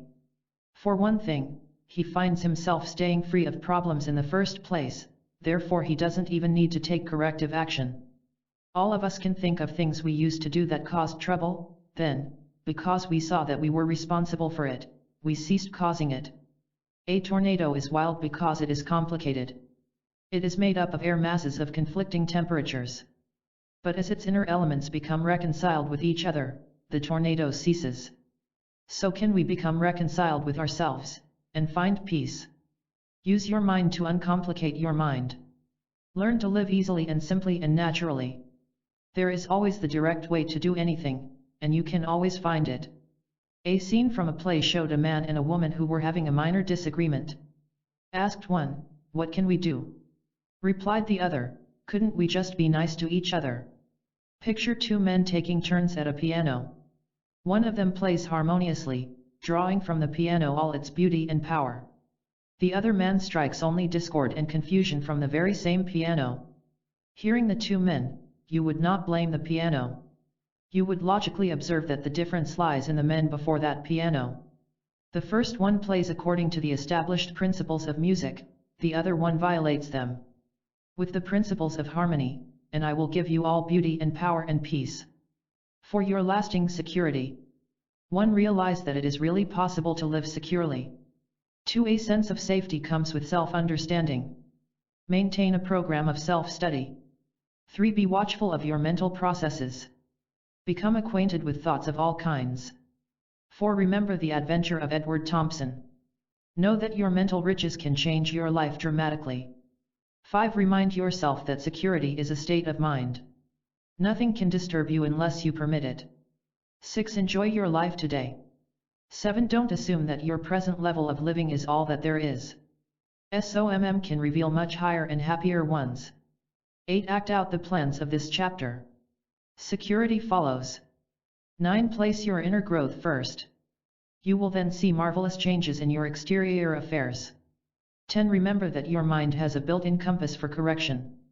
Learn to trust and use it. People sometimes ask, if I am unknowingly causing some of my difficulties, how can I stop hurting myself? There is a major secret of mental magic that goes like this: as a person really becomes aware that self-defeating behavior is self-defeating, that very awareness leads him to effortlessly drop that behavior. No man ever knowingly destroys his own best interests.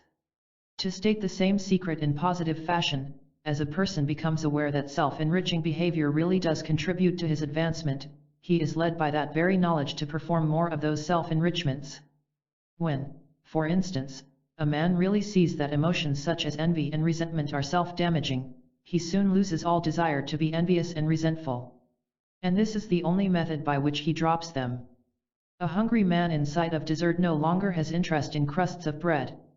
Too many people live off the dry crusts from the lower shelf of the cupboard, when they could just as well raise their vision and have frosted cake on the shelf above. A man can abruptly cease from his problem-causing actions any time he really chooses to do so. There is nothing outside the man to prevent him. Neither is there anything at all within the man which bars his way, once he clearly realizes that fact. Whether we know it or not, we are free. But we must realize it in order to experience it. People imprisoned by self-damaging behavior of any kind, perhaps worry, depression, hostility, are like an American soldier of World War II. He was imprisoned in a seemingly escape-proof cell. Though the door was closed, giving the appearance of imprisonment, the guard accidentally left the lock open. Seeing this, the American walked out and away. And so can any man use the key of his mental awareness to walk out of his troubles and remain permanently away from their causes. You cannot fail.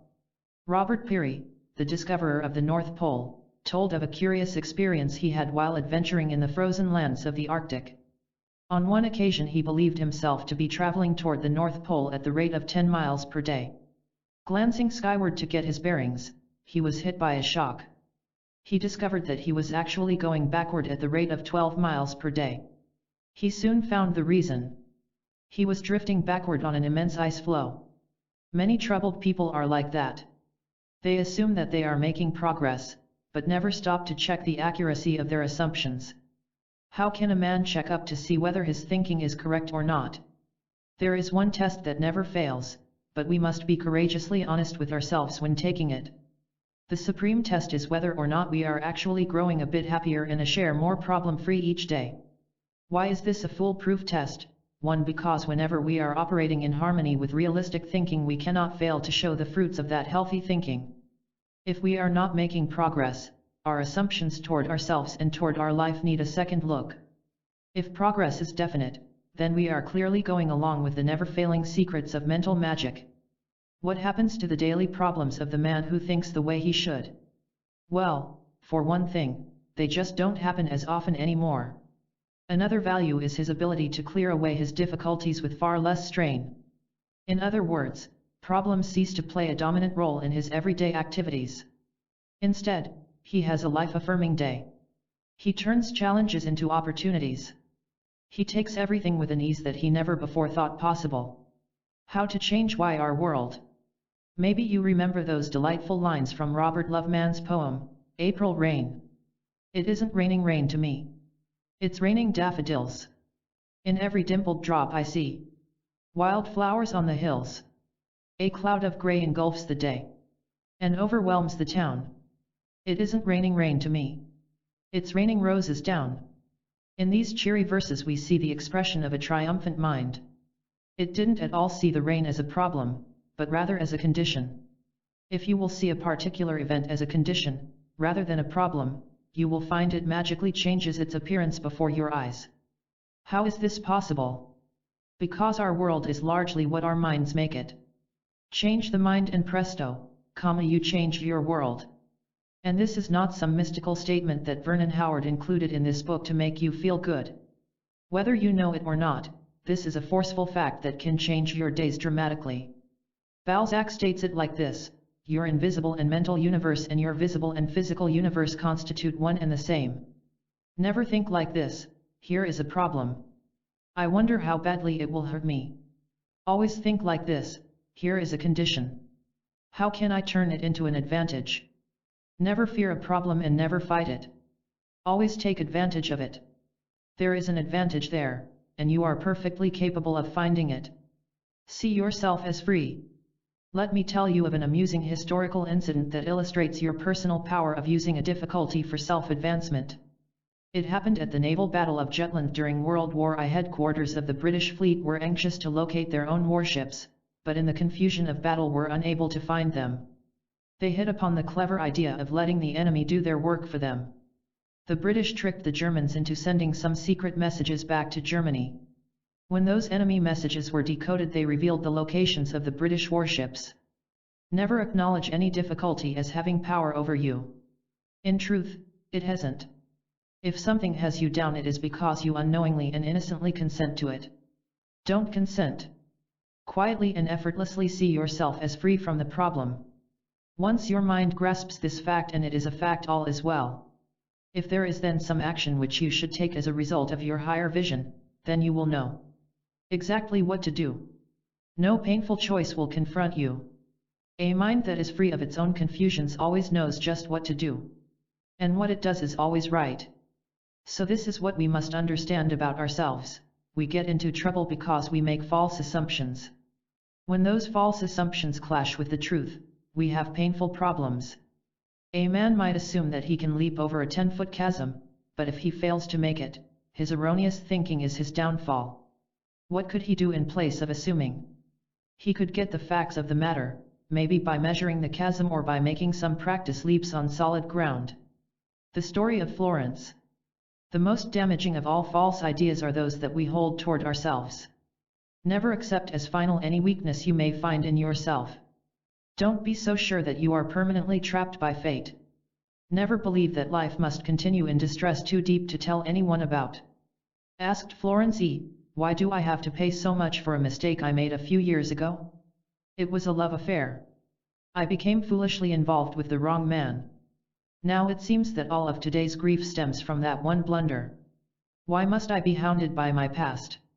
It need not bother you in the slightest. Not when you really understand." Understand what? That you are permitting that affair to whisper false assumptions toward yourself. You feel you are worthless. You blame yourself. You hate your supposed weakness. You think that other people scorn you. That's just about it. I dislike myself. So your real problem is your self-dislike, and not that past affair. Your actual burden is the self-blame that you carry around day after day. Not only is it a problem in itself, but it creates other difficulties. How? Self-contempt is a painful pressure. In order to release that pressure, you express it in hostility. That's why you blow up at people, it's why you are sometimes critical and unkind. And that behavior, of course, is bound to harm your daily relations with others. Yes, I know. It goes on and on. I don't know what to do. What Florence discovered. It is the destructive attitudes that you hold toward yourself that you must understand. Don't permit that past event to paint dark colors over your present. Let it fade away. Cut self-dislike from your mind, ruthlessly and utterly. You owe no apology to anyone for whatever happened yesterday. Are you saying that I shouldn't submit to the tyranny of my own false thinking? Exactly. If Florence was anything, she was persistent. She kept after those ideas until they made sense to her mind. That's why she was able to report back. What amazes me most is how we permit our minds to trick us. We haven't the slightest notion of how much we surrender our intelligence to false ideas. For the first time I really see how much I can do for myself. You mean you like yourself? Yes, but as you once pointed out, it's entirely different from what I thought it would be. I don't even think about whether I like myself or not, I'm peacefully unconcerned with it. I now understand that that is what we call self-acceptance. And it is also what we call mental freedom. The power of self-knowledge. Why, you may ask, do we cling to these harmful opinions and beliefs and ideas about ourselves? Because we lack knowledge of our rightful freedom. Because we resist self-knowledge. Aldous Huxley points out, if most of us remain ignorant of ourselves, it is because self-knowledge is painful and we prefer the pleasures of illusion. As for the consequences of such ignorance, these are bad by every criterion. Bad because self-ignorance leads to unrealistic behavior and so causes every kind of trouble for everyone concerned, and bad because without self-knowledge, there can be no true humility. Remember, whenever you meet any kind of challenging condition, you need not adopt a harm-causing assumption toward it, therefore you need not turn it into a problem. Through self-knowledge, in getting at the truth of the matter, you can think clearly and safely. Never mentally resist a problem. Maybe you remember the story about the carpenter who joined his co-workers for lunch. He opened his lunch sack and scowled, "Peanut butter sandwich. Why does it always have to be a peanut butter sandwich?" The next day the same scene took place, with the carpenter complaining loudly, "Another peanut butter sandwich." On the third day it was the same story, with the carpenter scowling, "Would you believe it, another peanut butter sandwich?" A friend asked, "If you don't like peanut butter sandwiches, why don't you ask your wife to fix something else?" The carpenter shrugged and said, "Who's married? I make my own sandwiches." That's a good introduction to the point. Never mentally resist a problem. That carpenter was fighting the fact that he was causing his own difficulty. And that's why it persisted day after day. Had he calmly faced his own involvement, he could have taken intelligent corrective action. Non-resistance toward a difficulty is one of the greatest of all powers that you possess for dissolving that difficulty. It has been proclaimed to mankind throughout the ages by the wise teachers who understood the secrets of mental magic. First, let's see what we mean by resistance. We oppose a difficulty when we get angry at it, when we are critical or upset or afraid. Self-blame or feelings of guilt are part of resistance. All negative feelings constitute opposition. Now let's see why we shouldn't resist. When we emotionally oppose a problem, we distort it. We cannot see it as it actually is. Opposition causes us to see the difficulty not as it is, but as we are. Resistance causes us to interpret things personally and incorrectly. And it is incorrect interpretation that leads us to act in mistaken ways that only increase the burden. The pearl. Imagine yourself standing before one of those self-distorting mirrors you find at amusement parks. If you believe in the distortion that you see, distress occurs. But what would happen if you calmly realized that the reflection is a distortion? Then you would go on your way at peace with yourself. You would have no problem. And before we go on, let me say that all this is not something impractical or merely philosophical. It is wonderfully serviceable to your everyday living. Experiment with it and you will see what I mean. The solution to a problem is never an escape from it. It is always within the difficulty itself, just as a pearl is hidden in the oyster. This is what we must see and act upon. Truth is always present, it needs only to lift the iron lids of the mind's eye to read its oracles. Ralph Waldo Emerson. Carl H. was wise enough to stop fighting his problem and, instead, to understand it. His easygoing observation cleared it up like magic. It's my rough relations with other people. That's my problem. You see, he explained, my business requires my dealing with all sorts of people, employees, salesmen, customers. Frankly, there's too much conflict. Sometimes a meeting ends in an exchange of open sarcasm. Other times we both go away secretly burning. Where's the answer? Right there in the conflict itself. More specifically, it's in your attitudes. How is that? Honestly, now, Carl, aren't you sometimes afraid that the other man is going to take advantage of you, or that he's trying to show you up, make you look foolish? And doesn't that make you hostile? Be a detective. Carl finally saw through his own touchiness. He understood that his conflicts were encouraged by his own negative viewpoints. Then he saw that he could adopt viewpoints that promoted peaceful atmospheres. And that's what he did. Later, I asked, Carl, how come your relationships are no longer a problem to you? Because, he smiled his reply, I am no longer a problem to myself. Benjamin Franklin became a skilled scientist and world-famous statesman because he had the habit of asking why things happened as they did. This happy habit enabled him to penetrate the secrets of success. The question why can work just as magically for you. It is a creative response. It never resists the lesson found in a problem. It helps you to determine the right causes that produce right effects. It certainly puts your power of curiosity to work for you. So ask yourself why certain events happened as they did. Determine the part you played in their development. Be a detective. Such careful investigation will not fail to give you more self-insight and increased self-power. The best way to come to the truth being to examine things as really they are, and not to conclude they are, as we fancy of ourselves, or have been taught by others to imagine. John Locke, English philosopher. Challenge your powers. No therapy is more important than to remind ourselves of this dynamic strength, and thus to learn to use it more constantly. A firm conviction that this reserve is there suffices to bring it into action in many lives. After nearly half a century of clinical practice, during which time I have had to deal with every sort of human problem, I can say it emphatically that this center of courage and quiet strength is latent in everyone, and that a belief in this fact is an essential attribute of all helpful therapies. People often tell me, Mr. Howard, I know I'm supposed to have faith in my inner strengths, but how? In the name of logic, how can I believe in something that I don't believe in? You can't trust something that you don't trust. And it's folly to try. But you can discover your greater self. And then you will have no problem whatsoever in believing in yourself. What's a good place to start? Self-challenge. There is nothing like it for releasing before your eyes your vast inner resources. As a for instance, take your money-making activities. Why not turn them into creative adventures, especially the problems? Yes, you can even have fun with difficulties if you make the wise move of identifying them as interesting challenges. A survey made by a Wall Street firm proved the value of fun-filled work. One conclusion showed that it makes financial prosperity 75% more certain. Sir Thomas Lipton, the famous tea merchant, had this motto on his desk: "Work is my fun." Self-challenge creates self-belief. Self-belief leads to self-success. Have a sense of alternatives. What do we mean by a sense of alternatives? We mean that you think and act as if there is an alternative to a problem-filled life.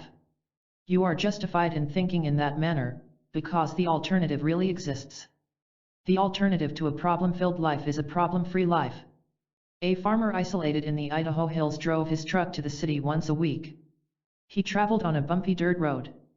For 2 years he did it the hard way on that road. One day he wondered whether there might be another road not so rough. There was.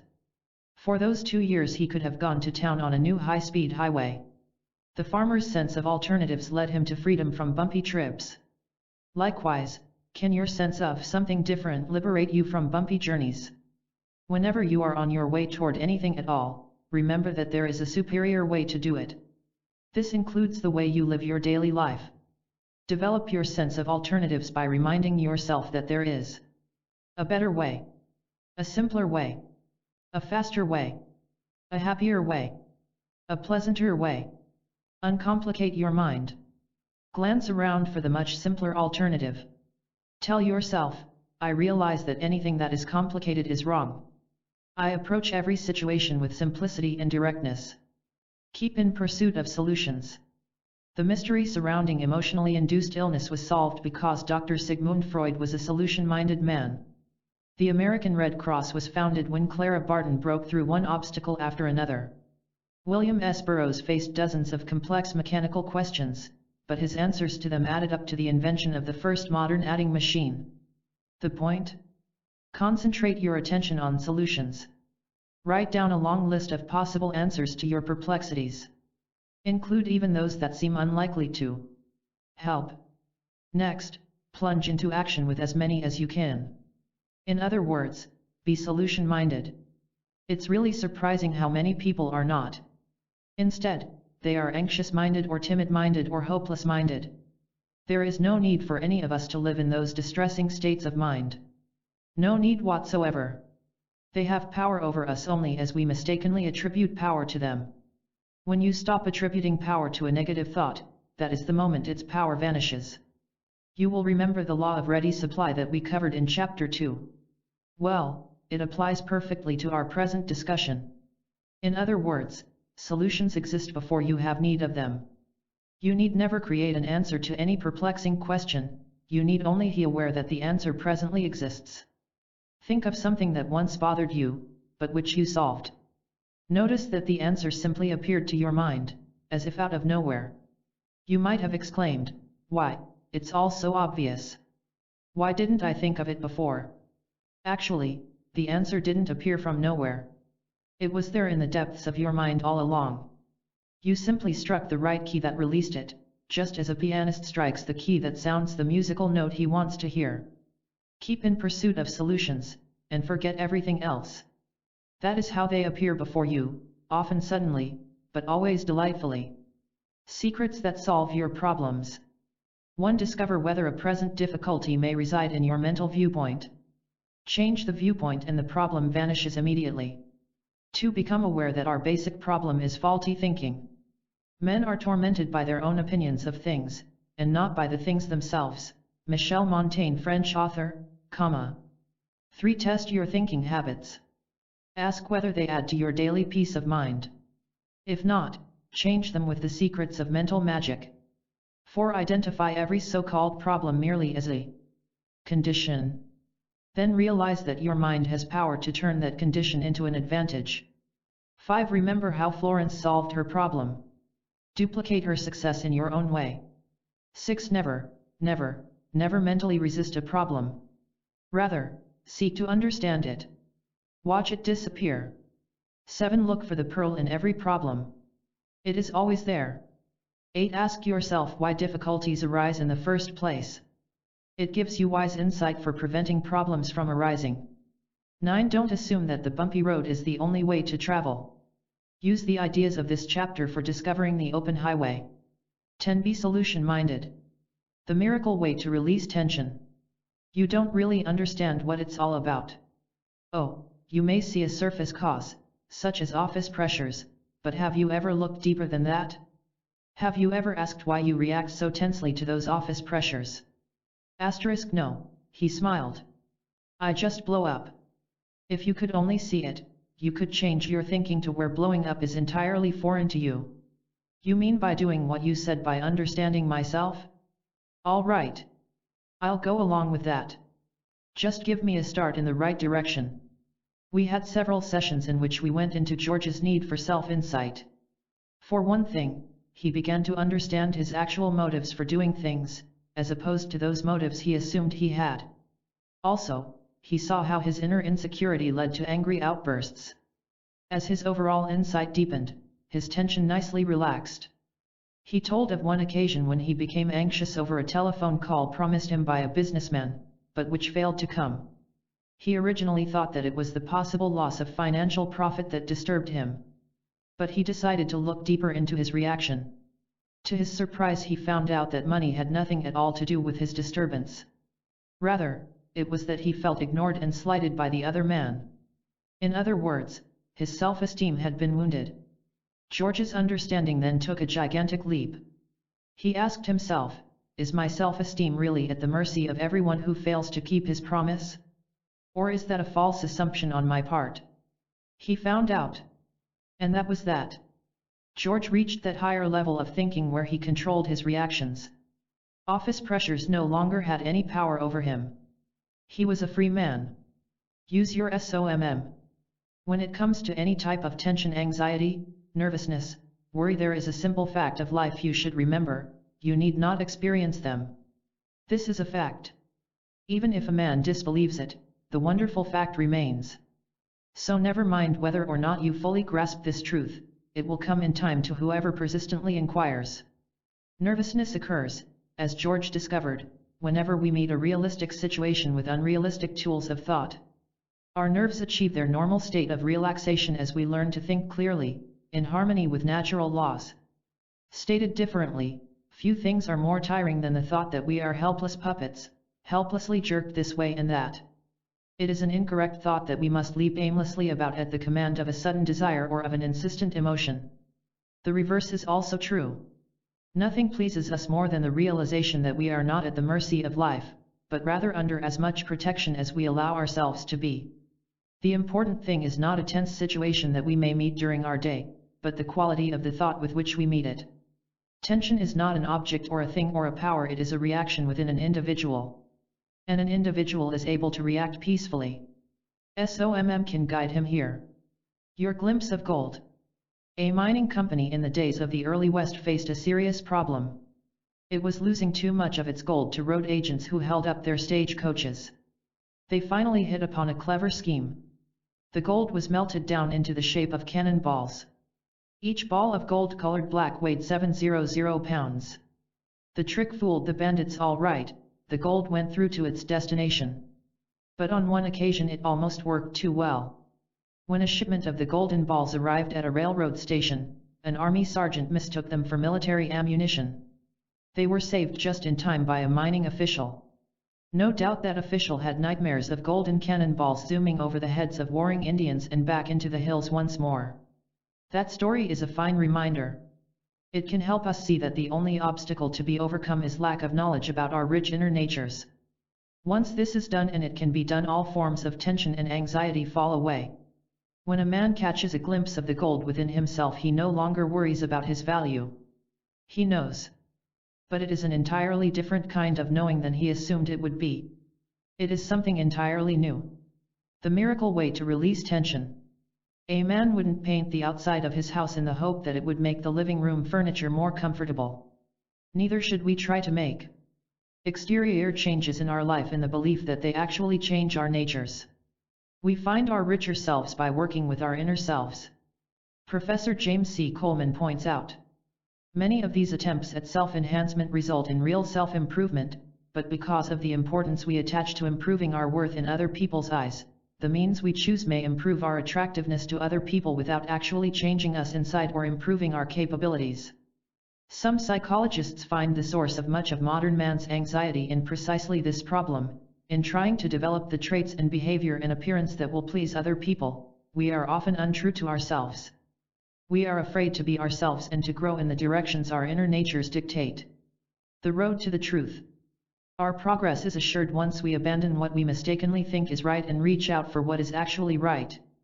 Let's illustrate this with a motorist wanting to reach some pleasant destination, say Mexico City. As he drives along, he comes to a fork in the road. Looking up, he sees a sign with an arrow pointing out the correct road to Mexico City. But suppose he remarks, "No, I don't like that fork. I want the other one to take me to Mexico City." So he gets out of his car and twists the sign so that it points to the wrong fork. Returning to his car, he rubs his palms in self-satisfaction and explains, "There. That's the way one wanted to be. Now I can enjoy my trip." But, of course, he doesn't. He soon gets lost down the wrong road. He also painfully feels all the frustrations and irritations that go with his lost condition. But, happily, he need not be permanently lost. He can correct his own painful situation. How? Where can he start? His very distress is his clue for coming back to the right road. It can force him into facing his error. With a bit of self-honesty, plus the abandonment of pride, he can reason, "Well, now, it looks as if my ideas were self-defeating after all. They've led me into nothing but trouble. But there is something I can do about it. I'll just spin around and get back on the right road. I may have temporarily lost myself through wrong thinking, but I can also find myself by clearing my mind." No sensible motorist would dream of twisting a sign to suit his own petty preference. Yet in their mental journeys, many people unknowingly do just that to their daily distress. Any person finding himself down the wrong road need only become fully aware that something is wrong, then determine to make the correction. Such a man will not fail to find his journeys increasingly peaceful. The roads of life are clearly marked. We need only to find and follow. Some people think that by sacrificing their beliefs and opinions that they are sacrificing their individuality. The exact opposite is true. What we must sacrifice are our mental illusions. By doing so we find our genuine individuality. This is what the Norwegian dramatist Henrik Ibsen meant when he said, "So to conduct one's life is to realize oneself. This seems to me the highest attainment possible to a human being. We must want the truth more than we want anything else." Is all this merely some sort of philosophy that you are reading in a book? Not at all. It is something you can personally turn into everyday ease. Turn off the switch. I once entered a grammar school classroom just as a frantic scene was going on. In the absence of the teacher, a large fan was blowing dozens of papers off her desk. A hailstorm of papers fluttered all over. The children scrambled noisily about, trying to collect them. A few seconds later the teacher returned, glanced around in dismay, then flipped off the fan's switch. "Why," she sighed to the children, "didn't you turn it off?" One of the girls giggled, "We didn't think of it." I suspect they were having too much fun to think of it, but do you notice a resemblance between that scene and the way some people live? It's one frantic chase after another in a vain attempt to collect their lives into some sort of order. But the scattering never seems to end. They have neglected, of course, to do the one essential thing, turn off the mental switch. One branch of medicine deals with the prevention of ill health, rather than its cure. So should one area of your life work at preventing tension from arising in the first place. We can do this by turning off the mental switch, by not permitting our lives to be scattered by people or events. I'll go along with that, someone may agree. So how do I turn it off? To do this we will call into service a pair of major secrets of mental magic. We have already met them in previous chapters. The first is the law of cause and effect. Your enrichments. We could spend the rest of this book in discussing the peaceful benefits of this law. Among its enrichments you find. It guides you toward a brighter future. Keeps you at ease in all situations. Gives you a steadfast self-confidence. Sharpens your money-making talents. Supplies a lasting inner cheerfulness. Tension is caused largely by mental uncertainty. Living in harmony with the principle of cause and effect dismisses that uncertainty. You can rest assured that your correct causes will automatically supply correct results. You can afford, as one man phrased it, to think easy. At the Battle of Talavera, the Duke of Wellington instructed his officers, when the French forces reach that grove of trees, attack. As for me, I'm going to take a nap. He did just that. The British won the battle. The Duke of Wellington performed his part by setting up the requirements for victory. That's why he could calmly sit back and let victory roll his way. You, by doing your part, can likewise sit back and relax. Your part is to understand and cooperate with this powerful principle. How to live lightly. A second technique, covered in Chapter 4, will greatly reduce tension. Actually, it can be stated much stronger than that. We can accurately say that the abandonment of false responsibility creates a lightness in living you never dreamed possible. To illustrate, when Uncle Eddie came to live with the Miller family, it was trouble without end. Uncle Eddie loafed around the house, complained about the food, and borrowed the family car whenever he chose. Finally, one evening, Mr. and Mrs. Miller had a minute to talk things over. Mr. Miller told his wife, "You know, dear, it's only because I love you so much that I put up with your Uncle Eddie." Mrs. Miller's eyes widened with astonishment and dismay. "My Uncle Eddie," she gasped. "I thought he was your uncle." We put up with pressure situations because we don't understand them. And one of the first things to understand is that we need not let them disturb us. Perhaps it is another person whom we believe to be the cause of our nervousness, maybe a member of the family or a friend. Now, just where does the tension exist? In that other person? No, of course not. The only place it can exist is in our own mind. By seeing this very clearly, we can work in the correct area, that is, with our own thoughts. We need neither oppose that other person nor defend ourselves from him. No other person on earth has power to disturb you unless you unknowingly give him that power. Withdraw your permission. Do it quietly, peacefully, but do it definitely. And keep it to yourself. No longer surrender your integrity and individuality. Mental detachment. I was discussing these ideas with a woman who made this comment, "Somehow I feel that what you say is true, yet it's so hard to grasp. There is someone in my life who is very unkind. I would like to apply your ideas, but don't know how. Can you make things clearer? Let's see what we can do." Imagine, for the moment, that this unkind person is totally unknown to you. I mean, suppose you don't even know of his existence. He lives 1,000 miles away. More than that, you have never met him. Now, he might still be an unkind person, but you would have no mental connection with him. Your mind would be free of his unkindness. Now, in that state of mind, would you still be distressed? No. Why not? I see your point. It is my thinking that connects me with him.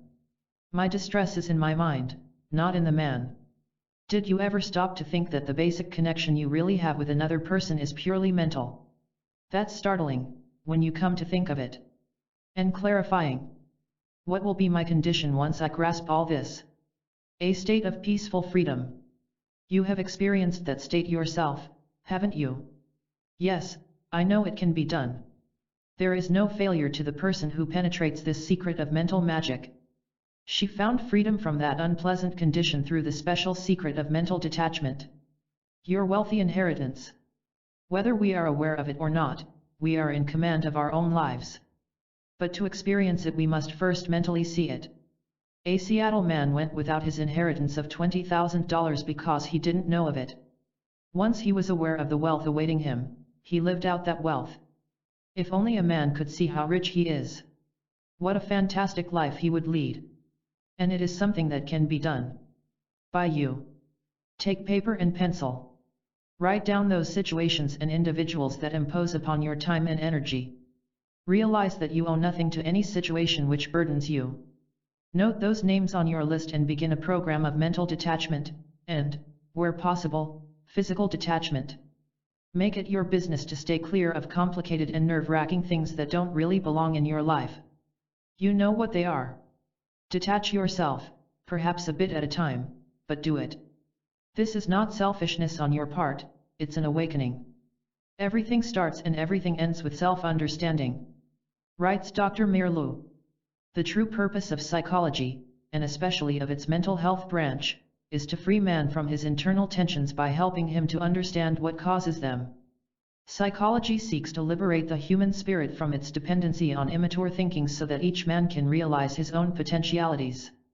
It is based on the premise that when man understands himself, he can begin to be the master of his own life. The truths about ourselves are often surprising, but always beneficial. As an example, a factory employee objected to his noisy working conditions. He felt that he couldn't do his best work with so much unnecessary racket. But because many of the other employees didn't seem to mind, he wondered what was wrong with him. In reading a book of psychology, he made a comforting discovery: a well-adjusted personality objects strongly to pointless noise. The less mature person isn't bothered so much. That bit of self-knowledge made him feel much better about himself. Understanding tension. It may seem a strange statement to you when I say that most people don't really understand the tensions in their lives. Yet this is unfortunately true. If a man really grasped them, he would be free. People assume that they understand the tension when in truth they only experience the pain of that tension. Understanding is quite another thing. It is the seeing of the causes of anxiety, the perceiving of mental states that keep it alive, and finally, the release of the anxiety itself. It is much like the relief you might have at seeing a complete painting on the wall, after having seen only a small part of it. In other pages of this book we have seen that no man ever consciously harms himself. He gets hurt by his actions because he bases them on false ideas. This applies to tension. If a man were really to see what damage his anxiety is doing, he wouldn't stop until he freed himself. Self-damaging behavior ceases the moment a man really sees it as self-damaging. Suppose that a toy manufacturer planned to produce a new toy to retail for $1. But upon investigation he discovered that it would cost $2 to make. Seeing that it was unprofitable, he would abandon it at once. We must be just as utterly practical with the attitudes we manufacture in our minds. If a man sees that his ideas and assumptions and beliefs are unprofitable, he can also see the folly of producing them any longer. The problem is, such a man usually fears that there is nothing else beyond his wrong ideas. He mistakenly thinks that what he has seen is all that there is. So, to protect his mind from insecurity, he desperately clings to the old, habitual, and tense ways of thinking. Their familiarity gives him an illusion of comfort only, deep down he is still distressed. How to fly away. A children's story tells about a swan who lived in a small pond. It was a confining pond with little pleasure and no variety in scenery.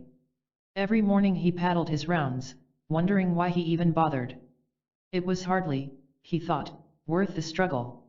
He considered the idea of finding something better, but he had been told a few things by the other unhappy swans. Be satisfied with what you have, advised one. It isn't much, but it's all we've got, remarked another. Whether we like it or not, added a third, this is the world. One morning the unhappy swan awoke with a startling thought. He was a swan. And swans can fly. So away he flew. He found a wide, beautiful lake. His friends followed. In our own way, we can also fly away. We need only to catch a magnificent glimpse of our power to do so. Here you must understand three vital truths about your mind. Although it cannot see anything above its present level, it can daringly go beyond its present level, and then it will see and understand that new level. Choose in favor of yourself. It is the genuinely courageous man who dares to turn his back on the old and strike out for new and unknown ideas. Somehow he senses that these new ideas, as temporarily strange as they may be, are the keys to the world he seeks. What it all amounts to, really, is to choose in favor of the self, not in favor of continued distress. This is what the great Danish philosopher Søren Kierkegaard had in mind with his famous phrase to choose oneself. Back to our original point, we are on the right track when we see the self-harm caused by self-tension. So as a practical experiment in relaxation, clench your fist tightly and hold it for a moment. Notice how it ties you up, physically, mentally, emotionally. Your energies are unable to do anything constructive. Now, relax your fingers completely. You are now free to direct your attention and strength to some beneficial task. Let this serve as a reminder. Whenever you feel tense, remember that you are robbing yourself of valuable energy. Be fully conscious of it. That very consciousness will help work a miracle of understanding and release. The world makes sense. An unchanging law of the mind is its unceasing urge for freedom and individuality. Inner conflict arises whenever the mind's normal self-expression is thwarted by its own illusions, unrealities, negativities. Tension is caused by unlived life. Peace enters as we learn to really live. Everything changes wonderfully for the man or woman who chooses himself. Here is a glowing description of such a person as given by Dr. Fritz Kunkel. Much unconscious, unexpected material will come to light. Destructive tendencies will give way to newly discovered creative capacities. Our unlived life, thus released from its prison, wants to be lived.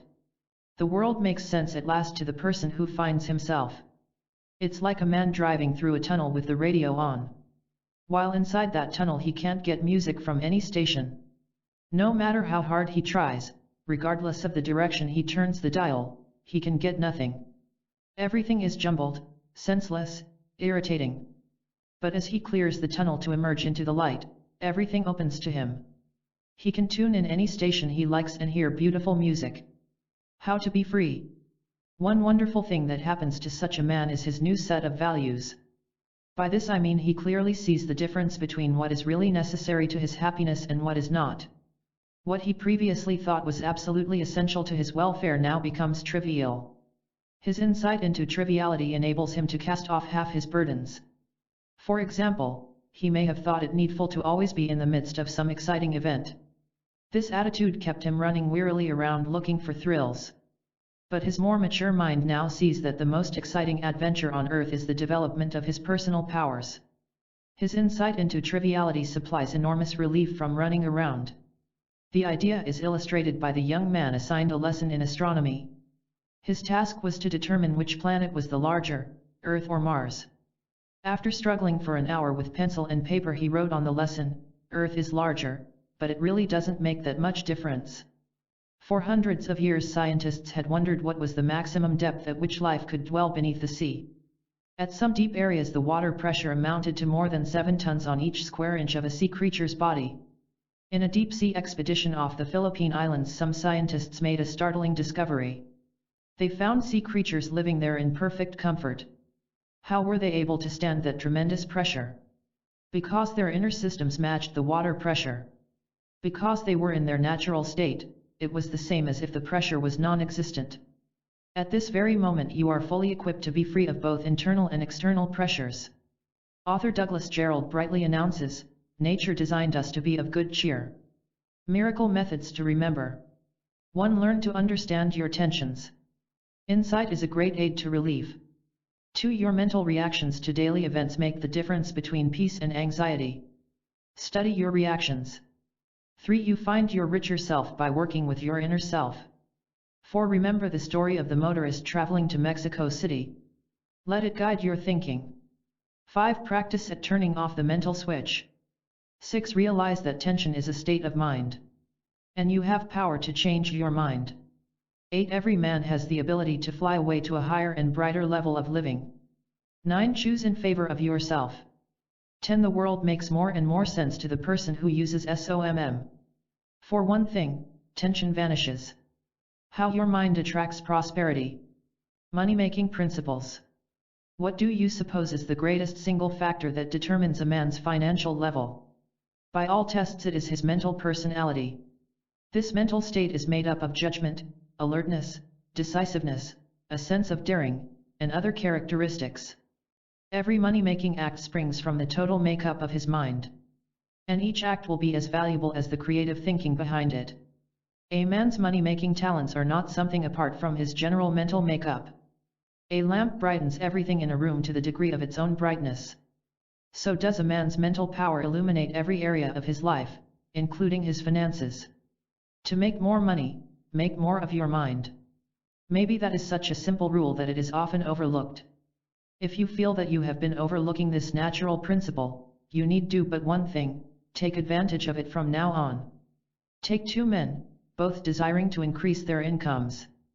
The one who enthusiastically throws SOMM into action will not wait long for new prosperities. Natural principles cannot fail. In one way or another, often in a delightfully surprising way, something special arrives. But the man who neglects SOMM will do things the hard way, not realizing how much he is missing. A natural principle cannot serve a man who won't permit it to work for him, any more than we can satisfy hunger by refusing to eat.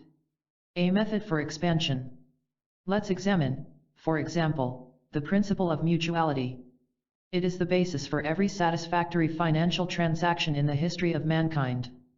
The more ways you can find to bring mutuality into your business, the more business you will have. What is it? Mutuality is the blending of your commercial values with the values of other people. It is an exchange of goods of one sort or another. It is an overlapping of interests for mutual enrichment. A merchant sells a product and earns a profit.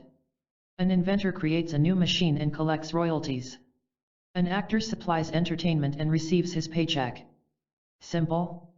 Of course. Practiced? Only to a limited degree by many people. Lack of clear thinking toward this principle often creates a barrier. We will take up this problem in later pages. If you feel that this might be a barrier to you, start breaking through right now by asking yourself the stimulating question, how can I expand the principle of mutuality? I am thinking of a boulevard merchant who uplifted his business 15% by using this idea. He gives his customers more than the usual pleasantness, extra attractive window displays, and so on. They, in return, make it mutual. They give him more business than they give to his competitors. Actually, there are hundreds of ways to bring more mutuality into your business. An alert mind can find and apply them. When natural principles mix with personal power, things happen. So let's next examine this idea. The curious power. As a good example, take the mental force we call curiosity. A man could select this power alone and let it guide him to greater achievements. I personally believe it to be one of the most neglected of our mental powers. There is a constant urge in the human mind to know more, to explore beyond its present borders, to seek answers. When curiosity is used constructively, it leads to right answers. When joined with sincere intentions, it becomes an overwhelming force in your favor. An Arizona clergyman once printed a list of 300 sins. He was swamped with requests for it, no doubt from people who wanted to make sure they hadn't missed anything. But curiosity can be channeled a bit more constructively. What you should do is to connect it with your financial goals. See how many ways you can find to win them, how efficiently you can operate, how many new techniques you can use, and so on. A manufacturer in Kansas City makes profitable progress by continually searching out the weakest link in his chain of operations. Simply by isolating this area, he sees clearly what must be done to strengthen it. You can do likewise, whatever your business may be. Get curious over the single weakest point in your financial affairs. Isolate it. Concentrate your entire attention and effort into making it a strong point. Then, take the new weakest point and do likewise. Your entire level of efficiency will rise rapidly. Curiosity is just one of the dozens of mental forces that produce $. You can select and employ many others with equally profitable results, for example, knowledge, flexibility, self-confidence, persistence, and experimentation. How amazing is the human mind! It can be wonderfully receptive to everything that is good for us. Just as each drop of rain raises the level of the entire lake, so does a single truth uplift the level of your inner self. That is why everything you have read so far in this book helps you in your financial affairs. A clear mind and a cheery mind and a calm mind all play their enriching role in your daily business. Find the secret code. During World War I, the German government had a spy ring at work in Mexico. The secret agents were sending their messages back to Berlin in a new and baffling code. It was the task of the American experts to break the code and read the messages. After some skillful deductions, the US agents concluded that the Germans were basing their code on the words in a certain dictionary. They made an intense search for that particular book. It was finally located in front of their eyes on a shelf in the Library of Congress. That dictionary provided the United States with valuable military information. Let that story remind you that financial secrets are not really secrets at all, not to the man who finds the right code book. We have seen in other chapters that all truths about the mind are really very simple. It is our wrong use of the mind that complicates things. Perhaps you ask, as did one man, can you suggest a simple and practical code breaker that I can use in my business tomorrow morning? Answer: discover ways to dig more gold from a certain phase of your business. In other words, make more of it. Even if you think you have already exhausted its value, give it a fresh, close look. Start by selecting any department of your business that you like, such as your advertising, purchasing, your personality, anything at all. Now, think alertly toward it. Just as you might wander around a meadow with a relaxed alertness, wander around that area. Examine it carefully. Look for hidden elements. Finally, let your receptive mind come up with ways, even little ways, to make it even richer. Make more of it. I have suggested this simple business truth to thousands of businessmen.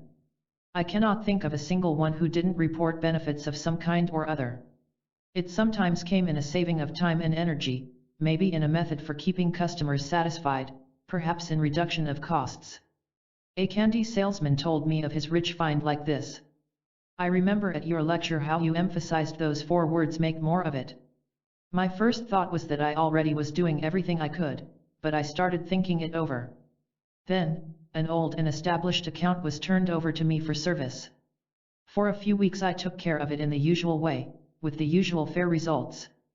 Then, one afternoon, after getting the usual order, something flashed through my mind. It was those 4 words, make more of it. Well, I did just that. I turned around and asked the manager to increase his usual order by $50. He shrugged and nodded. That was all there was to it. From that day on I've inspired myself with these 4 magic words. What can you do in your own business? The same. Make more of it. 2 valuable actions. A businessman goes through his day with 2 different kinds of action: 1. Mechanical action, and 2. Personality action. Let's define these terms, starting with mechanical action. Suppose you are in sales work of some kind. A mechanical technique would be to let the prospective customer handle the product with his own hands. This is a mechanical or physical technique which plays its part in the sale. The customer's physical contact with the product establishes a personal relationship with it. He now feels, in a way, that the product is his.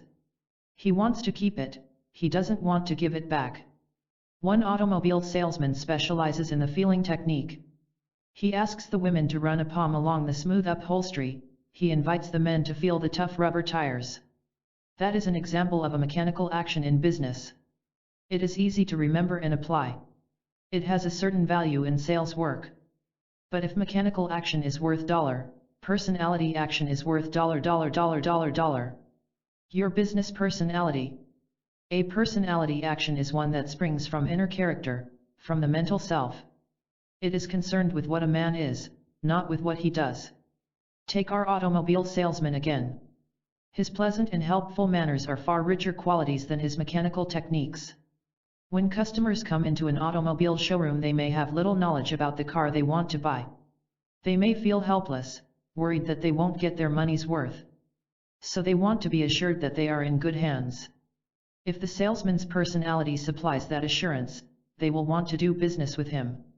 In the business world as in anywhere else, the greatest success factor is the mental personality of the man. It is the greatest attraction on earth. Observes the author of Every Man a King. Success is not dependent solely on our earnest affirmation, on our self-confidence, but also on the confidence of others in us, but this confidence is very largely a reflection of our own, the effect of our own personality on them. Our own attitude of mind is therefore the means to produce this confidence in others. Your earnest affirmation is contagious. It affects everyone with whom you come in contact, especially those whom you must master, whether as a teacher, as an orator, as an attorney, as salesman, as merchant, as possible employee, or in some other way. There is something that seems almost magical in the way a confident air influences other people. If you adopt or acquire it, you will be surprised to see how soon it will radiate to others, increasing their confidence in your ability. 1. The Story of Brown Bear. A practical-minded business executive and a nursery tale about a brown bear. You might think that that is a strange combination, but it's even stranger than that. The executive told that nursery tale before an audience of several hundred businessmen. It went like this. Once upon a time Brown Bear was ambling through the woods, when he suddenly felt hungry. He looked around for some lunch. He searched down this way and up that way, but saw nothing good to eat. Then, Brown Bear smiled. He saw two lunches. One of them was a cluster of luscious-looking berries at the top of a low bush. The other was a cluster of luscious-looking berries at the top of a tall bush. Brown Bear cheerfully went after the berries on the low bush. He strained and struggled and moaned and groaned, but the berries on the low bush were inches too high above his head. So, because he was hungry, he did something else. He stretched up on his big brown legs and ate the berries on top of the tall bush. That story was, of course, an unusual way of presenting several valuable ideas to the audience. Foremost among them was this powerful point. Whenever you are mocked at a certain level, free yourself by reaching for a higher one. This is so exciting a plan that many men don't stop to think of it. But why not? In other words, whenever you run into a business blockage of any kind, free your mind to think of something above that blocking level. Bypass it in favor of a superior plan of action. Don't battle with a lower level, but, like Brown Bear, stretch above it. Act up. Let's see how a man named Lawrence Frank freed himself upward. Frank and his partner, Walter van de Kamp, of Van de Kamp's Holland Dutch Bakeries, had a restaurant called Laurie's, the Prime Rib. This Beverly Hills restaurant had a unique feature, the simplest menu in town. When the waitress passed the menu to a diner, it could be read in seconds. It offered just 4 items: prime rib, salad, a vegetable, and potatoes, baked or mashed. But Mr. Frank and Mr. Van de Kamp ran into a puzzle. By mutual agreement it was their most pressing problem. They needed a seasoning, one capable of bringing out the best in their entree and salad. They looked around, gathered available samples, tasted and tested. None were quite right. All lacked the exact flavor and zest. We need a special seasoning, they concluded, but can't find one. So what do we do? At this point Lawrence Frank did something. He freed himself upward. Experiments in the kitchen of his own home resulted in a flavorful combination of salt, spices, herbs. Called Laurie's Seasoned Salt, it was the first in a new line of exciting consumer products. Lawrence Frank used that blockage at a lower level to create a whole new business.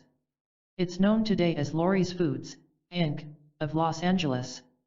Anytime you feel blocked at a certain level, ask yourself the creative question, why not free myself upward? This secret of mental magic supplies surprisingly rich results. It releases the mind from the present level and replaces it with a vision of a much higher state. Experiment with it for yourself. In other words, act up. Your great adventure. Recently, at an art exhibition, I saw a remarkable table made in mosaic design. It was built of thousands of pieces of wood of various colors and shapes. The wood had been collected from dozens of faraway places, including the jungles of Honduras and the mountains of New Zealand. The builder of that table remarked, "The great adventure was to find the dozens of people who would send me a bit of wood from their country. I have found that the men who make the most money are those who have a similar sense of adventure toward their business. They enjoy the challenge. They have a zest for collecting new customers. They have fun seeing how efficiently they can manufacture and distribute their products. They don't see their business affairs as a monotonous duty, but rather as an opportunity for healthy self-expression." As an executive of an insurance firm told me, there is far too much seriousness in the business world of today. You see worried and grim faces when you should see sunny smiles. I don't mean that you should go to the opposite extreme and become frivolous or careless. There is a third state that springs spontaneously from the man who has found himself. Such a man is light-hearted but not shallow, relaxed but not negligent. That is the kind of man I like to work with, one who enjoys his work because he enjoys himself at work. Anyone can use the secrets of mental magic for finding this kind of state for himself. It is man's natural condition, and where business is a pleasure. And that, interestingly enough, is where you win a greater abundance of the world's material goods. How come? Because a free mind is a creative mind. How to have fun? Dr. Albert Ellis and Dr. Robert A. Harper make this pointed observation: man can live the most self-fulfilling, creative, and emotionally satisfying life by intelligently organizing and disciplining his thinking. And one way of owning this self-satisfying life is to make your material business your mental pleasure. Rosa Bonheur, the famous French artist, used this principle to win worldwide fame. She decided to specialize in animal paintings. In order to study her subjects, she took enjoyable trips to zoos and farms. She even kept her private zoo, which included lions and deer. All that enthusiasm couldn't fail to create some magnificent paintings. One of them, the gigantic horses threshing corn, shows 10 life-size horses. Her eagerness for her work finally brought her the French Legion of Honor. You can call it enthusiasm or fun or self-satisfaction, but whatever you call it, include it.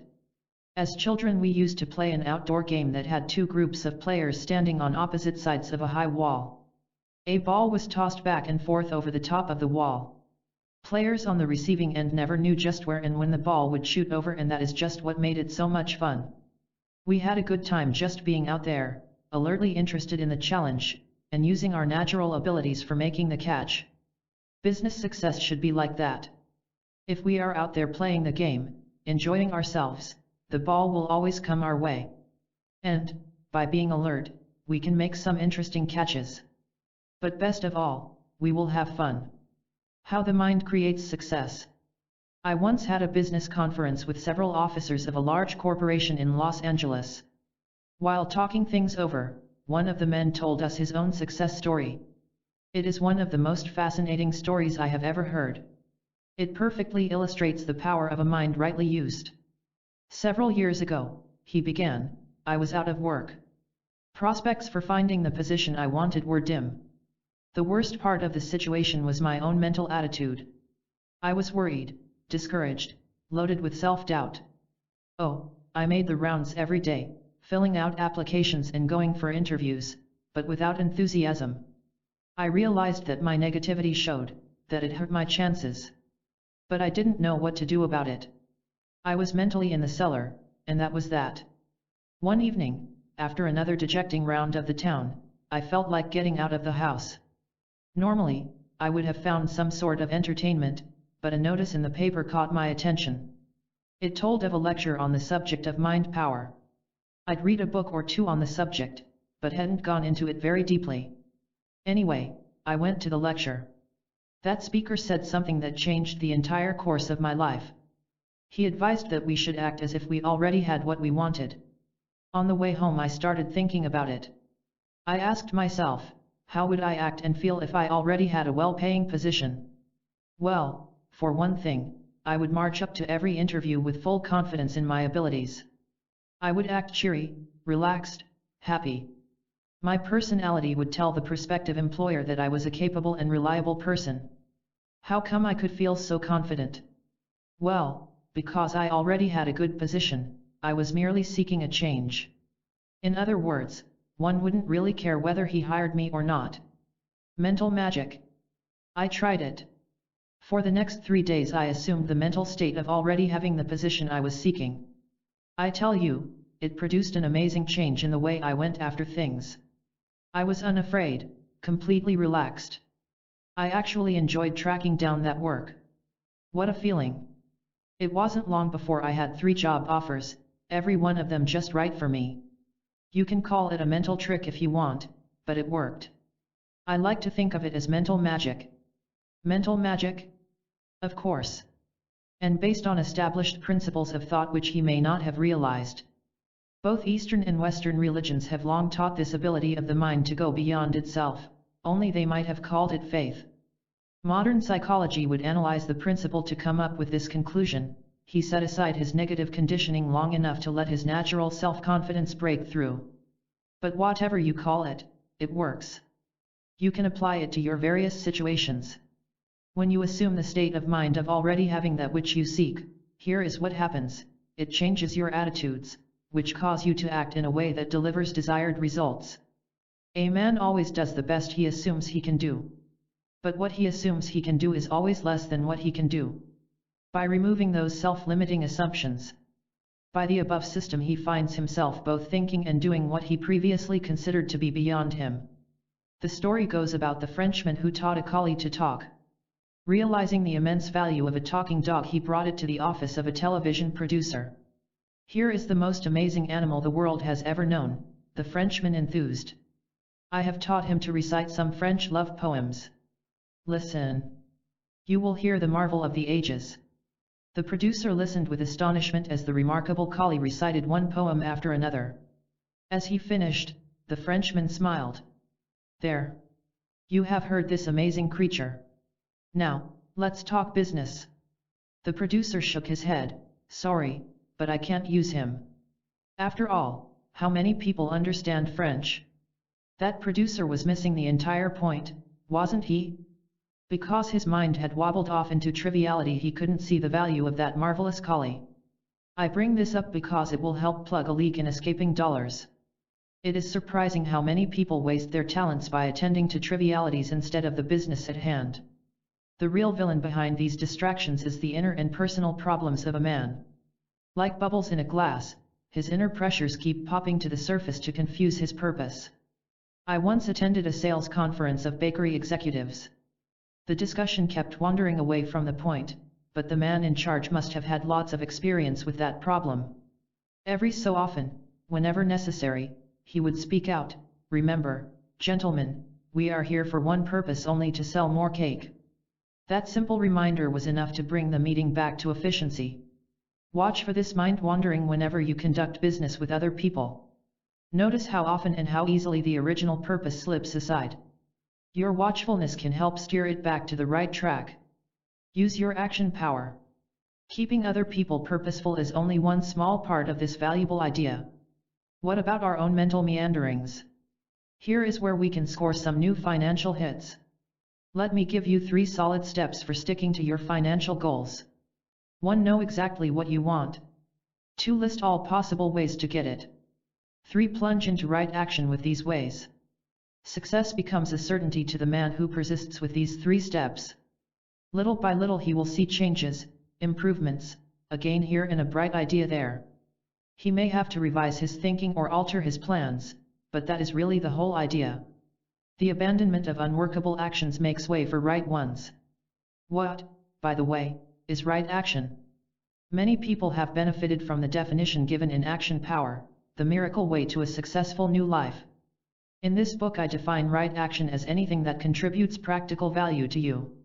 In business, the gathering of fresh information is right action. So is the display of a pleasant personality. Working with a definite plan is right action. The last point deserves a few details. One businessman, a general contractor, has a unique idea for self-advancement. It might be called the 10% plan. He explains it like this: suppose I'm working out some newspaper advertising. I concentrate my mind on making it 10% more effective. For instance, I'll make it 10% larger, or maybe I'll make it 10% easier to understand. It's surprising how quickly the mind comes up with these 10% improvements. And they pay off. You need not expect perfect action of yourself. All you need is to do the best you can for now. Adventurous action, which we discussed previously, is an enjoyable aid. You should be like the man who couldn't find the perfect girl but thought it was lots of fun trying. Special points for your prosperity. 1. To make more money, make more of your mind. Its creative forces are the foundation for all financial fortunes. 2. Expand your use of the principle of mutuality. 3. Your personal power of curiosity can be channeled into money-making activities. Let it work for you. 4. Select a definite phase of your business. Make more of it. 5. Remember the value of a rich personality. 6. Whenever you feel blocked at any level, free yourself upward. Remember the success of Brown Bear. 7. Turn all your money-making activities into interesting adventures. Have fun. 8. Stick to your financial purposes. Let nothing distract you. 9. Know that you can always achieve far more in the financial world. There are no limits to the man who employs the secrets of mental magic. 10. Use your action power. Go into right action and more money is certain. If you wanted new furniture in your home, you wouldn't merely rearrange the old furniture, you'd toss it out and go get an entirely new set. Unfortunately, many people are merely rearranging their mental furniture while under the illusion that they are getting something new. It is the new life we are after, not a wearisome rearrangement of the old. Here is the objective: we are not seeking to change the exterior world in which we live, we are seeking a new mental world for ourselves. A different mental world is the only goal. When this happens, all else follows wonderfully. Have you ever read a book, set it aside, and several years later read it again? You probably exclaimed to yourself, "Why, that's strange. This book is entirely different from what it used to be. I can hardly believe that it's the same book. What has happened?" Obviously, it is the very same book. Every word is exactly what it was before. But you have changed. Your attitudes and viewpoints are new, therefore you react differently to those very same words. The same thing happens when you see the world with your new mind. You still go about your daily affairs, but because you see them differently, you react to them in a fresh way. This new mental reaction is your very new world. Please don't think that all this is something mystical or impossible. There is nothing more practical. There is nothing you could add to your life that would do more for you. It will transform and renew everything in your exterior world, including your business transactions, your relations with the opposite sex, your social life. Everything will be new. If you don't believe it, you try it. Then you will believe, or rather, then you will know. The proof is yours for the experimenting. The conquest of loneliness. In spite of everything one do to escape the nagging pain of loneliness, it is still there. How can the secrets of mental magic solve this difficulty? Your study of mental magic will show you what loneliness really is. It is your understanding of the condition that dissolves it once and for all. Loneliness is caused by your separation from your real self. The real self knows nothing of loneliness, any more than the sun knows anything about darkness. You get lonely because you are a stranger to your own thoughts and feelings. Loneliness is a coming face to face with the one thing that frightens you most, your own self. Self-understanding dissolves loneliness. Have you ever noticed how loneliness is always there beneath the surface of your mind, even when surrounded by lots of people and by gay activities? No matter how loud the noise, you can always hear it. The reason you cannot escape from loneliness is because in your present state of separation from your real self, loneliness is part of you and you can't escape yourself. One woman expressed it like this: "No matter how much fun I'm having at a party, I always have that vague lurking of despair. Then, when the orchestra plays the final dance of the evening, the anxiety bubbles up to where I want to weep.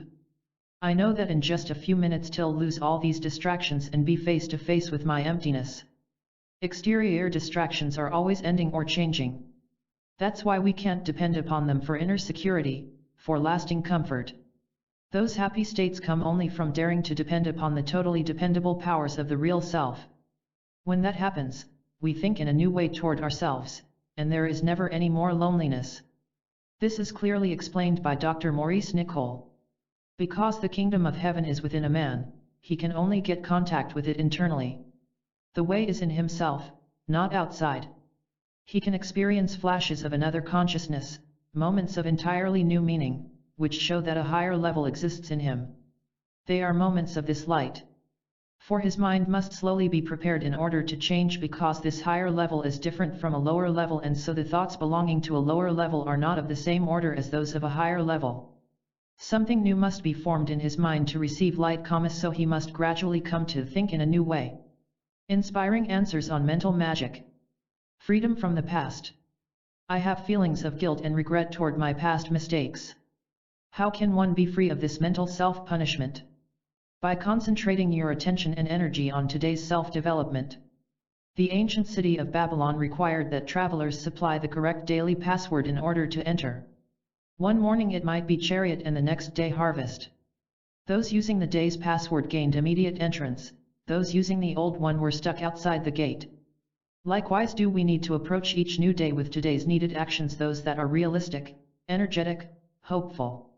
Yesterday's experiences should be dismissed as having no significance today, for they haven't. The only connection we have with the past is a mental one. Many people find it difficult to break this mental connection. Their problem is that they are still needlessly identifying themselves as being bad or shameful because of past experiences. Quite often they are unaware that they are doing this. In one case like this I asked the inquirer, think back for a moment to when you were a child. All right. I'm thinking. Did you then do things that were impractical and self-defeating? Yes, of course. All children are bound to act like children. Do you now believe that it was bad or shameful for you to act like that?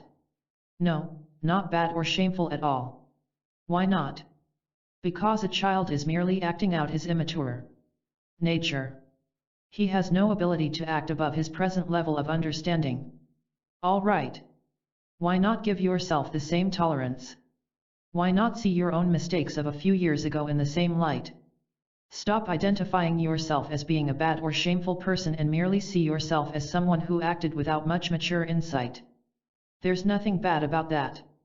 In other words, never see yourself a guilty person, but only as someone who lacked practical understanding. That simple switch will free you. It will also enable you to grow rapidly in self-insight. That's exciting. Every truth about life is exciting.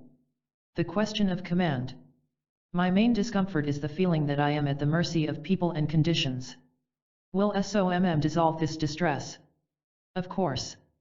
Inasmuch as these secrets are based on the realities of life, they will dissolve every negative emotion.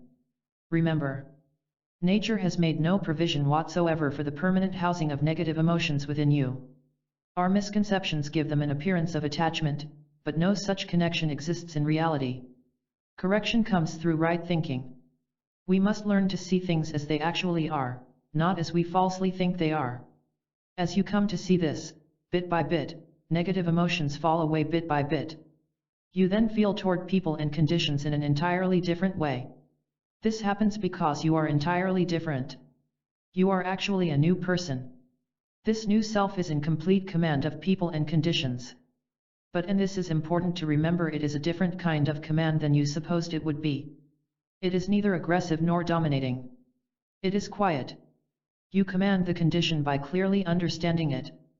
This clear understanding is the only genuine control, and the only one you need. It consists of a detached observation of the condition, entirely apart from fear or anxiety. You see that there is really nothing to fear, therefore, nothing that needs an aggressive command on your part. In other words, you command without commanding at all. We try to control something aggressively only when we fear it. But when we reach a higher level of consciousness we are no longer afraid, so we don't seek command. And that is when we command. Completely. Many people feel themselves at the mercy of life. Much of the material in this book offers corrective steps. One of them occurs in the next chapter in the section entitled The Conquest of Depression. Understanding the hostile mind. We see so much anger and resentment and hostility in everyday contacts with people.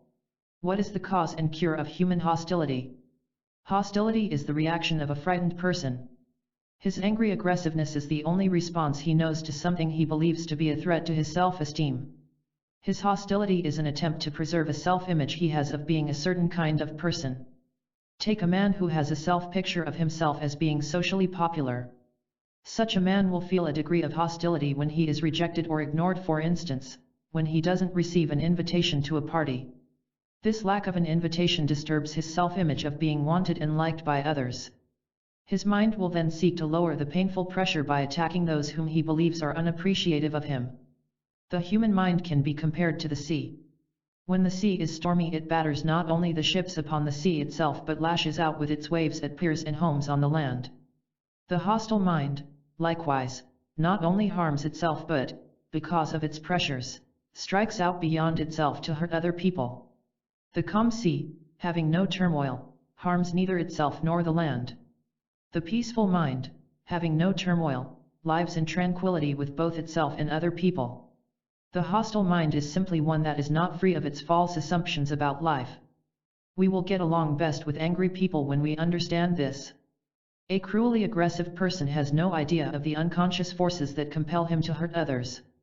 Somewhere along the way he has absorbed the false notion that anger and resentment are necessary to his psychological survival. He need not employ them as defenses, but he simply doesn't know it. He lacks awareness of the truth. As long as he clings to this unreality, he will continue to act hostile, harming both himself and others. But freedom is certain to the earnest seeker. A man can liberate himself not only from hostility but from every other harmful emotion. Such liberation is one of the aims of SOMM. Read this encouraging summary of Dr. Erich Fromm. But being driven by forces unknown to him, man is not free. He can attain freedom and health only by becoming aware of these motivating forces, that is, of reality, and thus he can become the master of his life. You have 24 servants. I regularly set time aside for my home study of SOMM, and also attend classes.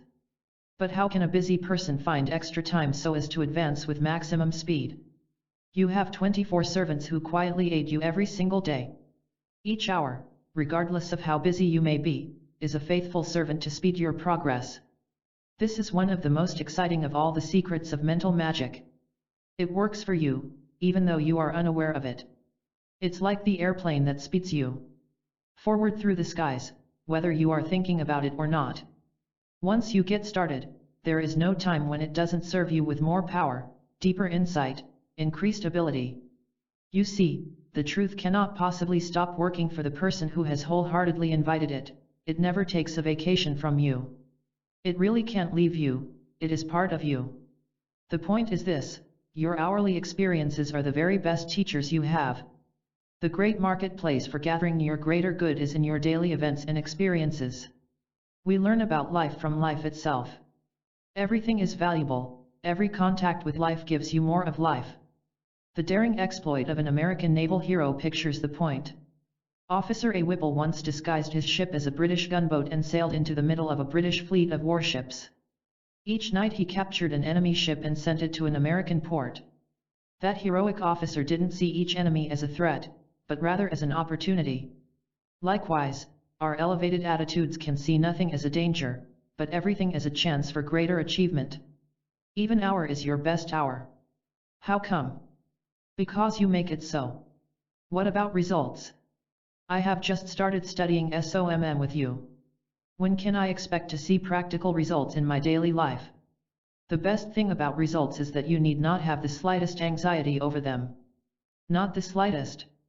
They are not your responsibility at all. They are up to the truths within you that you are beginning to release.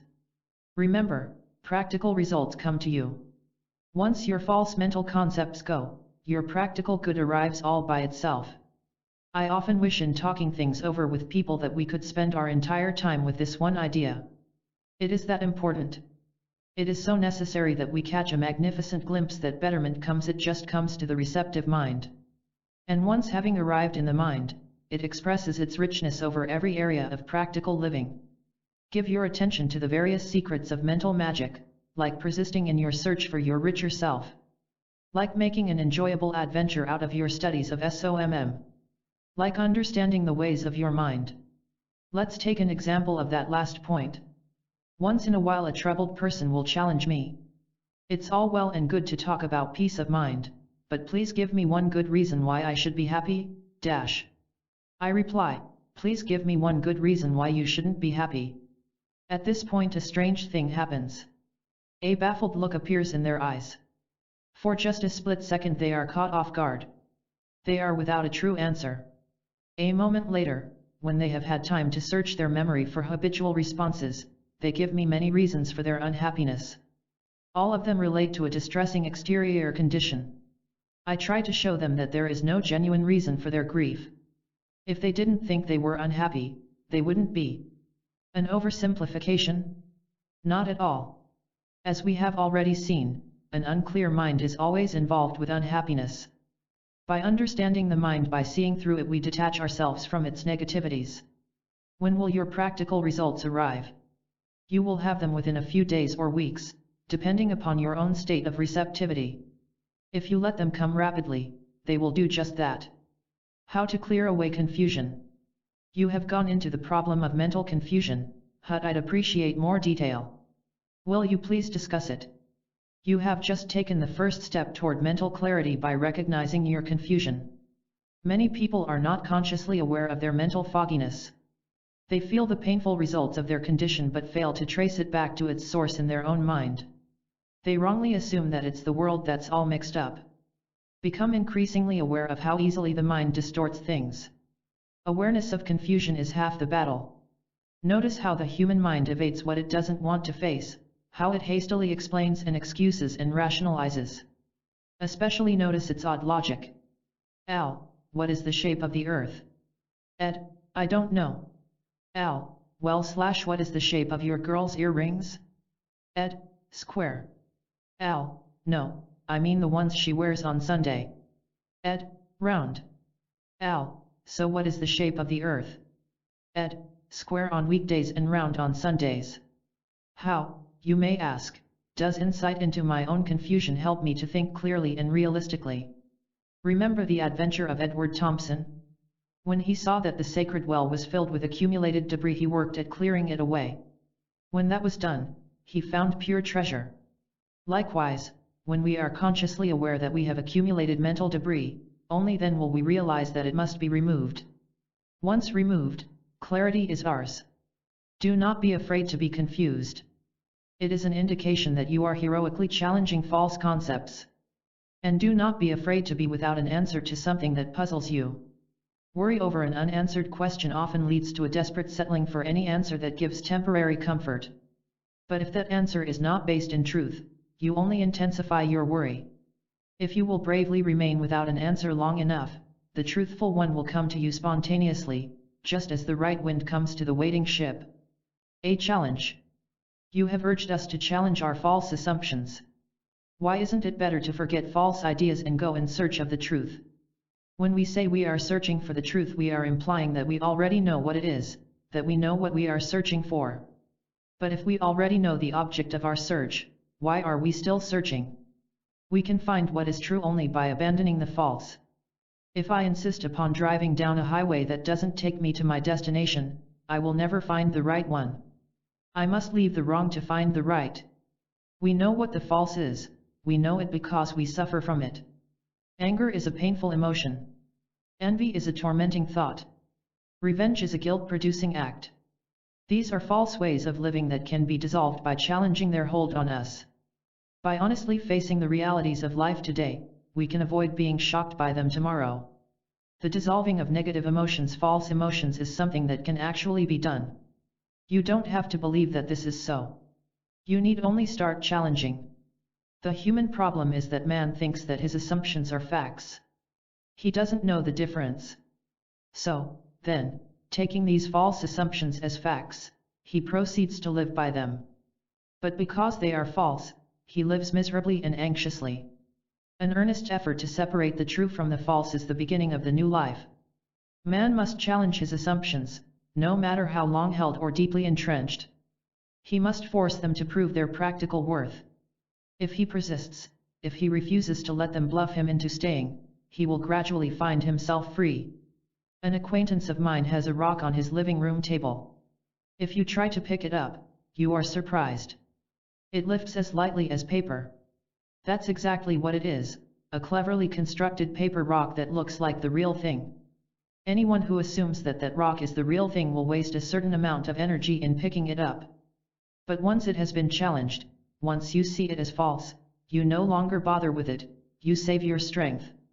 Likewise, we save our natural life energies when we see the difference between the true and the false. Your power of attention. 7. Realize the value of daily persistence in applying the secrets of mental magic. How can one keep myself fully motivated? The story goes about the man who spent $100 to have his family tree looked up, then spent twice that much to have it hushed up. That man was obviously attending to the wrong thing. But we can do better. Correct attention will keep you motivated as you adventure with your secrets of mental magic. Give your mind over only to those thoughts and feelings and plans that are genuinely beneficial. And forget all else. Be 100% in favor of your own progress. Think it through for a moment. Come up with ideas and plans that are worthy of your attention.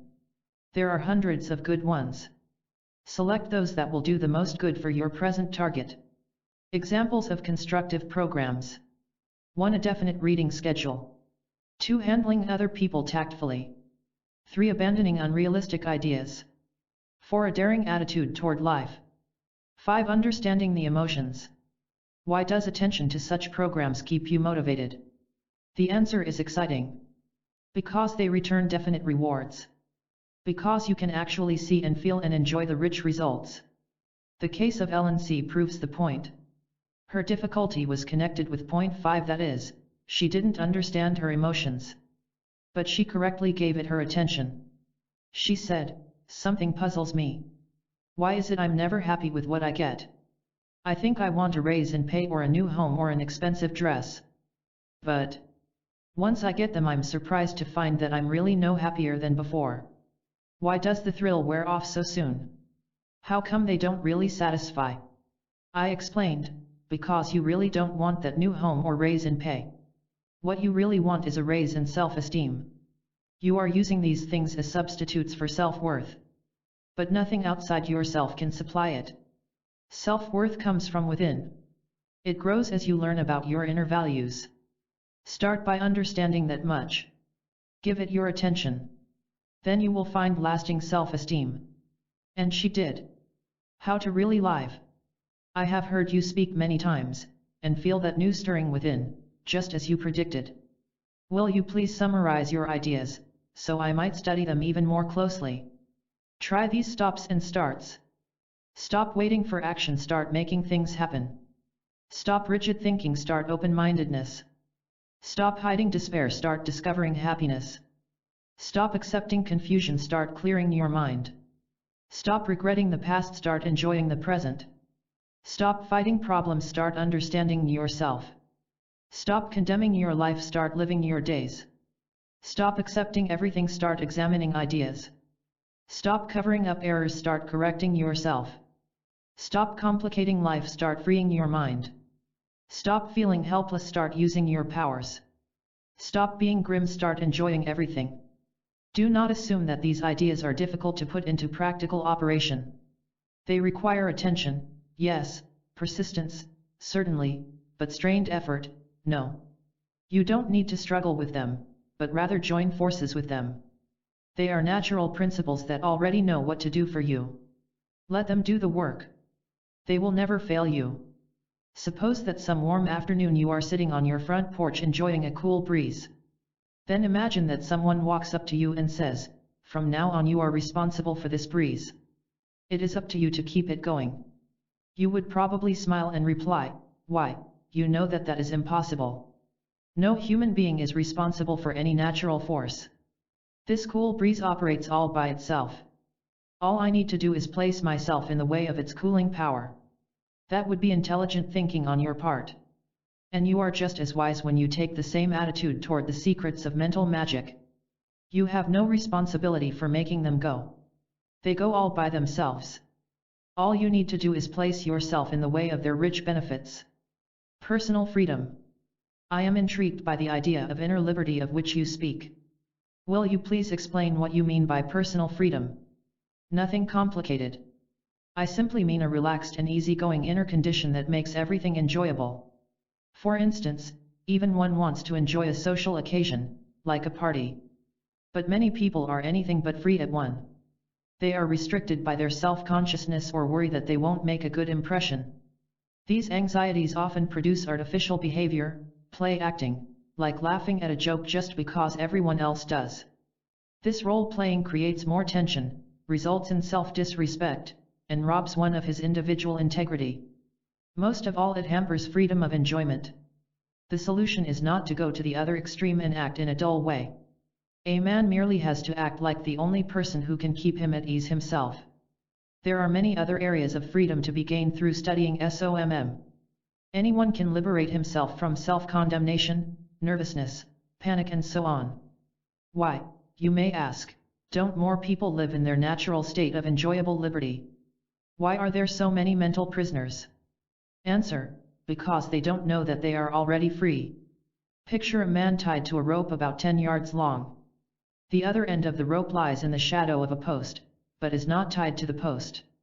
The man looks back and assumes that he is tied. It is a false assumption, but he doesn't know that it is. Consequently, he remains in his restriction and in his despair. If he will only look more closely, he will see that he is free. In this book we have called this close look by many names, including awareness, insight, self-understanding, mature thinking, magnificent glimpse. They all mean the same thing: personal freedom. Inspiring answers for review. 1. Change your mind and you change your world. That is the entire secret of mental magic. 2. Loneliness and every other negative feeling can be dissolved through self-understanding. Study yourself. 3. Remember, nature has made no provision for the permanent housing of negative emotions within you. Develop right attitudes and negativities fall away. 4. Every day can give you a bit more power, additional insight, greater enjoyment. 5. You have no responsibility for creating good results. When you go into action with right causes, right results come all by themselves. 6. Don't be afraid of any mental confusions that may arise as you venture forward. They are perfectly normal, and will fade away in time. 7. Challenge your assumptions toward life. If they are not giving you practical benefits, abandon them. 8. Turn your attention only to constructive programs. You will then receive constructive rewards. 9. Your mental self is a great ally. Upraise the self by the self is the friend of the self, Bhagavad Gita. 10. You are, at the very moment of reading these lines, completely free to live cheerfully and pleasurably. Use the secrets of mental magic to discover this freedom. The secrets of mental magic will change and enrich everything. Let's start with living with light.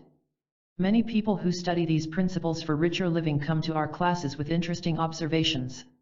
Here are 3 of them. You have given me something of enormous value. I don't fully understand it as yet, but I'm on the way. It might be described as a sort of inner glow, something warm and different. You might say that I am living with a kind of light that I've never known before. A definite experience is taking place. My main goal in life has always been to be a successful businessman. It still is. But I have recently found, thanks to mental magic, another objective. I want to find myself, to sharpen my mind, to build an inner prosperity as well as an outer one. I have achieved professional success. I will also win the other kind. I have caught what you have described as the magnificent glimpse. Practical. When I first began my studies of mental magic, I thought it was a form of mental mysticism. It could be just that, I suppose, because some amazing things have happened in my daily living. Things are really moving my way. My home life, for instance, has a tranquility never known before. You might be interested in hearing that my neighbors and I are organizing a mental magic party. We look forward to some exciting times. The truth at work. What are the forces behind these practical changes? The very ones you have been absorbing all along. You can, like these people, expect to win the same fine results as you go along. As a matter of fact, the truth has already begun its fine work within you. At this point in your reading you have already started to make good things happen. They start within you, then in time, show themselves in outer prosperity. The growth process goes like this.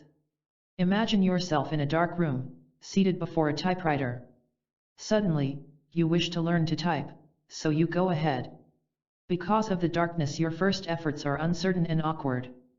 But that doesn't bother you, you realize that you are doing the best you can for now. So you persist. Gradually, the room becomes lighter, you see the typewriter keys more clearly. Your accuracy increases.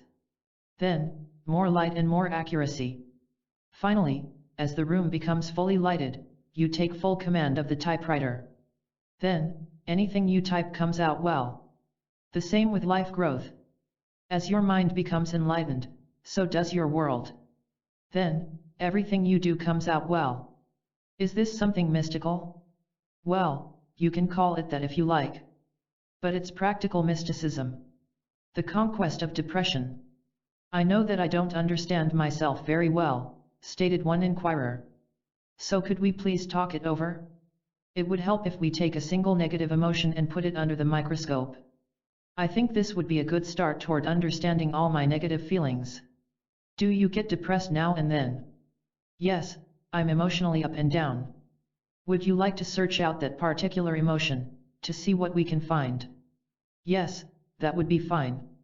Why do I get depressed? Because you do not really see it as an utterly useless and wasteful emotion. Really? Really? I will explain that in a moment, but first I want to ask you a question. What do you think causes these feelings of despair? Oh, lots of things. Family problems. Scary headlines. Worry over finances. There's no end to things that make me gloomy. Tell me something. Exactly where does this depression exist? In these exterior things or in your own mind? Well, since you put it that way, it's in my mind. Then, if it's in your own mind, you must be permitting these exterior events to depress your mind. You are subconsciously consenting to their entrance. So, now we come to the big question, why do you permit exterior conditions to depress you? I really don't know. It's because you are getting a certain pleasure out of your gloom. You use it as a justification. You think, well, since I'm depressed, there must be good reason for it. Therefore I have a right to feel sorry for myself, to be hostile to the outer world, to make insistent demands. As long as you justify your depression, you will never see how it is tricking you out of genuine happiness. So what must I do? Once and for all, see how utterly useless, how impractical, how harmful it is to get depressed. Once you really see this, you will have absolutely no further use for it. All negative emotions serve an unhealthy need. Get to know them as unhealthy, and that is all you really need to do. No man keeps eating a sour apple once he tastes its sourness. I have at least an idea of what you mean. Stick with it. Let it turn into an actual experience. Freedom from distressing decisions. There is a law in one of our states governing two trains that meet at a crossing.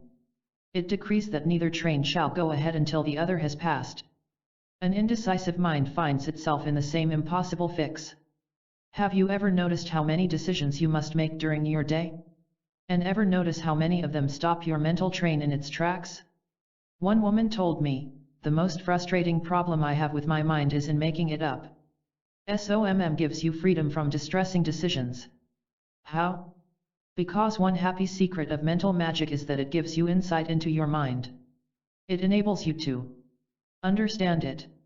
It is insight into your own mind that frees you from all painful thoughts, including distressing decisions. Let's see how this works. Suppose your television set develops trouble. If you don't understand the mechanics of the TV set, you must make several annoying decisions. Should you replace a tube? Or is there a loose connection in the wires? Does the aerial need adjustment? In other words, you are forced into making decisions which may turn out wrong because you don't understand that set.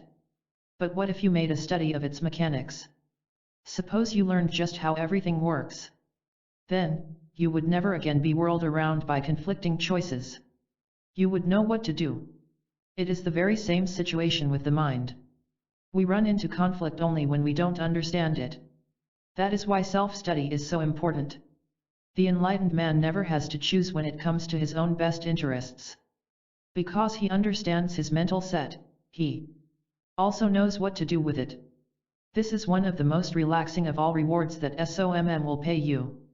Your new life will appear. Any person who chooses to do so can experience miracles of change within himself. If he will proceed with SOMM with persistent self-honesty, he will not fail. And he need not be strong at the beginning. More than that, he need not even know what to do at the start. His only requirement is that he begin his earnest quest in whatever way he can, no matter how small or blundering it may be. He need only be willing to start just where he is and as he is. Eventually, to his own surprise, such a persistent man discovers why it was not necessary for him to be strong at the start. He finds that his strength was not really his own strength after all, it is the truth within him that flows through with power, just as electricity empowers a motor by running through it. The man finds that his relaxed willingness was the starter button that turned on the life-changing forces. Is all this merely something that makes nice reading, but which has no effective application to daily life? I assure you that it is not mere speculation or guessing. Speaking personally as your author, I no longer have any time for vague theories that leave us still hungry for the truth. If it is not mere theory, then what is it? It is the living truth that any man in any condition can actually experience for himself. The greatest tragedy on earth is that a man fails to realize that he can really exchange his false self for his real self. As we become aware we are displaying a false self, rather than living the real self, we are beginning to be wise. It is the start of a fantastic personal transformation.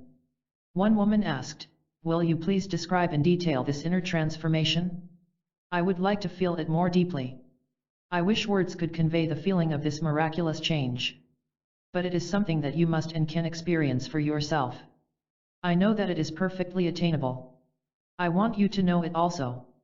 I could describe the beauties of the Grand Canyon to you, and you would understand my words. But the inner experience could not be conveyed. But if you travel to the Grand Canyon for yourself, you can live its beauty for yourself." Professor Paul Tillich's description of the real self is superb. Then one has the astonishing experience of feeling reunited with oneself, not in pride and false self-satisfaction, but in a deep self-acceptance. One accepts oneself as something which is eternally important, eternally loved, eternally accepted. The disgust at oneself, the hatred of oneself has disappeared. There is a center, a direction, a meaning for life. All healing bodily and mental creates this reunion of oneself with oneself. Where there is real healing, there is the new being, the new creation. Definite direction. A speaker recently offered his audience this interesting idea: if you ever feel dismayed at lack of definite direction in your self-advancement program, flash this mental picture before you. Picture a leaf dropping into the edge of a stream. Its first swirling movements are somewhat confused, without definite direction. But as it heads more and more into the central currents, the confusion is replaced by swift advancement. The leaf had to start from the edge, but that start is the very thing that ensured final success. This illustrates a bright benefit you will receive from your persistent pursuit of SOMM. You gradually but surely gain a sense of direction. You have a clearer and clearer idea of where you are going. For one thing, you no longer accept something as true merely because other people say that it is. Because your self-trust grows, so does your daring. You dare to challenge every idea suggested to you. You see that you are never required to accept as true anything that you have not personally proved to be true. You want the facts, the truths, the actualities, because you realize that they alone lead to happiness. You no longer let other people tell you who you are. You are beginning to see who you are. You are finding your genuine self. And what a relief!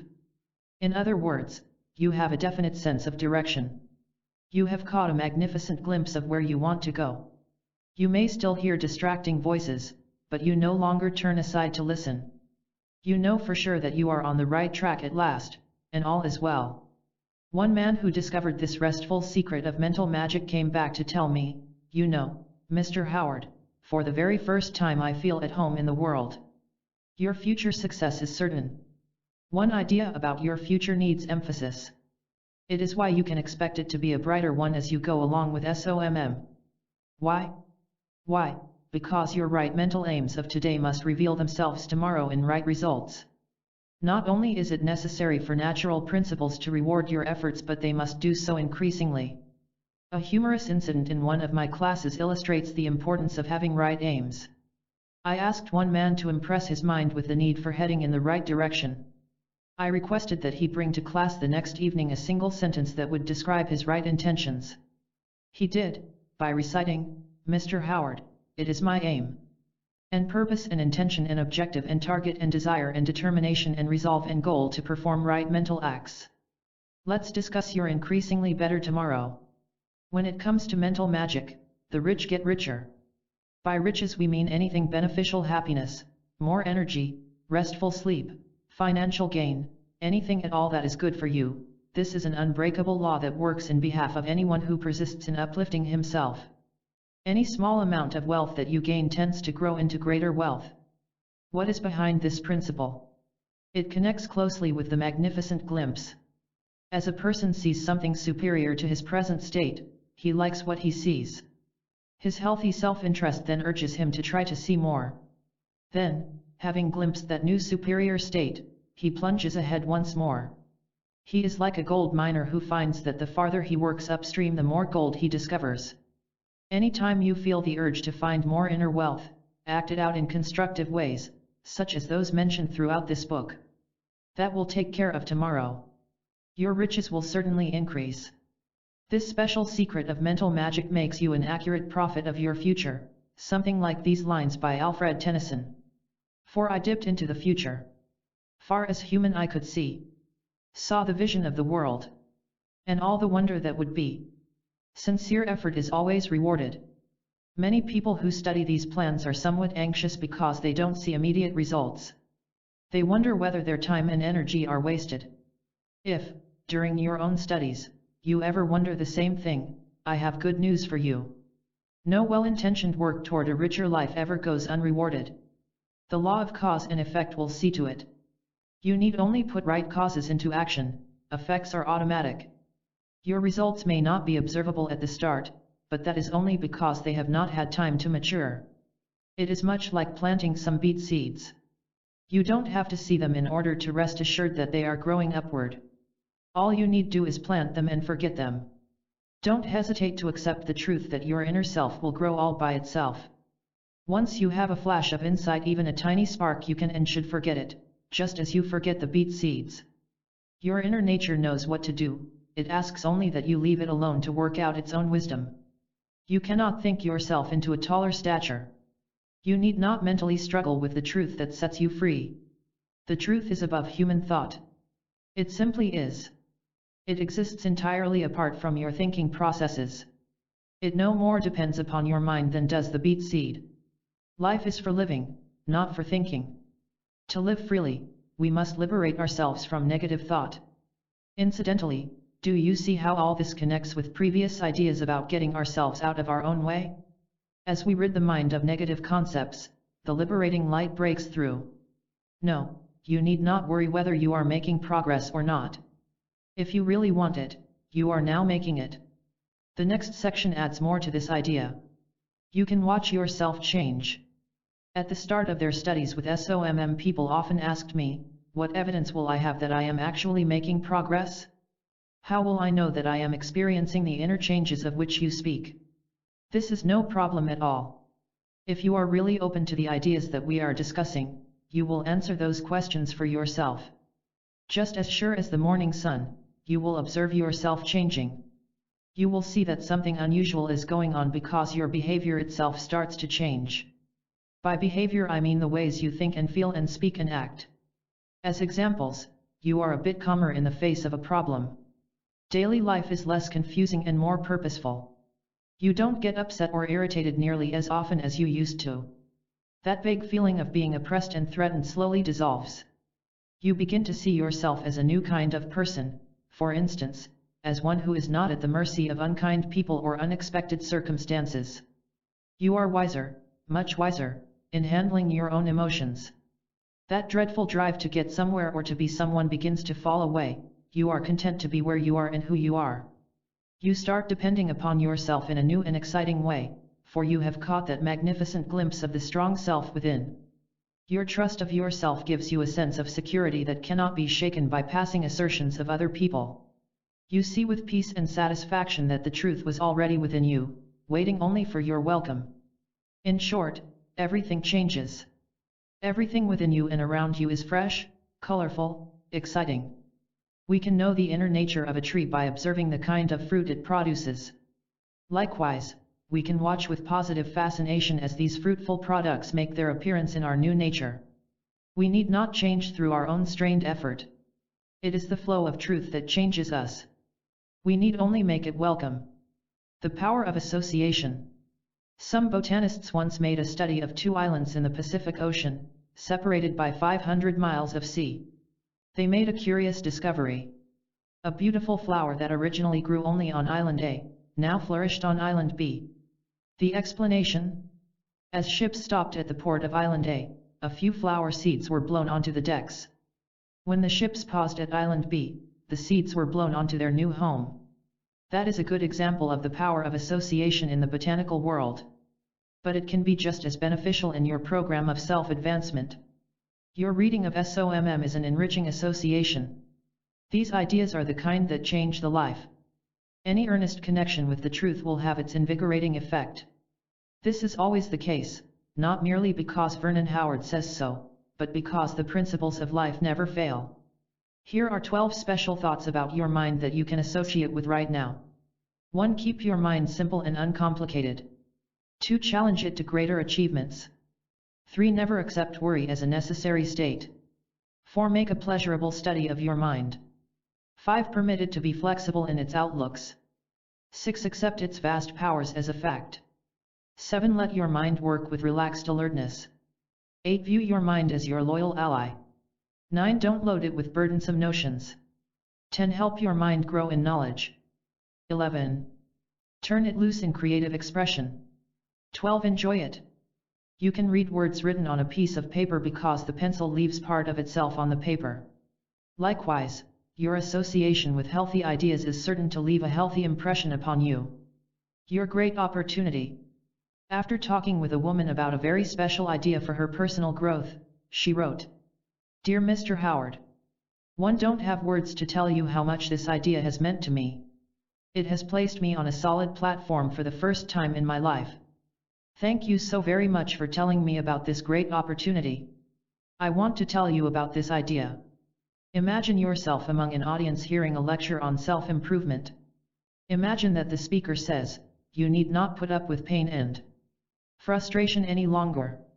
There is a way out. And you can find it. That would excite you, wouldn't it? It would arouse your hope and revive your expectations. How come? Because somewhere, deep down inside, every man senses that he need not put up with unhappiness. Somehow he feels that there is a way of escape, and that correct searching will find it. The point is this: the truth is always recognized by the human mind. It may be rejected by someone who fears that it will break down his tightly held illusions, but still he recognizes it. The very fact that a man gets upset or angry at the truth is perfect evidence that he recognizes it. There is lots of wisdom in the familiar proverb that it's the truth that hurts. What, then, is our great opportunity? This. Whenever we find ourselves upset or hurt, we should welcome it as a fine opportunity for self-advancement. The truth about ourselves, regardless of how shocking or painful it may be at the time, is the wonderful path to freedom. It has always been, and it will always be, the truth that sets us free. Total power. Of all the good things that come along with SOMM, none is more satisfying than the full use of your inner powers. A happy man could well be defined as one who employs himself to full capacity. But here is the vital point to remember: to make full use of our inner forces we must first become alertly aware that we are not presently doing so. As we saw in previous pages, no man ever knowingly wastes his energies. He engages in power-draining activities because he doesn't see that he is wasting himself. He lacks insight between self-defeating and self-advancing action. Now, because all kinds of action, favorable and unfavorable, take energy, he wastes powers that could very well be put to productive use. The famous Wells Fargo company spared no effort to track down bandits who held up its stagecoaches.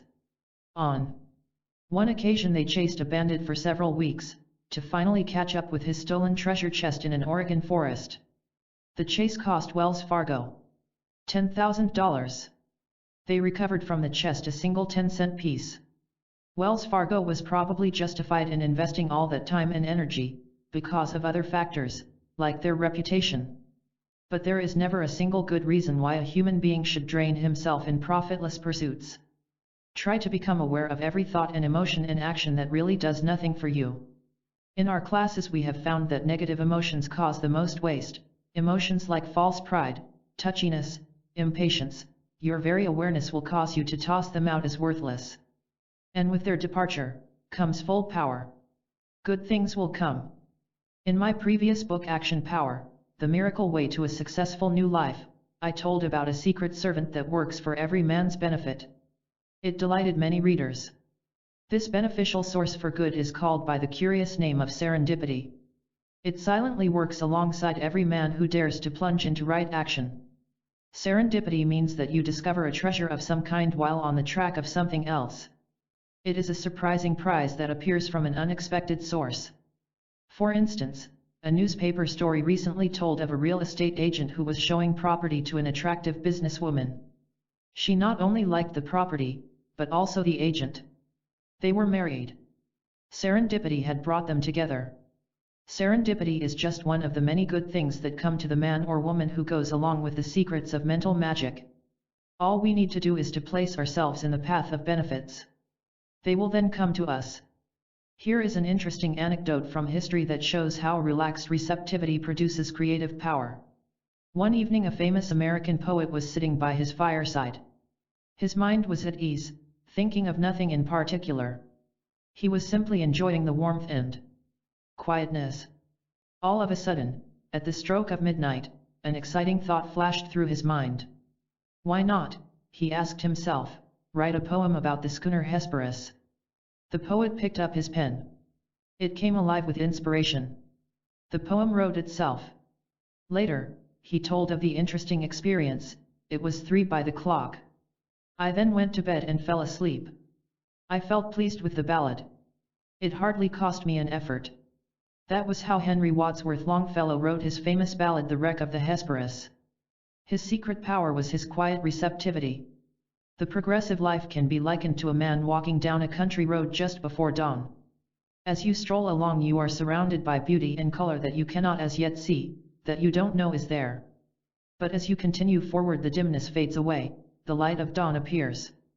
Now, as you glance around, you are delightfully surprised at all the beauty of it. And now, because you are in the light more and more, it is more and more yours to see and enjoy. If you will walk forward, it will appear before you, to dazzle and to delight. Good ideas to think about.